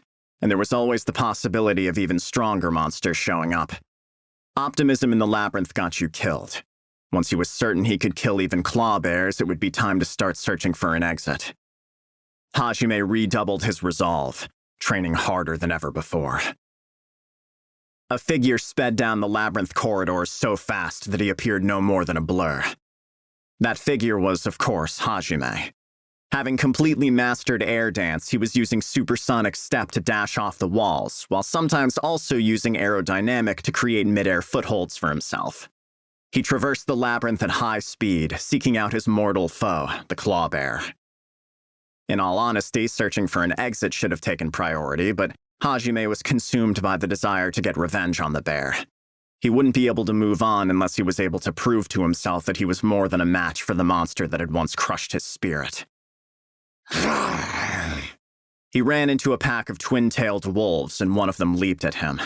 Hajime calmly vaulted into the air, did a mid-air somersault, pulled out Donner, which was strapped to his right leg with a holster made of transmuted threads, and fired. Bang! The sound of combusting blast rock echoed down the corridor, and Hajime's lightning field-accelerated bullet pulverized the head of the first twin-tailed wolf. He then used aerodynamic to do a double jump in the air before taking aim and firing a volley of shots at the other wolves. They didn't all hit their mark, but he was still able to annihilate the pack with only a single barrage. Hajime held Donner in the crook of his left armpit and quickly began reloading. Then, without so much as a backward glance at the fallen wolves, he dashed off once more. After a while spent killing any kickmaster rabbits or twin-tailed wolves that he came across, Hajime finally spotted his prey. The claw bear was in the middle of a meal. It was chewing on the remains of what appeared to have been a kickmaster rabbit. Hajime grinned triumphantly and began leisurely walking closer. The claw bear was the strongest monster to appear on this floor. In other words, it was the king. While there were hordes of twin-tailed wolves and kickmaster rabbits, the claw bear was the only one of its kind. Thus, it stood to reason that there was nothing stronger inhabiting the floor. The other monsters all took great pains to stay out of its way, and if they ever encountered it, they ran as fast as they could in the other direction. No creature dared oppose it. The thought of anyone approaching it of their own free will was patently absurd. However, that very absurdity was currently unfolding before the bear's eyes. "Sup, bear? Been a while. Did you like the taste of my arm?" The claw bear narrowed its angry eyes. What is this creature? Why doesn't it run? Why is it not trembling in fear? Why does despair not fill its eyes? The bear was confused, having never seen something like this before. "I'm here for my revenge match. But first, I'm gonna make sure you see me as your enemy, and not just prey. Hajime pulled Donner out of its holster and pointed it at the claw bear. He then slowly asked himself a question as he took aim. Am I scared? The answer was a definitive no. He wasn't shivering in fear, nor was he in the grips of despair. No. The only emotions roiling within him were a fierce will to survive, and a burning desire to kill his enemies. Hajime's lips curled upward into a ferocious grin. I'm gonna kill you and eat you, you bastard! He pulled Donner's trigger. With a resounding bang, a hardened bullet of tar sped toward the claw bear at 3 kilometers per second. It instantly dropped to the ground with a roar, narrowly avoiding Hajime's bullet. It had started moving even before Hajime had pulled the trigger. It was of course impossible for the bear to see the bullet Hajime had fired, but Hajime's bloodlust had made it reflexively dodge. It wasn't this floor's strongest monster for nothing. It had reacted far faster than its massive 2-meter-long frame would have suggested. However, even then it hadn't been able to completely avoid the attack. The bullet had grazed its shoulder, gouging out a slice of it. The claw bear angrily glared at Hajime, blood staining the white fur around its shoulder. It looked like it finally saw him as an enemy and not just food. With a ferocious roar, it charged Hajime. The ground thundered as its tree-trunk-sized legs pounded down the corridor, making for a truly awe-inspiring spectacle. That's right! I'm your enemy! Not just some prey to be hunted! Despite how foreboding the claw bear looked as it bore down on Hajime, his smile didn't waver. This was the moment of truth. It was the moment that would decide if Hajime could overcome the monster that had eaten his left arm, crushed his soul, and been the impetus of his transformation. A necessary ritual he needed to overcome if he was ever to move forward. Something deep inside made him feel that he would give up for good if he failed at that point. He couldn't explain how or why. He just knew. He took aim, firing Donner once more at the charging bear. He had aimed squarely at its forehead, but the claw bear somehow managed to roll to the side, even while charging forward. It made no sense for something so big to be so fast. It barreled its way into range of Hajime and swiped at him with one of its massive claws. The edge of its claws looked slightly warped as they swept down. Is that related to its special magic? Hajime recalled that the rabbit that had supposedly dodged the bear's swipe had still been cut in half. So instead of just barely dodging to the side, he leaped back with all his might. An instant later, the bear's claw swiped past where Hajime had just been standing, followed by a ferocious gale. He gasped in pain, then looked down and saw shallow cuts running down his chest. He hadn't been able to completely dodge it. His reaction time wasn't able to keep up with the rapid increase in his physical abilities. The claw bear roared, angry that its prey still lived, and in the blink of an eye swiped down a second time at his enemy. Damn, you're fast! Hajime cursed without realizing it as he saw a second set of wind blades bear down on him. He instantly used aerodynamic to flee into the air while firing off a third shot. However, the claw bear instantly changed directions the moment it saw the red flash from Donner, completely ignoring the laws of inertia. Upon closer inspection, Hajime saw deep ruts in the ground, and realized it must have used its claws as a fulcrum to pivot off of. It was certainly far more intelligent and far more agile than a normal beast. It roared again, then swung its foreclaws in a cross at Hajime, who was still up in the air. Warning bells went off inside Hajime's head.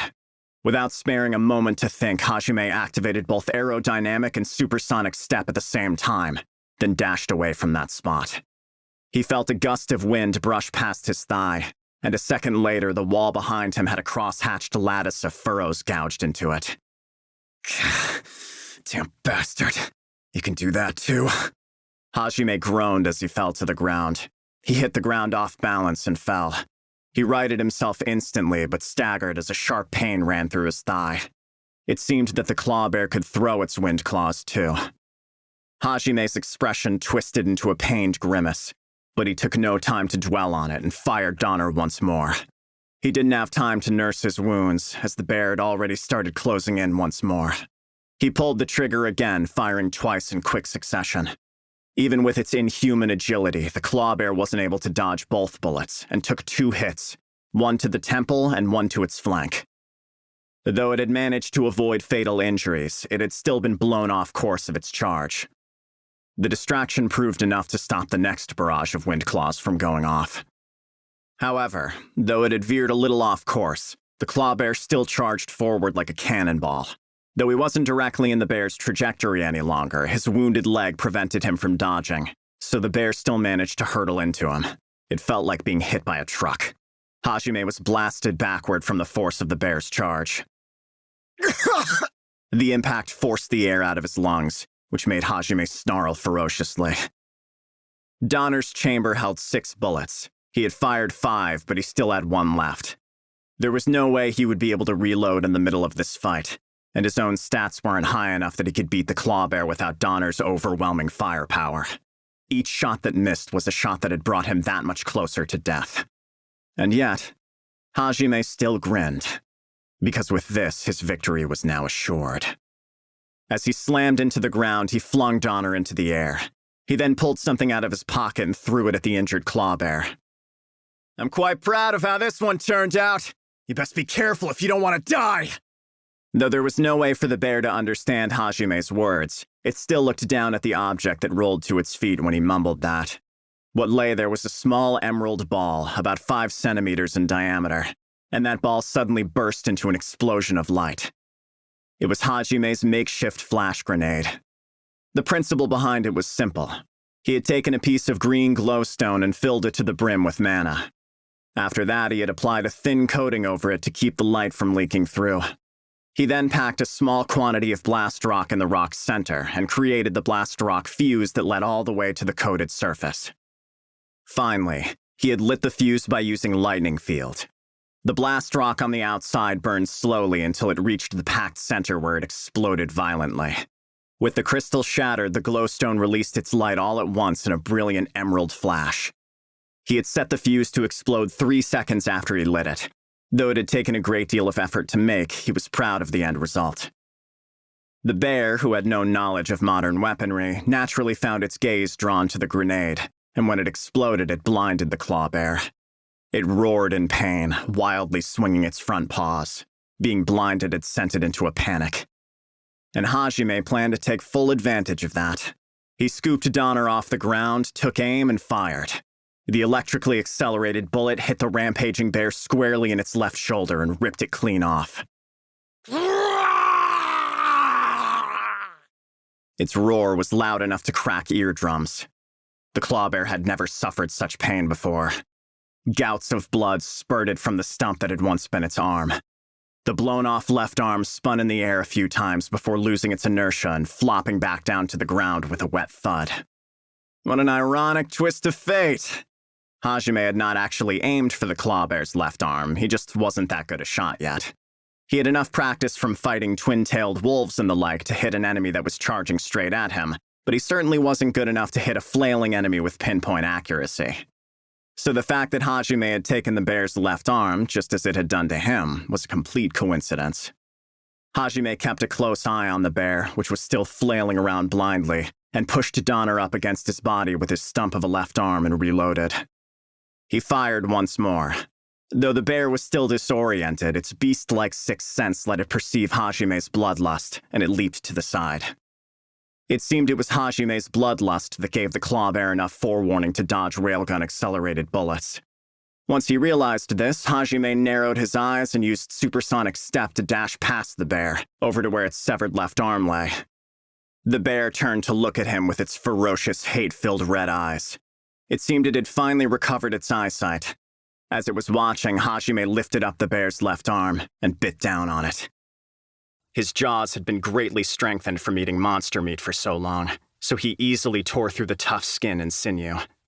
It was a repetition of the time when the claw bear had eaten Hajime's arm in front of him, except this time it was Hajime doing the eating.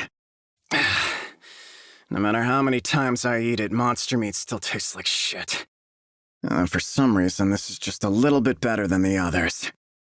Hajime looked down at the bear, who was watching him warily by that point. It didn't move. There was fear in its eyes, but the shock of seeing its own flesh eaten in front of it, combined with its still blurry eyesight, prevented it from moving. Glad for the reprieve, Hajime continued chewing. Suddenly, he felt something. Sharp pains pulsed through his body, just like the first time he had eaten monster meat. He quickly pulled out a vial of ambrosia and ingested it. The pain wasn't as bad as the first time, but it was still sharp enough that he fell to one knee, unable to keep himself upright. It appeared the claw bear was a different species entirely compared to the twin-tailed wolves or kickmaster rabbits, and absorbing its power brought with it the old pain. Of course, the bear wasn't about to let that chance slip by. It roared in defiance and charged forward. Hajime was still on one knee, unable to move. At this rate, he'd be trampled by the bear, and it would just be a repeat of their first encounter. But when that thought crossed his mind, something suddenly occurred to Hajime, and he smirked. He put his right hand on the ground and wrapped it in lightning.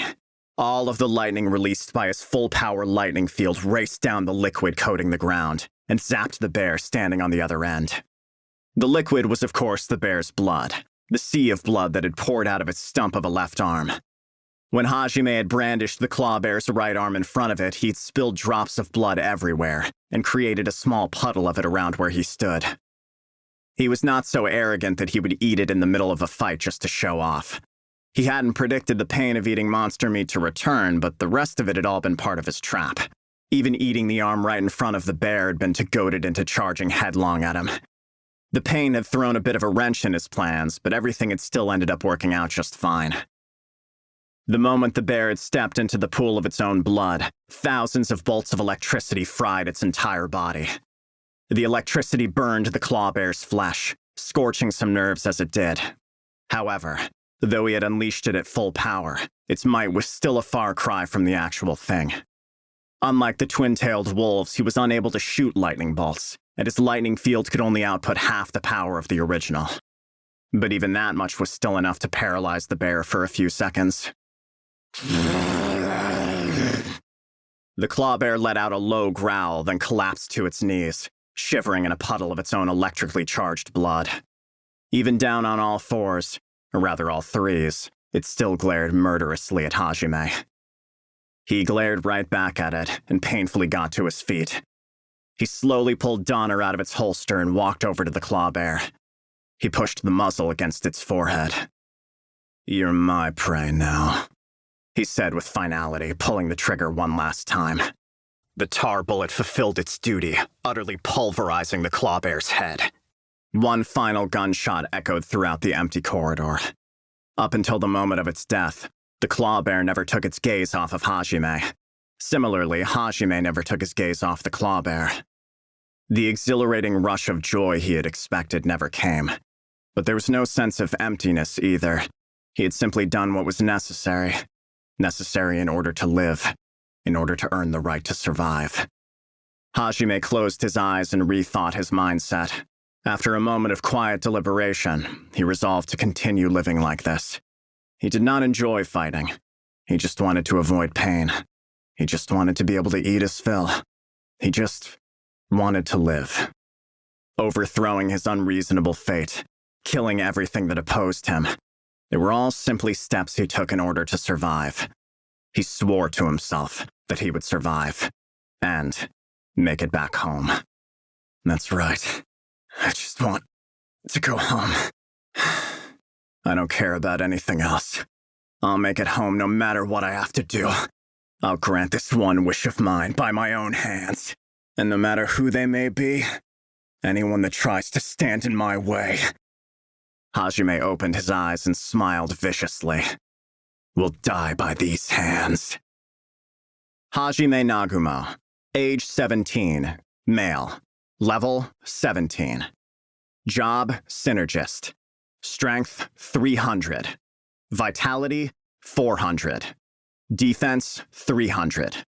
Agility, 450. Magic, 400. Magic defense, 400.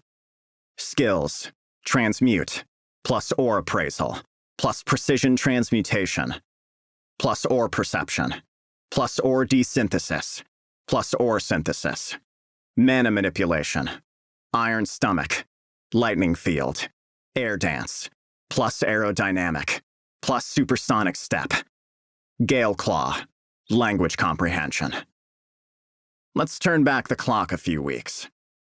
Shizuku Yaegashi gazed sorrowfully at her still sleeping friend. The summoned heroes had all been granted private rooms in the Highlight Palace, and Shizuku was currently resting in one of them. It had been 5 days since their desperate life-and-death struggle in the labyrinth. They had rested one night in Herod's Inn before taking an express carriage back to the palace. After having tasted death and despair, the students were in no condition to continue their practical training course. Furthermore, even if he had been treated as a useless hanger-on, a member of the heroes' party had died, and that fact needed to be reported to the king and the Holy Church. And though they knew they were being cruel, the knights couldn't allow the heroes' fighting spirits to break. They had to restore the mental stability of the students before their psyches shattered completely. As Shizuku recalled the events that had transpired since Hajime's death, part of her wished that Kaori would wake up quickly, while another part of her hoped that she might just sleep forever. Every single person who heard the report of Hajime's death was first shocked that a member of the heroes group could have died, and then relieved when they heard it was just the worthless Hajime. Even the king and Ishtar reacted similarly. One of the powerful heroes who would save this nation couldn't be allowed to die in a dungeon. Someone who couldn't survive in a dungeon excursion would stand no chance against the demons, and would only serve to spread further unease among the people. The messengers of Ihit, the heroes brought forth from another world, had to be invincible. At least the king and Ishtar had been somewhat respectful. There were some nobles within the palace that had insulted and belittled Hajime behind his back instead. Of course, they said nothing incriminating publicly, but when they were talking privately among fellow nobles, many of them had whispered their scorn for him. They all abased him with statements like, "Thank God it was the worthless one that died," and "I'm so glad the incompetent got weeded out from God's messengers." Shizuku had trembled with rage when she heard such snide comments, and had nearly come to blows with those nobles multiple times. And had Koki not flown off the handle before her, she probably would have beaten them to a pulp. Because of Koki's heated protests, the king and the Holy Church seemingly decided that it would be dangerous to let a negative opinion of Hajime spread. Therefore, they quietly dealt with anyone who badmouthed him. However, all that served to accomplish was increase Koki's popularity. Most people saw Koki's anger as proof that he was kind-hearted enough to care for even the weakest of his party, and the general opinion that Hajime had been nothing more than a burden to such a noble hero remained cemented in the minds of the people. Despite the fact that the only reason the rest of them were still alive was because Hajime had held back a monster not even the great hero Koki had been able to touch. Despite the fact that he was only dead because some idiotic classmate had fired a stray fireball that had hit him. However, as if by some unwritten agreement, the students all agreed not to talk about that stray fireball. Everyone was sure they had kept perfect control over their magic, but it had been a veritable storm of spells, and no one wanted to consider the possibility that it could have been their poorly aimed fireball that had led to Hajime's demise. Because if it had been them, they would become a murderer. As a result, they all closed their eyes to reality, choosing instead to pretend that it was some mistake on Hajime's part that led to his death. After all, dead men tell no tales. Rather than worry about who had killed Hajime, it was far easier to pretend he had died due to his own mistakes. That way, none of them would have to worry.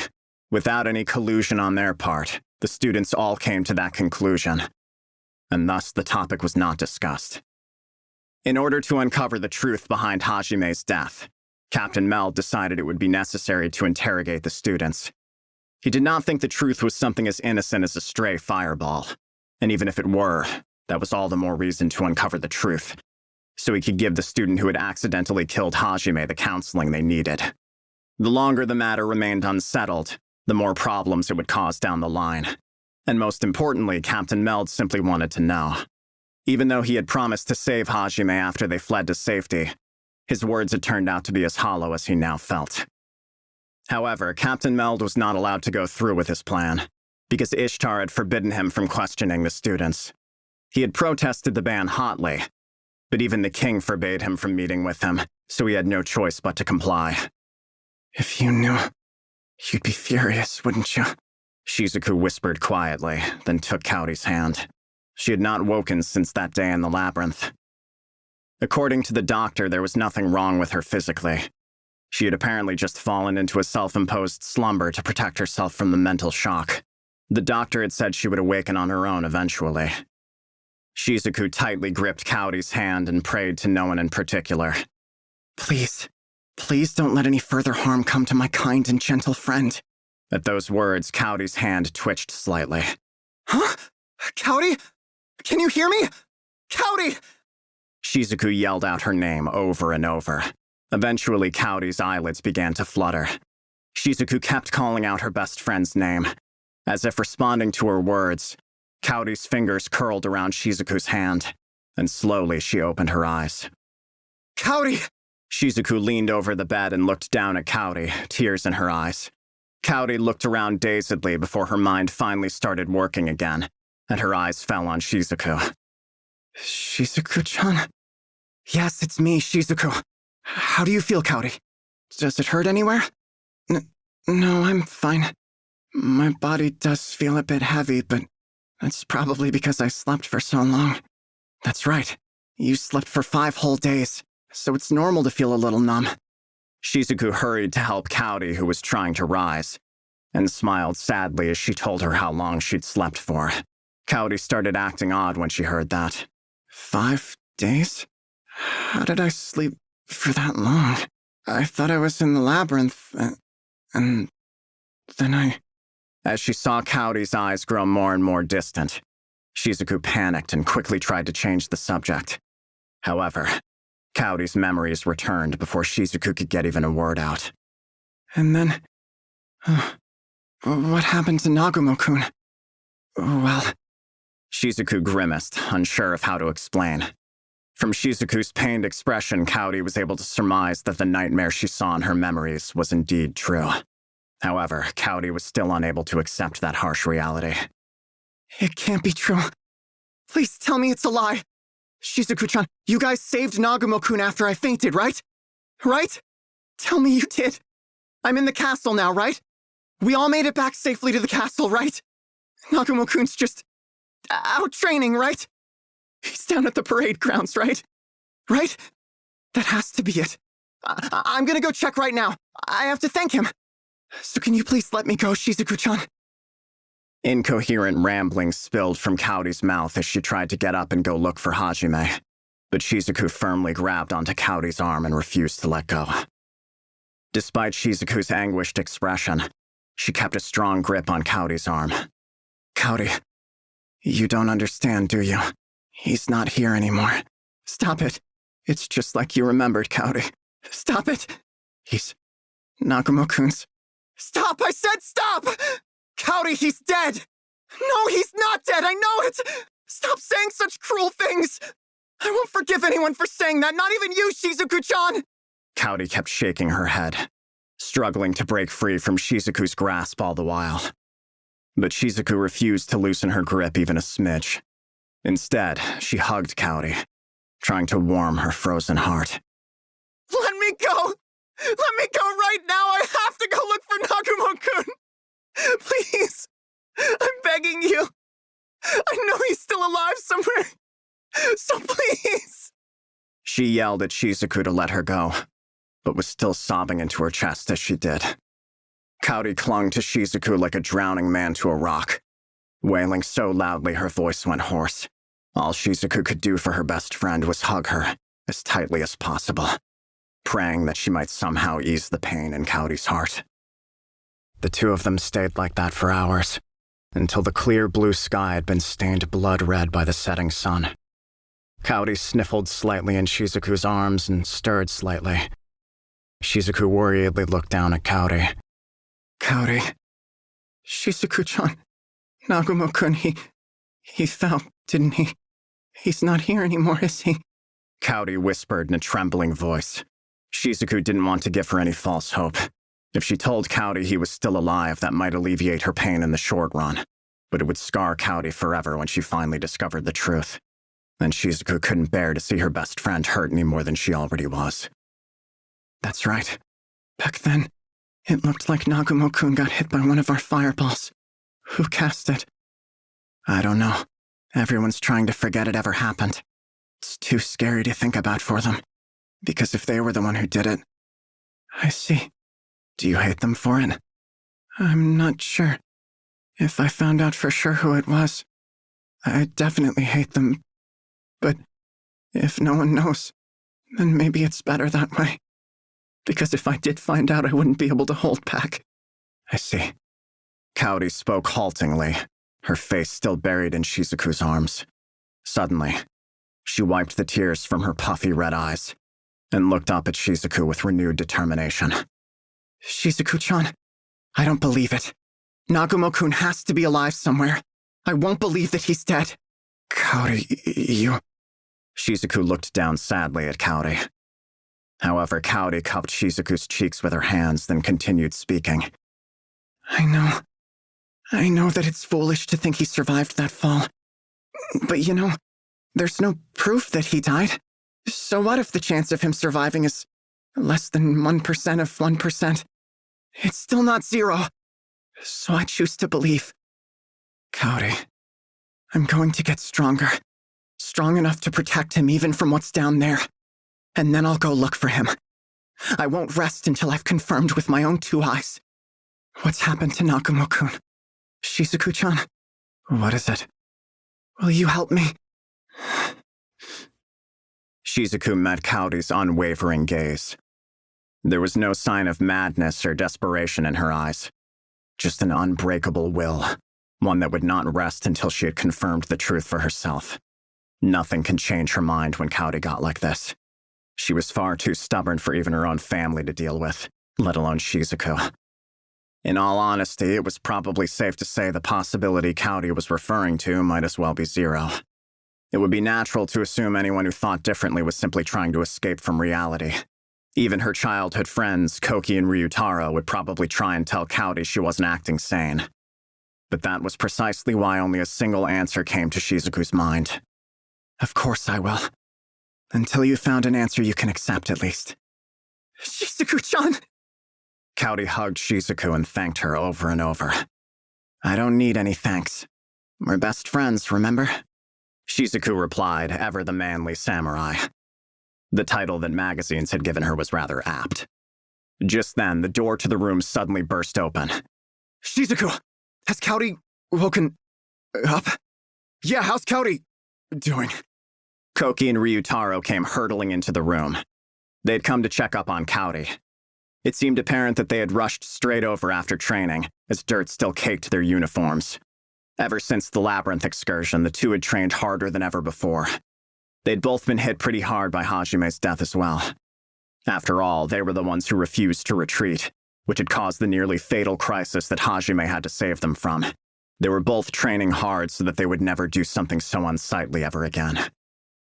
Aside from those two, however, there was a third figure hanging back in the doorway. Shizuku directed a question toward him, her voice full of suspicion. Why are you... Sorry! I'll leave now! The figure hurriedly apologized, overruling Shizuku's words. Looking as if they'd seen something they shouldn't have, they hurriedly left the room. Kaori looked at them in confusion. However, the clever Shizuku realized what the cause must have been. Kaori was currently sitting on Shizuku's lap and holding Shizuku's face in her hands. To an outsider, it must have seemed like they were about to kiss each other. Shizuku, too, was holding Kaori by the small of her back and her shoulder, like a lover. It must have looked like a very romantic scene. Had this been a manga, there would have no doubt been flower petals everywhere in the background. Shizuku sighed deeply, moving away from Kaori, who was still staring blankly in confusion. Hurry up and get back here, you moron! Chapter 3. The Golden Vampire Princess. Damn it, why can't I find it? It had been 3 days since Hajime had killed the claw bear, and he had spent every waking moment scouring the labyrinth for a staircase leading upward. At this point, he had mapped over 80% of the floor. After killing the claw bear, Hajime's stats had made another huge jump, so there was no longer anything on the floor that posed even a mild threat to him. As such, even though the floor was vast, his search progressed rapidly and without incident. Despite that, he was unable to find any stairs no matter how hard he looked. Actually, that wasn't strictly true. While he had been unable to find any staircases leading up, he already discovered the staircase leading down 2 days ago. As the labyrinth was strictly divided into floors, it stood to reason that there had to be a staircase leading up as well, but no matter how he searched, Hajime couldn't find it. He had already tried transmuting his own staircase up to the floor above, ignoring the rules of the dungeon. The only thing he had discovered as a result was that past a certain point, whether he tried to climb up or down, the walls around him simply stopped responding to his transmute skill. He could transmute as much as he liked within the confines of the floor, but the layers that separated the floors seemed to have some kind of magical protection cast on them. The Great Orcus Labyrinth had been created during the Age of the Gods, so it wasn't that odd for it to have some mysteries still. Which was why Hajime had spent his time searching for the actual staircase. But he was soon coming to realize that he would need to make a choice about what to do if he couldn't find it. That choice was whether or not to delve deeper instead. Another dead end. At this point, I've investigated all the pathways. What on earth is going on here? Hajime sighed tiredly, forced to accept that he wasn't going to find a staircase leading up. Resigned, he began heading back to the room where he'd found the staircase leading down. The staircase he discovered 2 days ago was very roughly carved. It was closer to a bumpy slope than an actual staircase. Moreover, there was no green glowstone lighting the way, and the descent was steeped in darkness, giving off an ominous atmosphere. The darkness and shape of it made the entrance resemble the gaping jaws of some humongous beast. It felt as if once he entered, he would never be able to come back out. Ha! Bring it on! I'll devour anything you throw at me! Hajime ridiculed himself for his trepidation and smiled fearlessly. And without any further hesitation, he stepped foot into the darkness. Once he started down the staircase, the darkness enveloped him fully. While it generally made sense for an underground labyrinth to be dark, every floor he had passed so far had been lit with glowstone. Even if it hadn't been bright, it had never been so fully dark that Hajime couldn't even see his hand in front of his face. However, there was no glowstone lining the staircase. Hajime stopped for a while, hoping his eyes might adjust. But no matter how long he waited, all that his eyes took in was black. Left with no choice, Hajime dug around in his makeshift rucksack, created from bear leather and transmuted wire, and pulled out a green glowstone to light his surroundings. Carrying a light source in the darkness was tantamount to suicide, but Hajime reasoned that he had no other means of moving forward. However, he decided to make sure to at least keep his right hand free, so he tied the glowstone to the stump of his left arm. After a while of moving forward, Hajime saw something glint in the darkness deeper down the passageway. He strained his senses, suddenly vigilant. Sticking to the shadows as much as possible while he advanced, he suddenly felt an ominous feeling approach from his left side. He quickly jumped to the side, then pointed his left stump at the source of the feeling. Illuminated in the ghastly green light was a massive 2-meter-long gray lizard, and its golden eyes were staring right at Hajime. The lizard's golden eyes flashed brightly. An instant later... Huh? With a strange cracking noise, Hajime's left stump began turning to stone. The fossilization spread to the glowstone, and seconds later the petrified glowstone made a cracking noise and crumbled away. Without his light source, Hajime was once more surrounded by darkness. The petrification had continued, reaching all the way up to his shoulder. Hajime clicked his tongue, pulled out a vial of ambrosia from the monster fur and transmuted thread holster strapped to his breast, and downed it in one gulp. As he had hoped, the petrification came to a stop, and slowly began reversing back down his left arm. Now you've done it! Hajime pulled a flash grenade out from the pouch at his waist and flung it at where he'd last seen the lizard. He saw another flash of golden light appear from the darkness. Despite his inability to see clearly, Hajime quickly used supersonic step to dash away. When he glanced back, he saw the rock behind where he'd been had changed color, looking far more weathered than it once was. That literally petrifying gaze was going to be quite troublesome. The lizard closely resembled the kind of basilisk Hajime saw in RPG games. Hajime pulled Donner out of its holster and held it in front of his face while tightly shutting his eyes. A second later, the flash grenade exploded in a riot of green light with a quiet bang. The basilisk probably had never experienced light so bright before, and writhed around in bewilderment. When he opened his eyes, Hajime could barely make out its silhouette in the darkness. He fired without delay.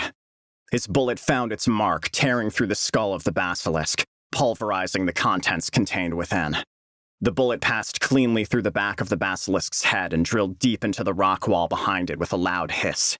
Because his bullets were electrically accelerated, they came out at a very high temperature and burned everything they passed through. It was only thanks to Tar's resistance to heat that he was able to fire such powerful rounds. Wary of his surroundings, Hajime carefully approached the basilisk. Once he confirmed it was dead, he quickly cut up its flesh and retreated to safety. He could hardly eat it there, where he couldn't even see what was around him. Hajime decided to prioritize scouting the new floor first. He continued walking through the darkness. He searched for dozens of hours, but was unable to find a staircase leading down. He continued defeating enemies and picking up the rocks he found on the way. And before long, he found himself laden with more things than he could easily carry. That was when he finally decided that it was time he made a base for himself. He put his hands on a nearby wall and transmuted it. The wall opened up easily enough, and he walked into the passage he had made for himself. Hajime continued transmuting the area around him until he had a space about 6 tatami mats wide. Then, before he forgot, he took the basketball-sized pale blue crystal out of his rucksack and placed it onto a cavity he had carved out for it. He had, of course, brought the divinity stone with him. He had also brought along containers to hold the ambrosia that he set underneath the stone. As Hajime was unaware of the stone's real name, he had taken to calling it the Potion Rock, and the ambrosia that spilled from it potions. While it was true that potions were the standard healing items in most games, ambrosia's effects far surpassed that of a measly potion. The insultingly basic moniker he had chosen just showed how little thought Hajime had put into naming it. Now that I'm all settled in, it's time for a feast. Hajime took all of the meat he had collected out of a stone container he had fitted to his rucksack using transmutation. He then grilled it all with lightning field. The day's menu consisted of roast basilisk meat, roasted whole owl with half of its feathers still sticking on, and roasted whole 6-legged cat thing. There were no seasonings. At least I have food.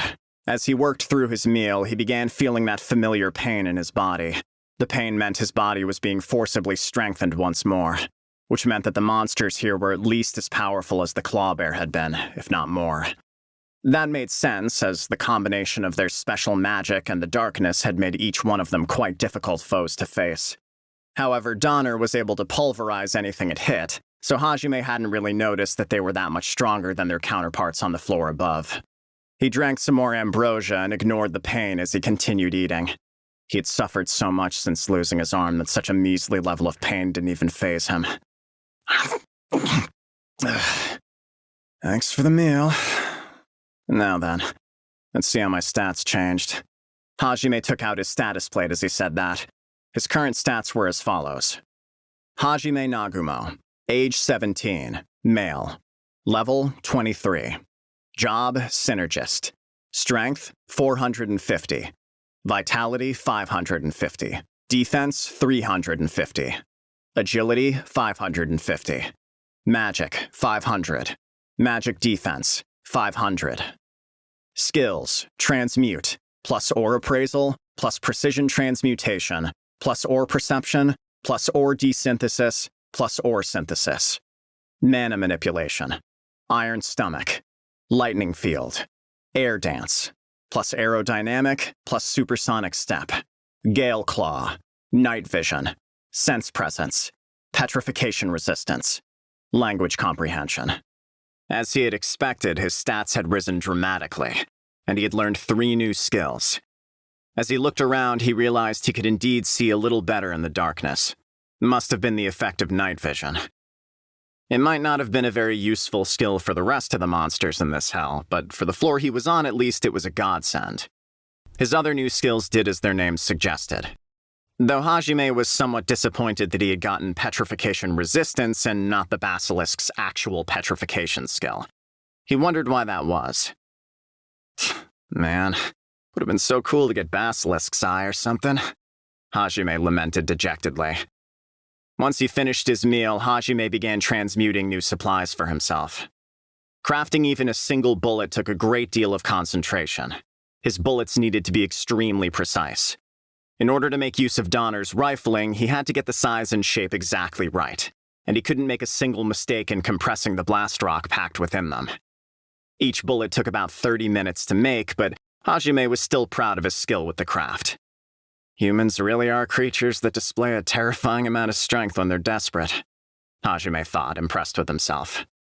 Besides, though it took time, his bullets were powerful enough that he had no reason to complain, and each one he made trained his transmuting ability to new heights, so it really wasn't a waste. Thanks to his training, he was now able to purify any mineral or ore of impurities, and he could even decompose an alloy into its composite parts. He also had the power to fuse ore together to create new alloys. Hajime's current transmutation skill was on par with the kingdom's best blacksmith. He silently continued his work. So far, he had only descended a single level from his starting point, and he had no way of knowing how much further this abyss continued for. He planned on returning to his search the moment he finished transmuting. If he wanted to get home, he couldn't afford to waste time lounging around. Once he resumed his search, Hajime stopped only when he needed to return to base and replenish his supplies. He had no way of knowing how long his search would take if he let himself rest while searching. Thanks to his night vision, he no longer had any problem seeing in the dark, and Sense Presence let him know when there were any monsters within a 10-meter radius. His scouting of the floor progressed swiftly. Finally, he discovered the stairs leading down to the next floor. He stepped forward without hesitation. The ground of the floor below was sticky like tar. In fact, the entire floor resembled a huge swamp. His legs easily got stuck in the ground, and Hajime had a hard time moving. He frowned as he saw how difficult it was to move, then proceeded to climb up a protruding boulder. From there, he used aerodynamic to advance through the sky. As he continued moving forward, he constantly used ore perception to look for new minerals. Among the ones he discovered on this floor, one was of particular note. Flamrock, a glossy black mineral. When heated, it melts into tar. It melts at 50 degrees Celsius and catches fire at 100 degrees Celsius. When it burns, it can reach temperatures of up to 3,000 degrees Celsius. The length it burns depends on the quantity of tar. Seriously? Hajime grimaced and raised one of his legs. As he did so, the tar he had stepped in numerous times since setting foot onto this floor squelched loudly as it dripped off his shoe. No fire. Got it. He doubted it would ignite that easily, since 100 degrees wasn't so easily reached, but on the off chance it did, it would set off a chain reaction that would literally have this floor engulfed in fires hotter than hell. Even the ambrosia wouldn't be able to save him from that. That means I can't use my railgun or lightning field either. Donner was one of the most powerful weapons. Even without lightning field to accelerate his bullets, the combustive power of blast rock alone was still quite formidable. However, that was only as far as normal monsters were concerned. For example, Trom soldiers would easily be pulverized with just the power of blast rock. Even the behemoth would have taken a considerable amount of damage from it. However, the monsters that inhabited this deep abyss were different. They were of a completely different caliber than the monsters on the floors above, which was why Hajime wasn't sure blast rock alone would be enough to kill them. Despite this predicament, Hajime still grinned eagerly. So what if I can't use Donner? What I need to do hasn't changed. I'll just have to kill and devour my enemies. He pressed on, even with his lightning field and railgun sealed. Eventually, Hajime found himself at a three-way fork. He marked the wall and began walking down the left-hand path. But just as he moved forward, whoosh. A shark-like monster had suddenly leaped out of the tar, countless rows of razor-sharp teeth visible in its mouth. It snapped down, aiming to take Hajime's head in one huge bite. He managed to duck in time, but a shiver of fear still ran down his spine as that horrifying mouth closed inches from his head. Sense Presence wasn't able to pick up on it. Ever since he had acquired it, Hajime had been using Sense Presence constantly, and the skill was supposed to be able to sense anything within 10 meters of him without fail. Despite that, he had been unable to sense that shark until just before it had attacked. Having failed to take out Hajime with its first bite, the shark plopped back into the sea of tar with a splash. Shit, I can't tell where it is at all. He ground his teeth at his lack of information. However, he realized standing still would get him killed, so he quickly used aerodynamic to keep himself moving. As if it had predicted his actions, the shark leaped high this time, reaching all the way up to him. Don't underestimate me! Hajime somersaulted in the air, and while hanging suspended upside down, he fired directly at the shark. The bullet fired from Donner's muzzle rushed forward, eager for blood, and with perfect aim, hit the shark square in its back. However, doesn't have enough power to penetrate. The bullet created a small dent in the shark's skin, and then, as if it had encountered a wall of rubber, it bounced off. It appeared the shark's skin was resistant to physical attacks. It nimbly leaped past and dived back into the sea of tar.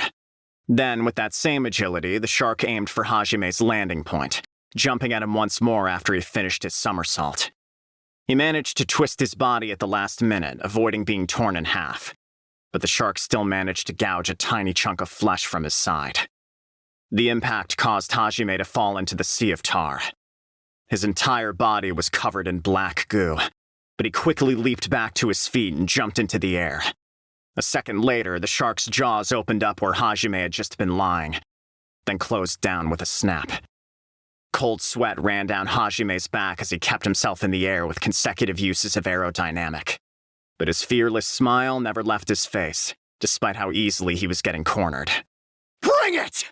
He kept himself aloft with aerodynamic, always moving from place to place while he waited for the shark to attack once more.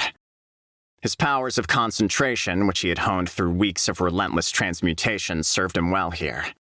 As he focused, his surroundings slowly came into clearer view, and he could even make out colors.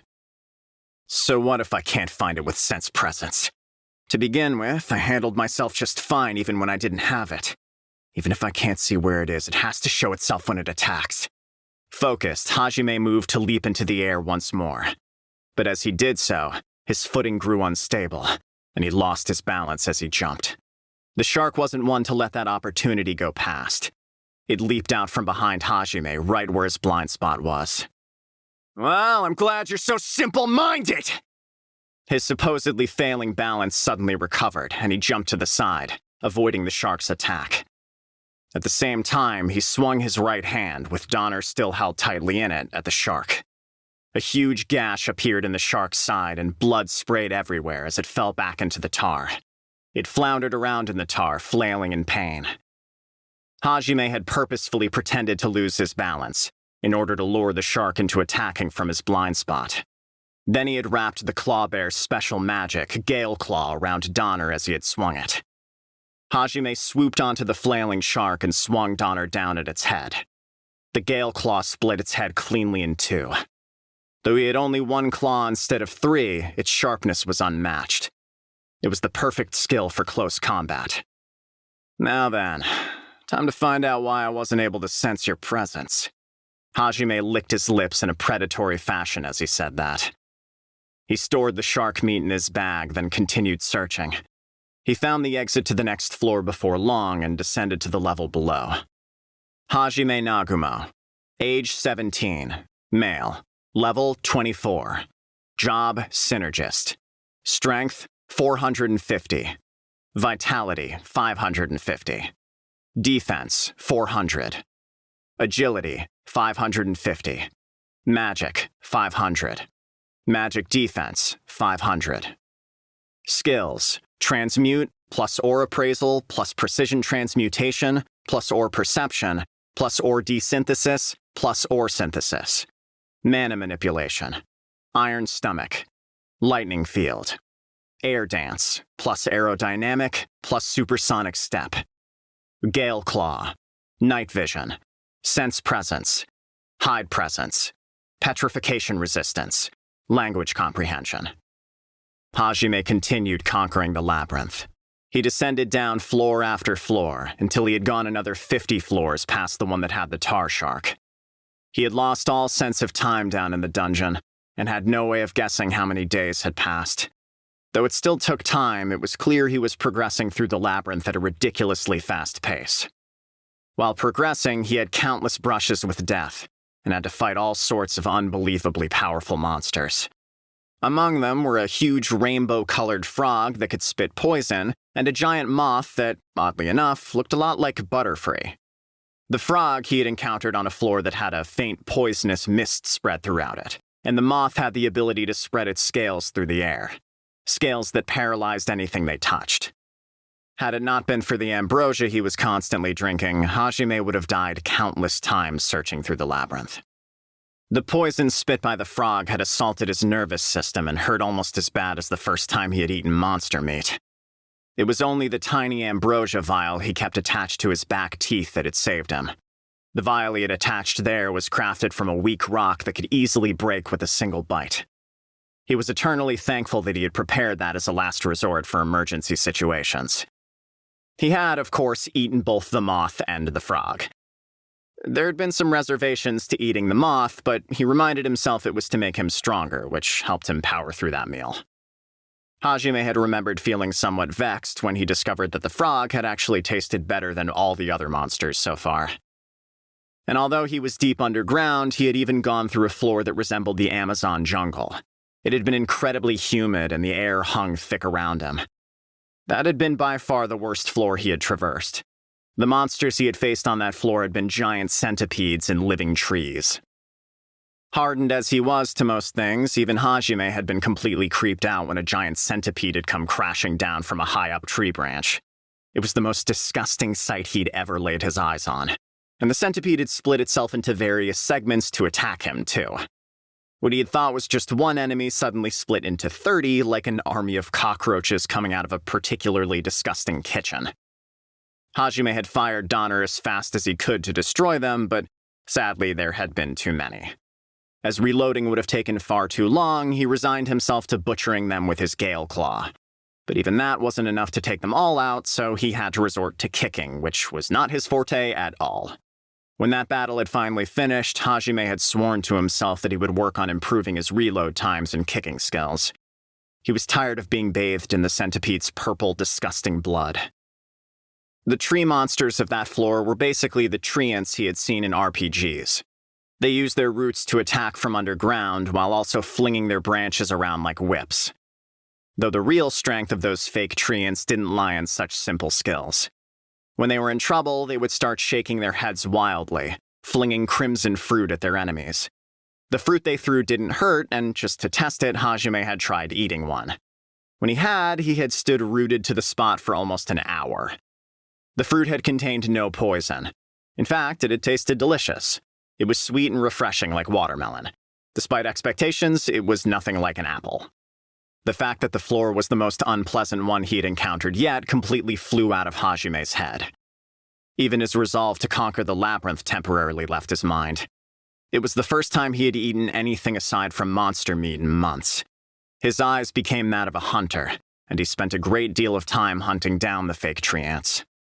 By the time his craving for their fruit had finally been sated, the treants had been hunted to near extinction.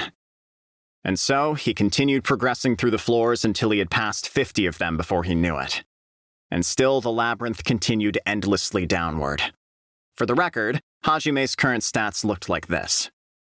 Hajime Nagumo, age 17, male, level 24, job synergist, strength 880, vitality 970, defense 860, agility 1040, magic 760, magic defense 760, skills transmute plus ore appraisal plus precision transmutation plus ore perception plus ore desynthesis plus ore synthesis plus duplicate transmutation, mana manipulation, iron stomach, lightning field, air dance plus aerodynamic plus supersonic step plus steel legs, Gale Claw, night vision, farsight, sense presence, detect magic, hide presence, poison resistance, paralysis resistance, petrification resistance,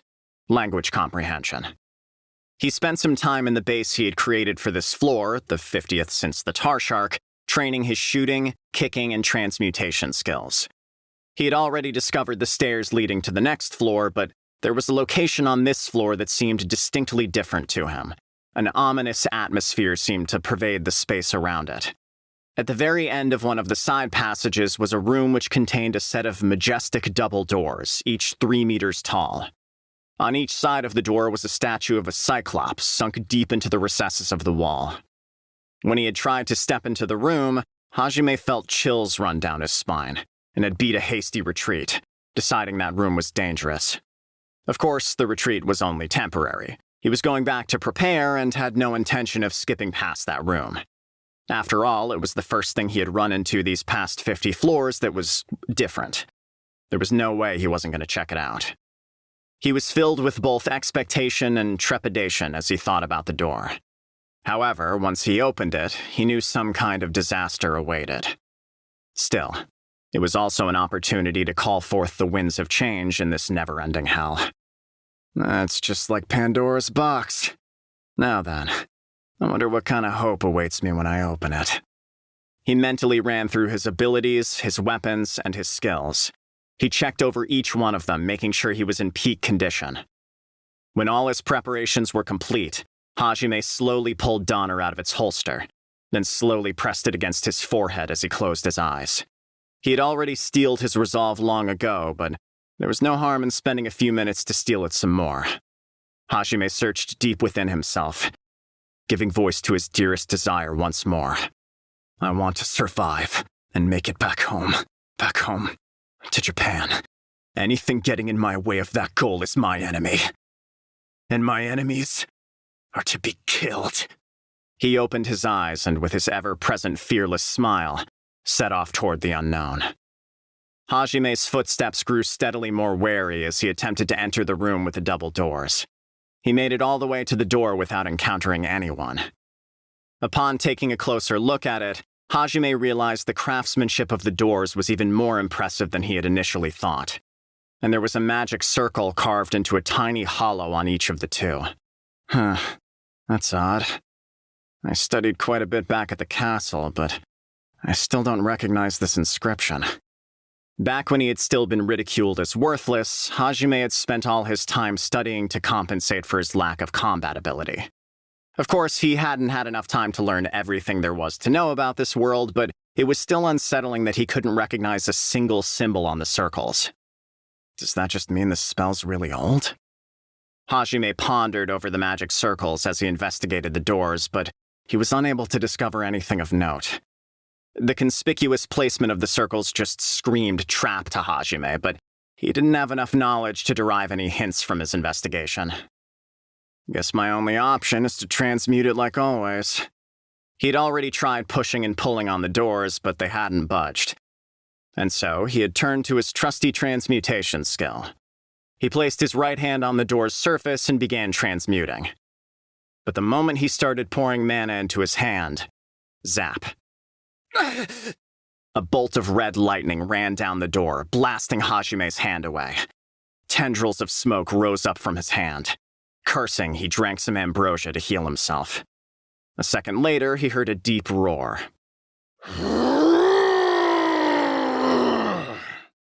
It reverberated throughout the entire room. Hajime backpedaled away from the door and lowered himself into a crouch, with his hand on his holster, ready to draw at a moment's notice. While waiting, he heard the sounds of something moving mixed in with a roar. Wow, this is as cliched as it gets. Hajime smiled sardonically as he watched the two Cyclops statues suddenly spring to life and start destroying the wall that held them. Their petrified skin rapidly regained its color, going from gray to dark green. The Cyclops fit the fantasy description for them to a T. They each wielded swords nearly 4 meters long that they had pulled from God knows where.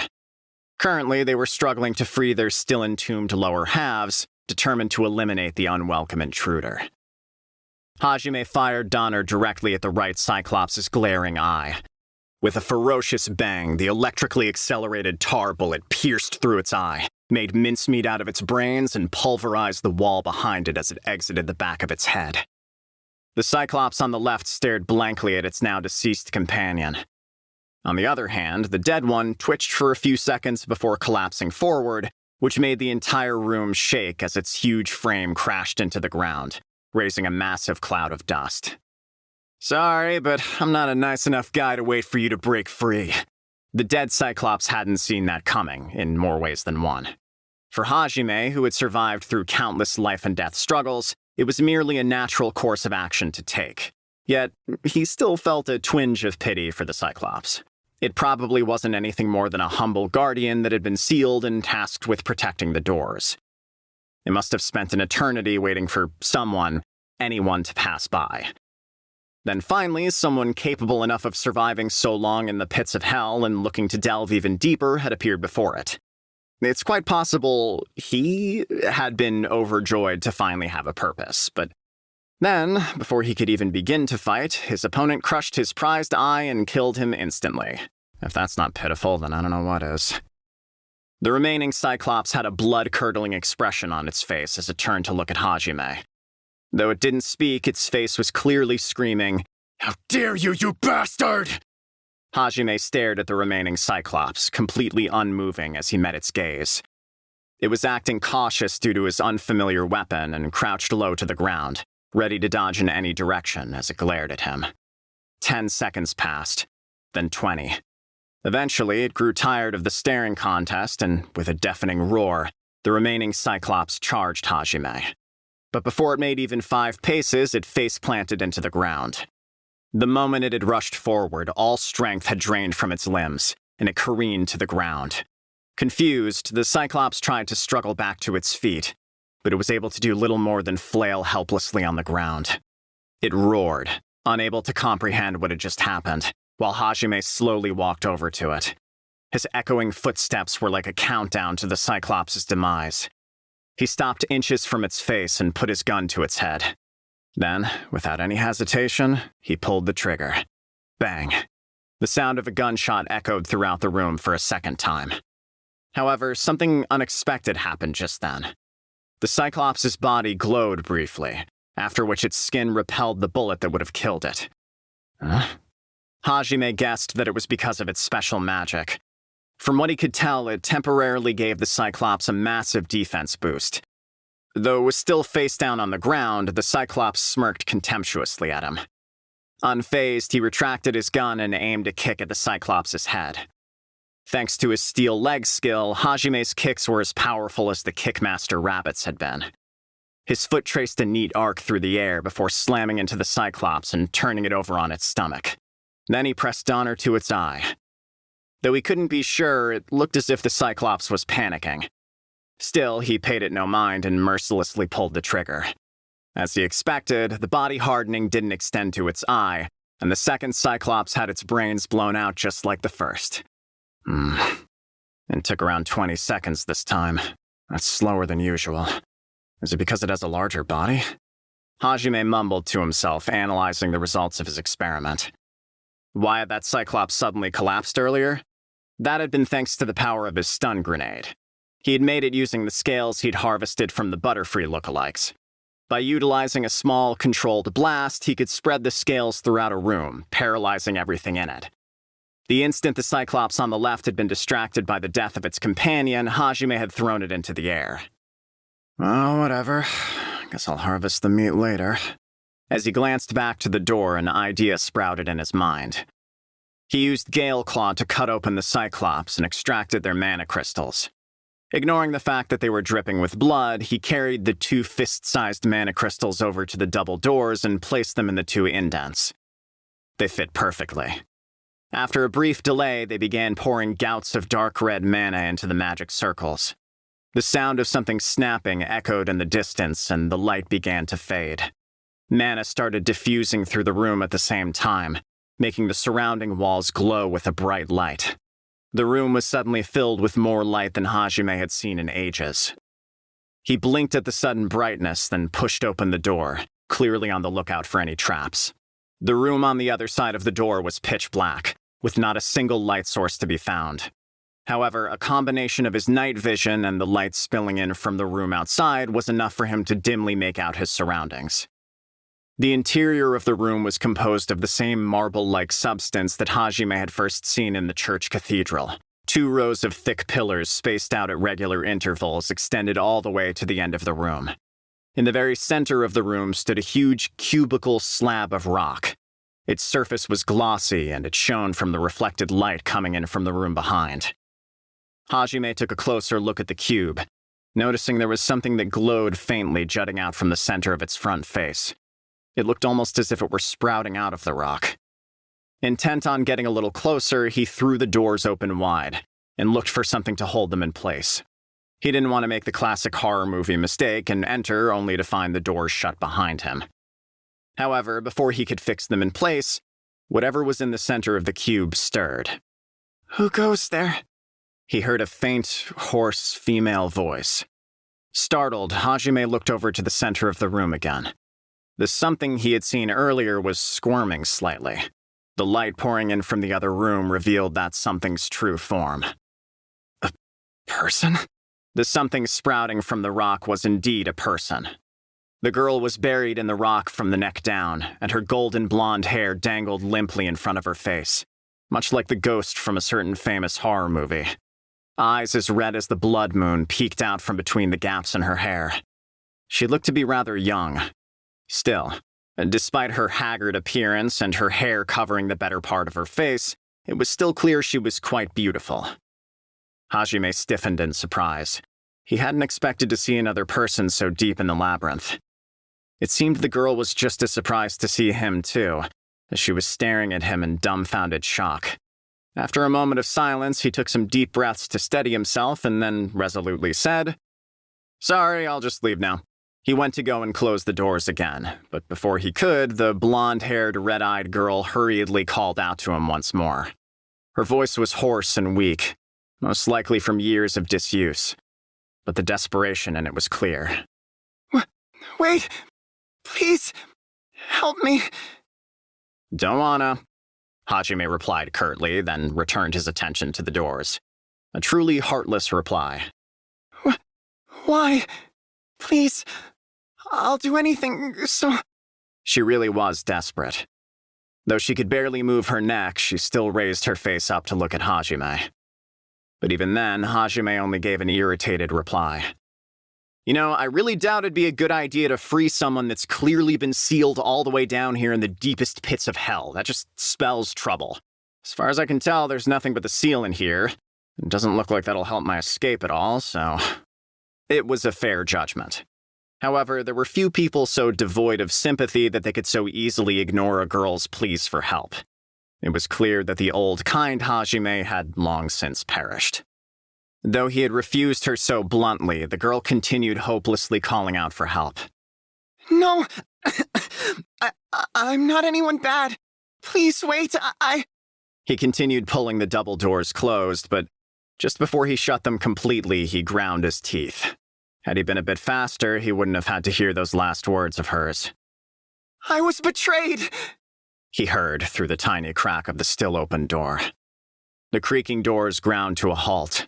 A minuscule sliver of light was all that illuminated the darkness within. 10 seconds passed, then 20. Finally, the doors began opening once more. Standing behind them was Hajime, scowling unhappily at the situation at hand.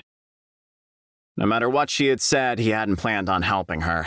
He figured there must have been a very good reason someone was sealed all the way down here, far below the light of the sun. And there was no proof that she wasn't dangerous either.